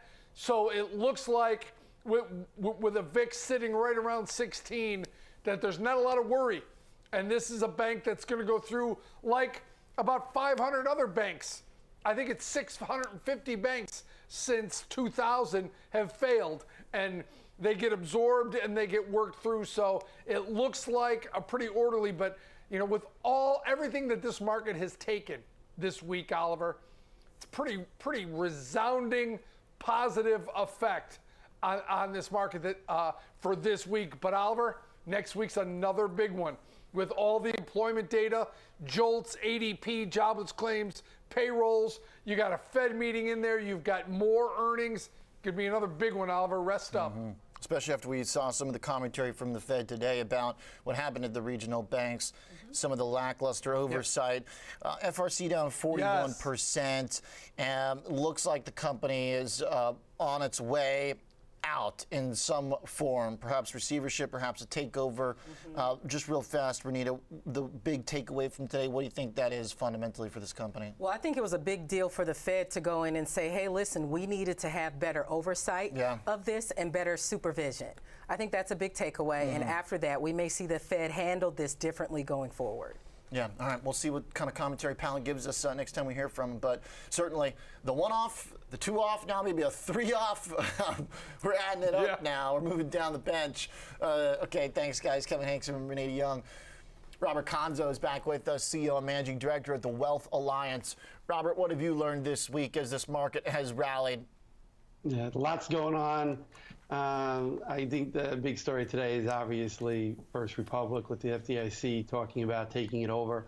We got a lot going on from a perspective of earnings now. We got 50% of the S&P has just reported. There are some clear trends forming year-to-date, growth up, value down, and the big surprise is bonds. So there was some trading going on to pull off some profits off the table on the growth side, and we kind of held off on that just a little bit, and I'm glad we did because earnings were up huge, as you saw. Down below you up now. But there's some conflicting data as far as earnings. You're starting to see healthcare is going to be in question, some other areas like communication services. And then when you look at other areas like consumer discretionary, great, up 30-some-odd%. But when you pull out Amazon, it's up 5%. So there's a mixed bag going on there, which is really preventing traders from making big bets. The conviction here that the Fed's going to be able to pause even with inflation where it's at seemed to show up again today as we moved right through that PCE print this morning. Where do you think those expectations are for the market now, and will they be disappointed by what the Fed does over the next 6 months? Yeah, well, the PCE was an interesting indicator, and it's, again, an indicator like any index that you could look at and kind of parse through. If you look at the last 4 months of the PCE, it's very much in the trading range. Shows a very sticky number, much like labor, much like unemployment. But then when you go 6 months back on PCE, you see it dropping 13%. So it's kind of like, what do you want to look at and take from that? I think we could all agree economic indicators are showing a downturn. 25 basis points baked in, I think, on Wednesday, maybe another 25 after that. But the real question, as we spoke about, you and I, Oliver, on our last time, is how long do they keep these rates up for? That's the big question. Right now, Powell is saying, I'm going to keep at it. He's going to break the back of inflation and try to get down to that 2%. I think that's kind of a far-off dream. But keeping this trend going, keeping rates high is where he's at. And I think bonds are a big play right now because of the low values that you got into in 2022. Okay. For investors thinking about their portfolio, Robert, and the carnage of last year's 60-40 model, is that being refreshed, renewed, and revived? Should we feel safe if we are in a kind of traditional passive stocks with bonds hedging us right now? I mean, have we really kind of come back to this sort of golden era of sit back, relax, and let it work? Oh, no. I don't think we're in the sit back, relax, let it work mode. And nor did I believe the 60-40 was dead. Look, when you have a bond market like last year, when a 30-year Treasury goes down 30+%, sure, bond market's going to get hit, and the 60-40 won't look that good, and now it does because bonds are coming back in a big way. Barclays Ag up 2 to 3% year to date, blowing the doors off a large value. So we are bond buyers, but I do think you can't sit on your heels here.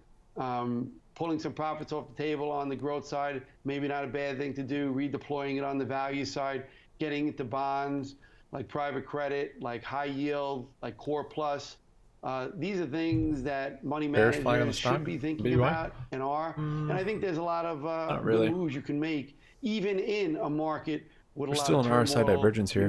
VIX on the low.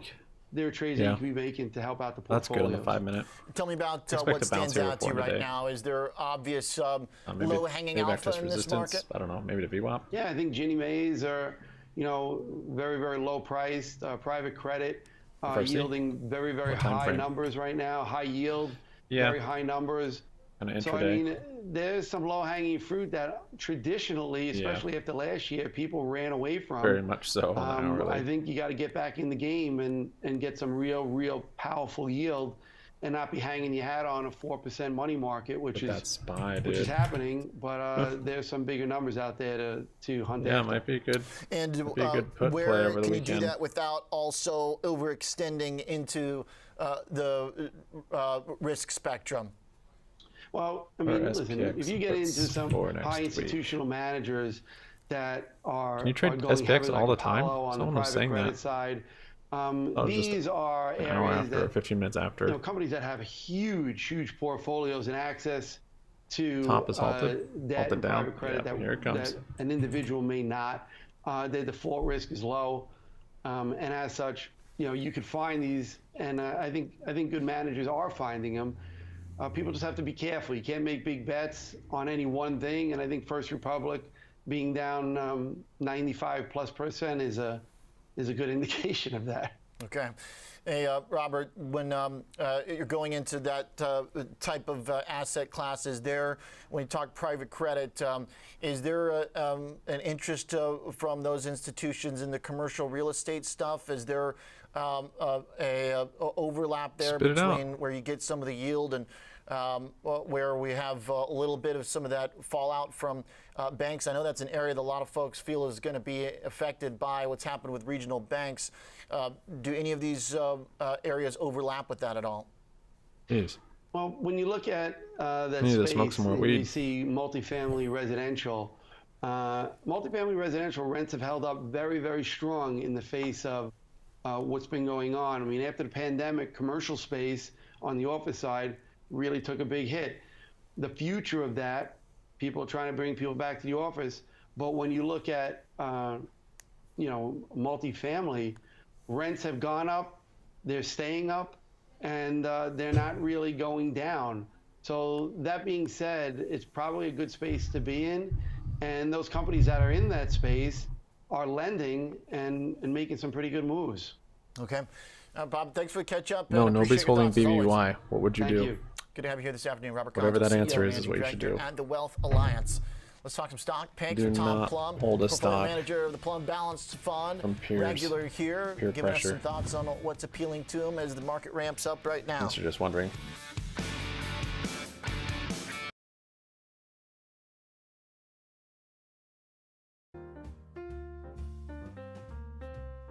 About to make a new high on the day.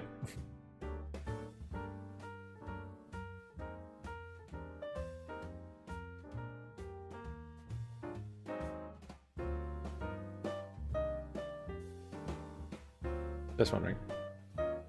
I bought and then, or I sold and then I bought. Sold here, I bought here and here.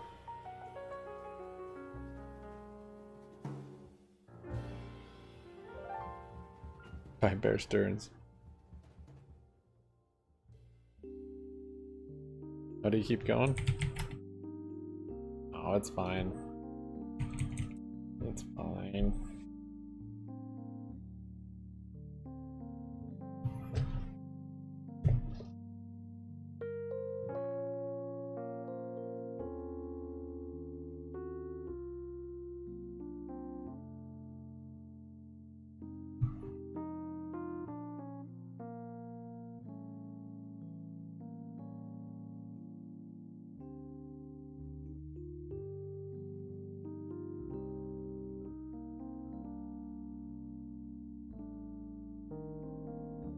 I actually grabbed some shorts here.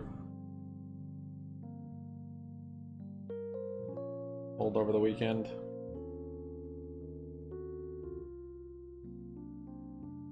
BY will go back. Back where?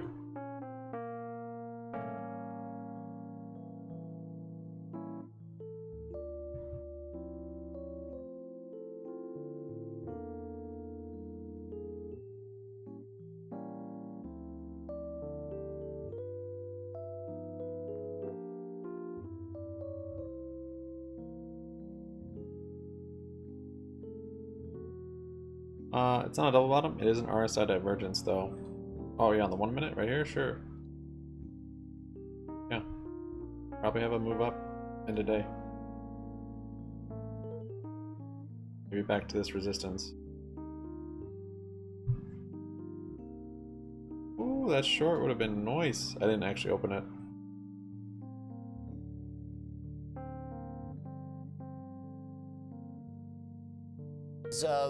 It's just non-stop. Tom, what do you make of it? Are we on a trip back to all-time highs? Well, I think we are in certain sectors, that's for sure. You know, people are concerned because, you know, growth look at that candle. Has done pretty well. And engulfing. Looking at the earnings reports, Big and so flushy far, flush. I think actually value has beaten growth as far as the expectations and what they actually reported. But, you know, we're in this environment where people are really concerned about inflation, and the Fed is every time they got a chance, anybody who will listen, they're telling us that they are going to crush demand until they defeat inflation. And, you know, there was an old adage back in the 80s and 90s, where every time we came up to a bubble, where people said, this time is different. I'd like to have the Fed understand that this time it is different. The tools that they have to knock down inflation that they've used historically may not actually do the same thing that they were hoping. You know, the Minnesota Fed years ago came up with a story called rational expectations. And what you're seeing is that when companies are faced with the Fed and the federal government both telling them certain things, they're actually responding before that happens. So what we're seeing is that the Fed wants to knock down demand so that supply can catch up to it. But what's happening is individual companies are saying, well, why would we increase supply if you're telling us that you're going to knock down demand? So I think we're going to continue to be in this environment where people are concerned about inflation. The Fed will probably, every time they meet, will be guessing whether or not they're going to raise interest rates again, and they may do it way too much. But there's still great opportunities, man. There's companies out there that are growing, that have secular tailwinds, and we think that there's some really attractive stocks in today's environment. Even though a lot of them have moved up, they're still pretty attractive for where they're going to be. Last few times you were here, you made the case to stick with the big tech companies like Apple. That's paid off here. Microsoft, the companies that have been reliable and carrying this market. A few others, though, on your mind that, correct me if I'm wrong, maybe newer picks for your portfolio. It seems like you were traveling on the go and had an idea spring up while you were hanging out at the new LaGuardia terminal in New York. By that fountain where they're singing Sinatra? Yeah, exactly. The company is called Toast. And if you're in a restaurant and your server has a pad that they're taking their orders, and you're looking at, if you're going to a coffee shop and they may use Clover, they may use some others, but Toast is one that is really exploding for the restaurant industry especially. And it's being used by other businesses. I think I've actually heard of this. But the restaurant industry is where it really has made its name. And that, when you go to the restaurants in LaGuardia, which, 10, 15 years ago, LaGuardia was a pit, and now it's a very nice, modern airport. But you go there, and there's pads. You put in your order. The only interface initially is with gentleman or woman who is there to help you in case you can't figure it out. Market cap. And then you put in your order. Less than $1 billion revenue quarterly. You do everything electronically. Negative 100 million operating income. Are able to then interface with the clients and the customers, and to bring the food, and to make sure that everybody's happy, instead of going back and forth like they used to see if the orders were ready, right? It's a pretty great product. It's been an okay year for the stock, but I've been kind of surprised how far it is down off the lows from its debut, like 70% off. I guess maybe it just had now, in retrospect, the unfortunate burden of debuting in the middle of the COVID asset price boom. So resistance it hit again. This engulfing candle on the 5-minute. The other one, real quick, Tom, I wanted to get your thoughts on Exxon real fast. I mean, I think amazing how well this stock has performed, even with crude oil stuck below $80 still. What do you think the future for Exxon looks FRC like contagion and news over the weekend. Well, one, in the old days, we used to just match up with what the price of oil was. But this quarter really was a surprise because they made as much money as they've made almost when oil was $145. Get a halt and a close on BBY. That'd be fun. It just shows how well managed they are, how disciplined.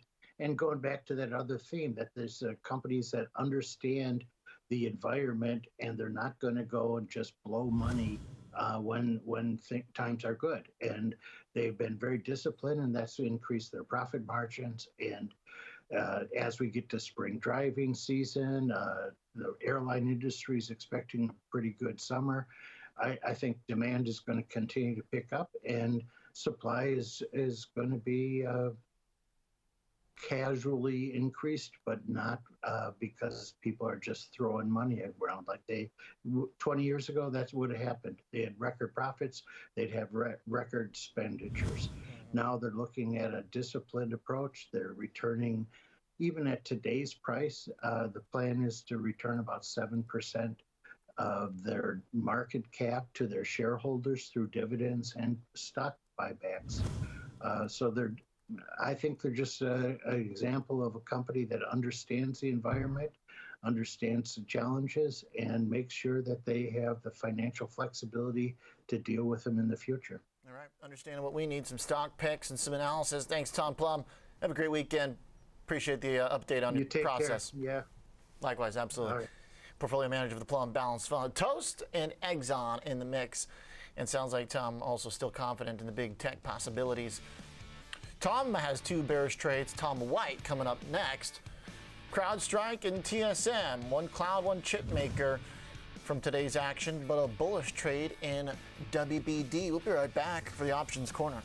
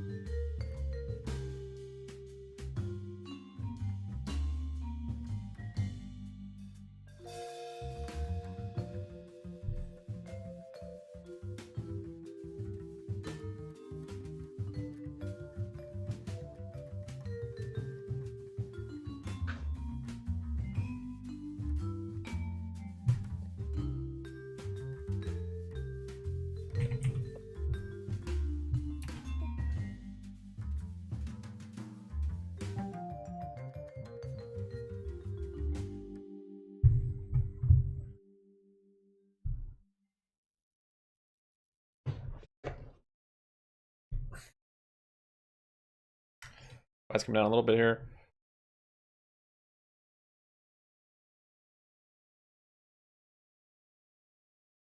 Trading session. So yeah, somebody taking a shot here that, hey, maybe we'll get a surprise to the upside like we saw in Comcast post their earnings. So little upside here. People are chasing it, and I will say that in all of the discussions about streaming, cable, etc. Short contracts Warner in the futures. Bros. Oftentimes just kind of gets left aside. Or I feel FRC like the stock news over the has a weekend little if it's bit bad. of kind of an albatross hanging over it, with the big run up from 2021. I feel like that skewed it in a way that makes it difficult to trade, and is I don't know, it's kind of got the stain on it after it went to $78 and came all the way back down. And I think that was like the Bill Wong stuff. Yeah, remember that? Yeah, and that's I think part of the problem for investors on this one, because they have the content, right? All these streamers are losing money producing all this new content. HBO's got a library full of this stuff. Discovery's got a library full of this stuff. So that's why a lot of investors think this stock is undervalued compared to some of their peers in this particular space. Yeah, that's something that, like I said, next Friday they've got earnings. We'll probably get some more clarity on their numbers, their outlook for the Max portion of their streaming service. So yeah, a lot on the plate for Warner Brothers. But the stock's already moved up about 44% so far this year, so it's had a good bounce back. Okay. All right. Let's talk some bearish trades here. Tech-focused today, TSM and CrowdStrike. Chip makers have been a little bit lackluster throughout this past week. I will say, even after today's bounce, it's about 1.5%. Chip makers are going to end basically where they started the week, so they really didn't take part in this event so much. What about TSM? I know that as everybody's trying to get away from China, re-domesticate their supply chains are away from China, Taiwan Semi's kind of stuck in some ways as still being a risk point there. Yeah, and they just released earnings a couple weeks ago. It's up about 13% this year. I think one of the key things that you have to look at with the chip makers, remember, they led through the first through the first quarter of this year as far as the upside. So maybe parsing some of those gains in names like NVIDIA and AMD, which were leading the pack here. TSM, there was some news out here today. They obtained 3-nanometer chip orders commitments from AMD, Qualcomm, NVIDIA. According to Digitimes, these customers are going to have to start deferring deliveries as they work through some of their inventory adjustments. So that's a concern for this company. They did see Q2 revenue jumping up to about 15.2 to 16 billion. Consensus is towards the upper end of that at 16 billion, and gross profit margin supposed to be between 52-54%.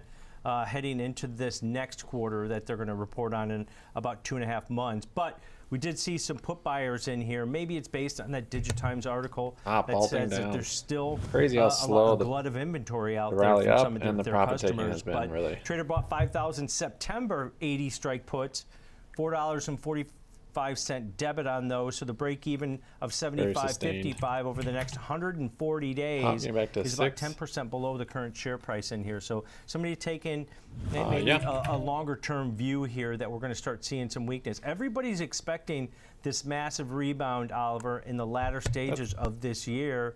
As they expect orders to start picking up. Maybe that's due to the seasonality of the holiday season, but we'll have to wait and see. This is a longer duration bearish play in here in TSM. Okay. All right. What was that? 5-6 months ago? $84 $6 right now. Oh, 80 might be another 6 the months. low from this week. That's the strike they picked, right? $80. Yeah. Which would be a pretty meaningful unwind. It's going to have little pops on its way down. It's going to come down, and one day it's going to pop like 20-30%. So we'll start trading for $80. But it's really just in a downtrend. And you kind of wonder if the bounce you can still grab those little pops on the way up, but reversed. or on the way down. But important to keep in mind that with all of the big tech strength we got around earnings, the chip makers were just kind of ho-hum this week. It's a little bit of a hang-up to the uber bullish vibes that have been out there. Right. Last trade got looking at the ones you get out of. Everyone really talks about how this company is such a stalwart of the cloud and security trade, and I got to tell you, the long-term chart just still looks pretty unappetizing. Well, everybody talks positively about CrowdStrike, right? Yeah. Everybody loves their Falcon platform, right? That's software as a service subscription-based model with machine and AI learning within it, right? Everybody needs and is not going to cut back on CapEx spend for cybersecurity, right? And CrowdStrike is one of it's a normal thing to do in the stock one market. of those stocks that everybody looks at. It's down 4% today. Probably on the back of Cloudflare's results. That stock's down over 22% as we speak. So you have to look at this sector as a whole. Palo Alto Networks is down pretty significantly. Zscaler down over 4%. So the results from that company are dragging down the entire sector at this down point. 5% today. 4.3 on April 3rd. 10%. They had an investor day, and everybody came Which away is from be that closer to 5 pretty or 10. psyched. But their growth trajectory that the company laid out during that meeting, a lot of the analysts were out there saying if they can execute on this. Those are the concerns for this company and this space moving forward. And if you start seeing some enterprise pullback or CapEx spend pullback in this space, that's a concern also. And Cloudflare's taking a big hit because of that right now. Their guidance was a lot lower than the street expected. But we saw some put buyers out here in the June cycle, so giving themselves about 49 days till expiration. Trader bought over 2,000 of the 115 strike puts. Average debit of about $5.50, so that break even of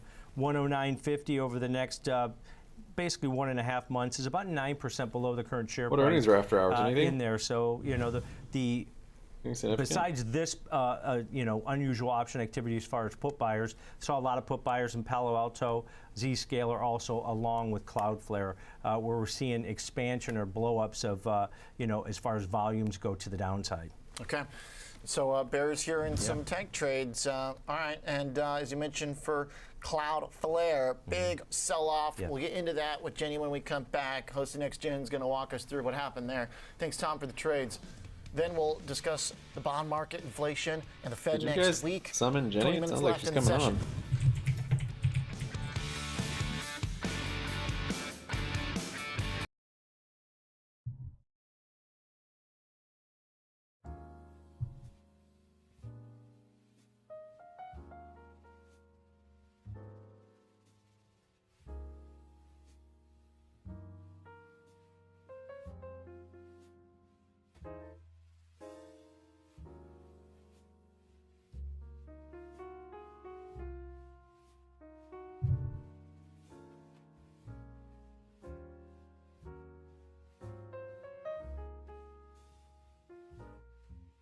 Oh my gosh.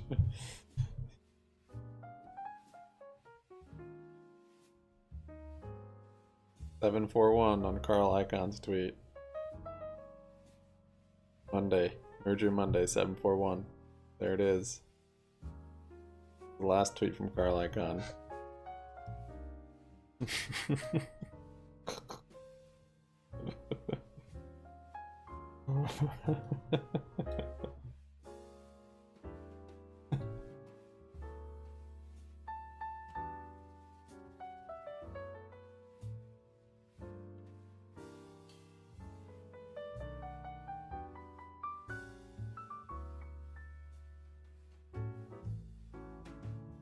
Ah, SPY moving up again.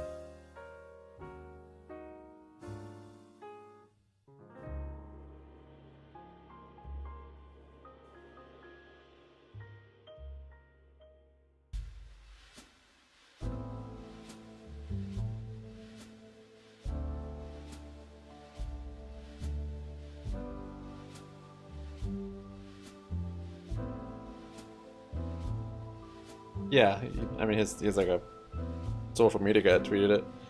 He was talking about Illumina. That was a picture of an article that he shared.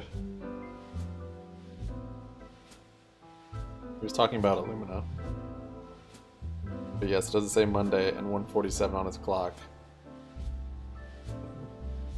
Yo, copy AMC. Oh boy. That would be interesting. Be right? Would he tweet that out? I think it's pretty recently. Let's see. 3 hours ago.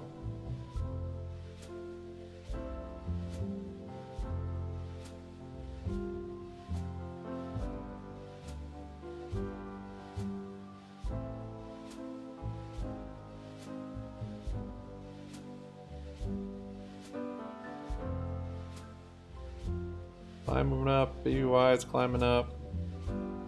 Very slow, low volume. 15 minutes to close.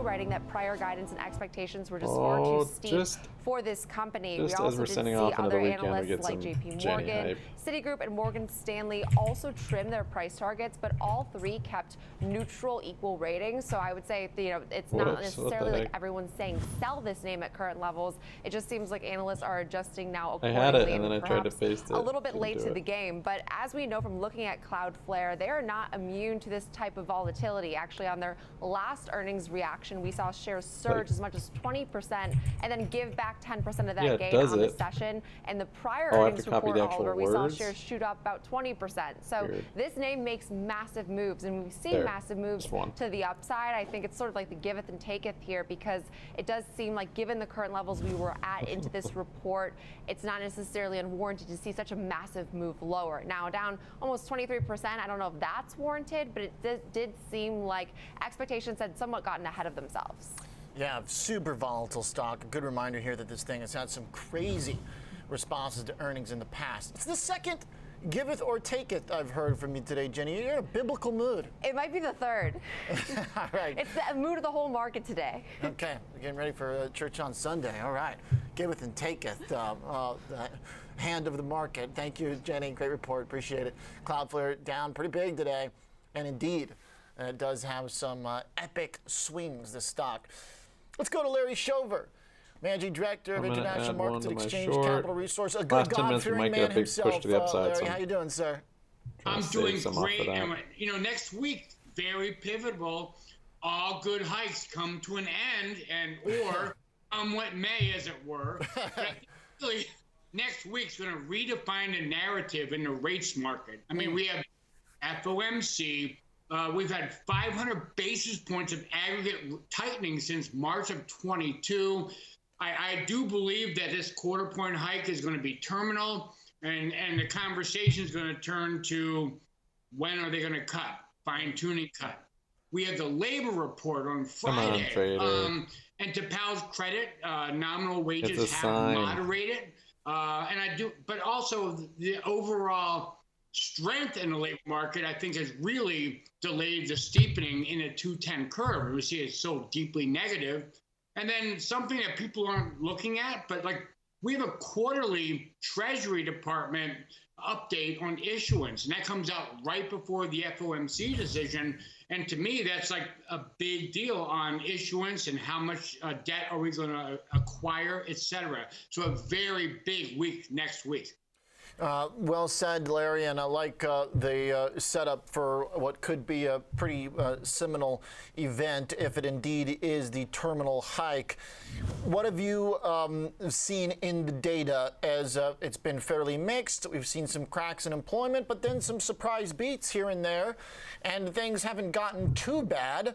Now, if you look at some of these banks, of course, have got some issues, but it seems like the market has put them aside as their own problems. So. Yeah. No, I mean, I know, and I wish I could ask you that question because I don't have the answer. But the fact is, there's still bank uncertainty, and that has no. I don't think I'm in anything, trader. I'm just messing around. Credit definitely is tightening a little bit. Money supply is dropping, and there definitely is overall evidence of a slowing economy building. And I think on the other side of that is a cyclical steepening in the yield curve that will perhaps see or continue to see between now and the end of the year. But you're right. I think the sticking point is the labor report. I mean, labor continues to be stubbornly strong, even though nominal wages have dropped and the participation rate definitely not where it should be. But we know that the dynamic with the 55 and older crowd really does jumble up the numbers. Hey, do you think that we will see worsening economic conditions if they don't signal a pause, Larry? Yes, I do, because I think, like, when you look at the Fed Fund futures, it's outstanding the amount of cuts that are being priced into the market between, like towards the end of the year. And if I don't think the Fed is anywhere close to that at this point. So I do believe that would like spell some trouble for the market, given that the Fed, I think the Fed has, the big surprise in the middle of the week is like, are we going to cut or are we going to leave the door open to more hikes? And I think it's going to be the latter. They're going to leave the door open to more hikes because the labor market has not satisfactorily dropped. So, yeah, I do think that could be trouble for the market. But right now, it seems like all is well, especially when you look at the domestic equity market. Sounds like you agree with the consensus view that the 25 bips will be the last one for the moment, but disagree with the notion that the risk for the Fed surprise would be to cuts instead of hikes. That's right. But I think 5.25 is going to act as terminal. And the debate, obviously, is going to be when's the first cut going to be. But I do think the big surprise is that Powell's going to, perhaps say, leaving the door open to further hikes. I mean, I don't know what that's going to do to the market, but that's what I think. And I do believe that opening the door to cuts at this point is far too premature, especially given the strength in our labor market and the inflation we still have. All right, well said. Great to catch up, Larry Schiller. Have a wonderful weekend. Thank you so much. Thank you. Managing Director at Exchange Capital Resources. Let's continue that conversation with Director of Fixed Income Cooper Howard and Director of Derivatives Nathan Peterson when we come back for our Schwab panel. Into the bell. 10 minutes left. 10 minutes. Bulls. It's a Bugazzi.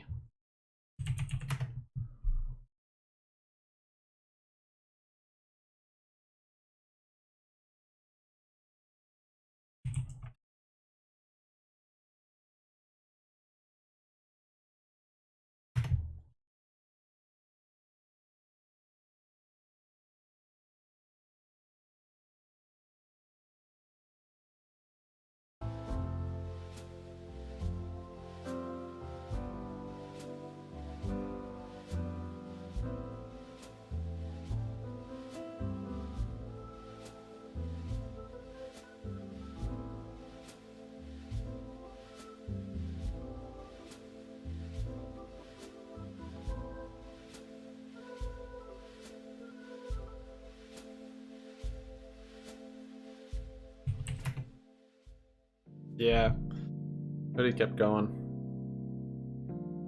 Ace got stopped out on that move to VWAP.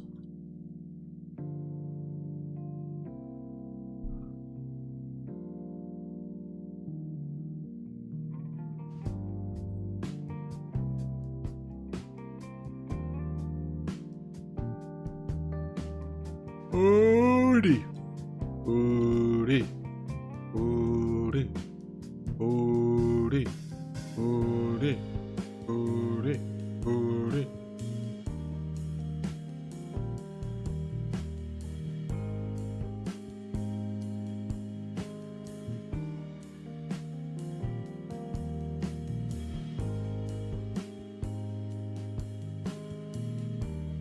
BBBY going green? I didn't see that. I don't think it's gonna go green. Looks like we'll get a move up to this resistance though. For starters, 1120.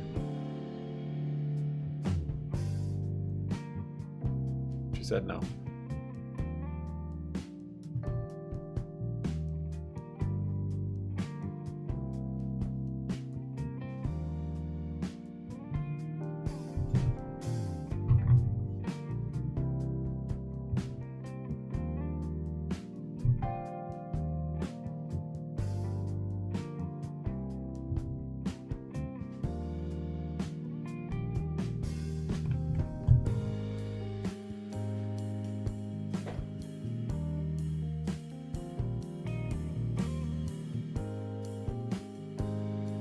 Larry there. Do you agree that next week will be the terminal hike from Jay Powell's Fed?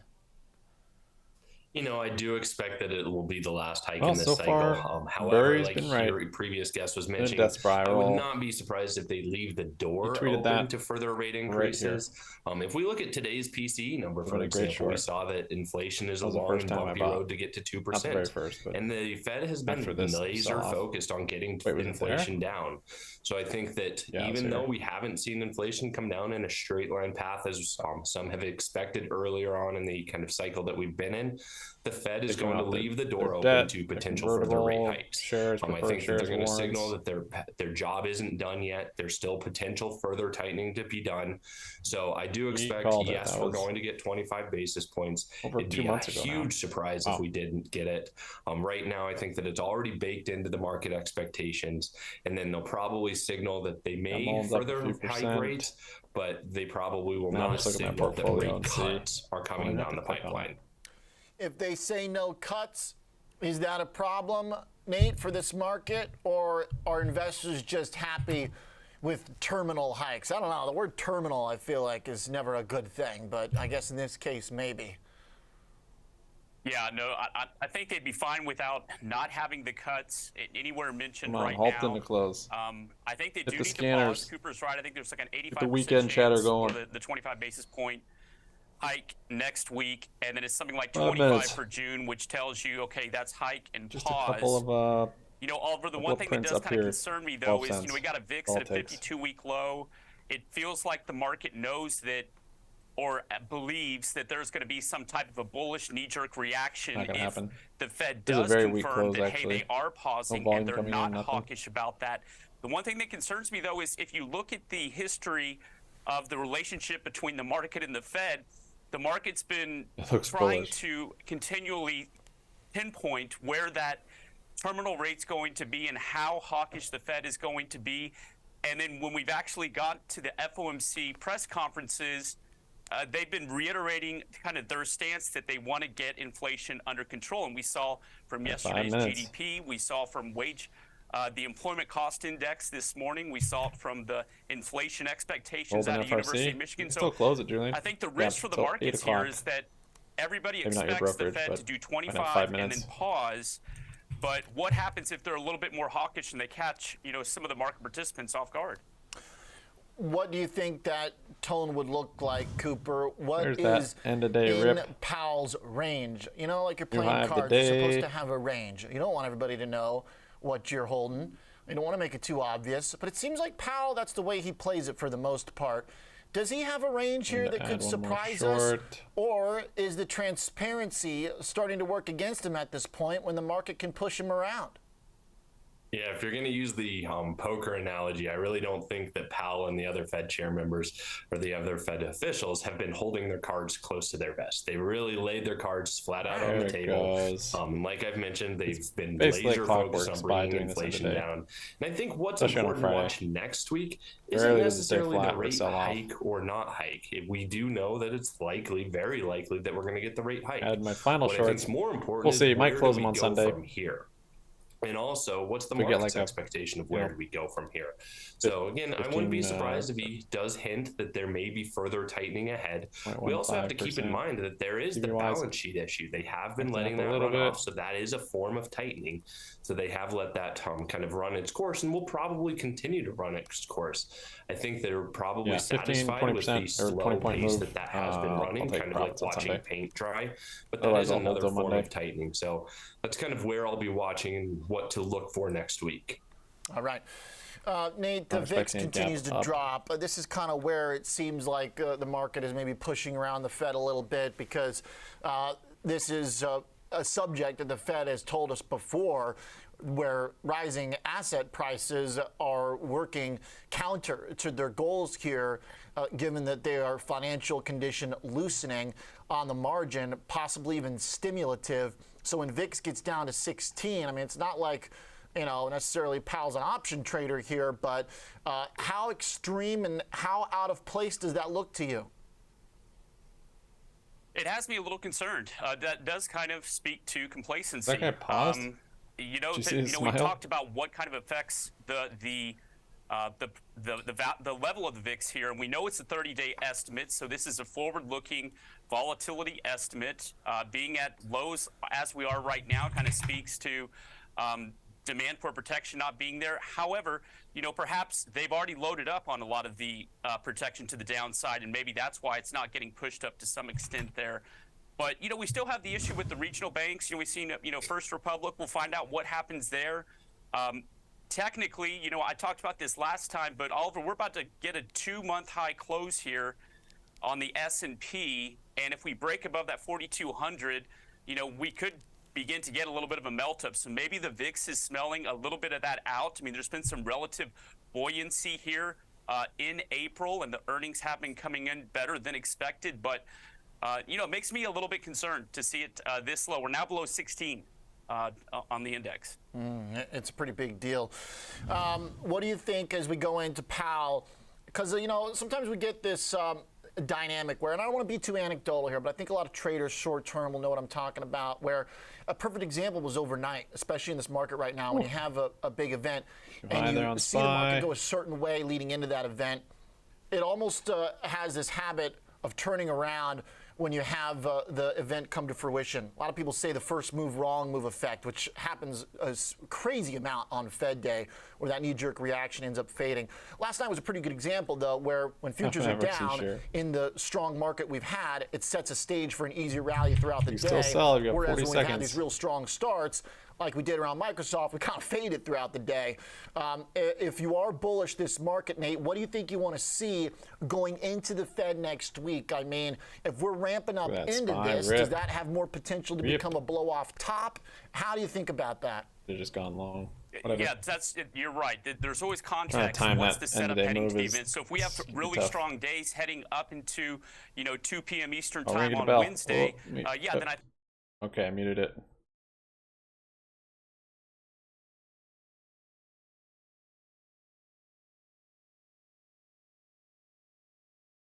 Two bells.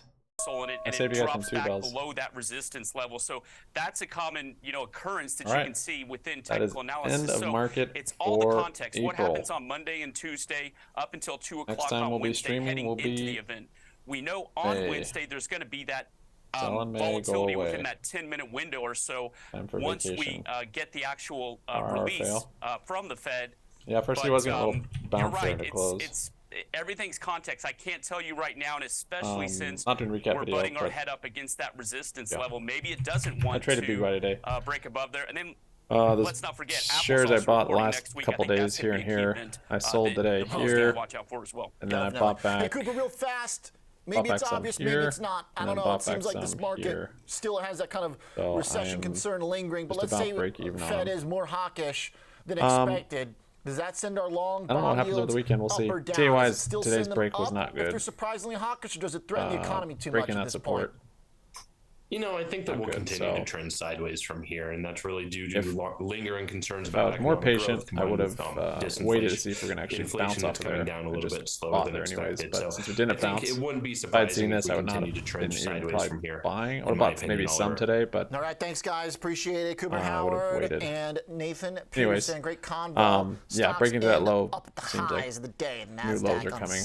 Just TA-wise, a little bit of a fade. Regardless of in the first half. Ramped regardless right of OTC or whatever. SPY still going up in after hours.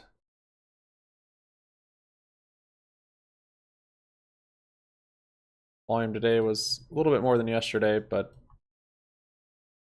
not a whole lot. Not really much to look at. I mean, you've got kind of a divergence here, but it kind of is failing now. Coming lower after today, which is going to happen. We just need an update really to start seeing some bullish TA to play out. And top is crazy. I traded it yesterday after hours. I was on Discord talking about it. It was a hard one to trade though because of spreads, but the price action was so easy and beautiful to trade. Like just textbook bull flag after bull flag, no big rug pulls. Nothing crazy, no halting of course in after hours. So the only thing was it was just up so much. It was up like 400% by here, Yeah, I think when I got in, it was up like 400%, like right here. So, or no, I'm sorry, it was right here. Anyways, yeah, ones like that you just gotta be careful with. But I like the way it traded. I think extended hours better than during the day. That's just as sketchy with all the halts. Held up pretty well. I mean, we'll see next week. It'll probably sell off a bunch. Probably have some intraday bounces. I can't short it because it's unmarginable, so it doesn't really matter, I guess. I did pick up some Mullen. They had the news of going after shorts. A little bounce into close. But yeah, April's almost over. Fast year for sure. Thanks guys so much for the support. I really appreciate it. Continue to support. It's yeah, very appreciated. Got 45 likes today. Well done, you guys. And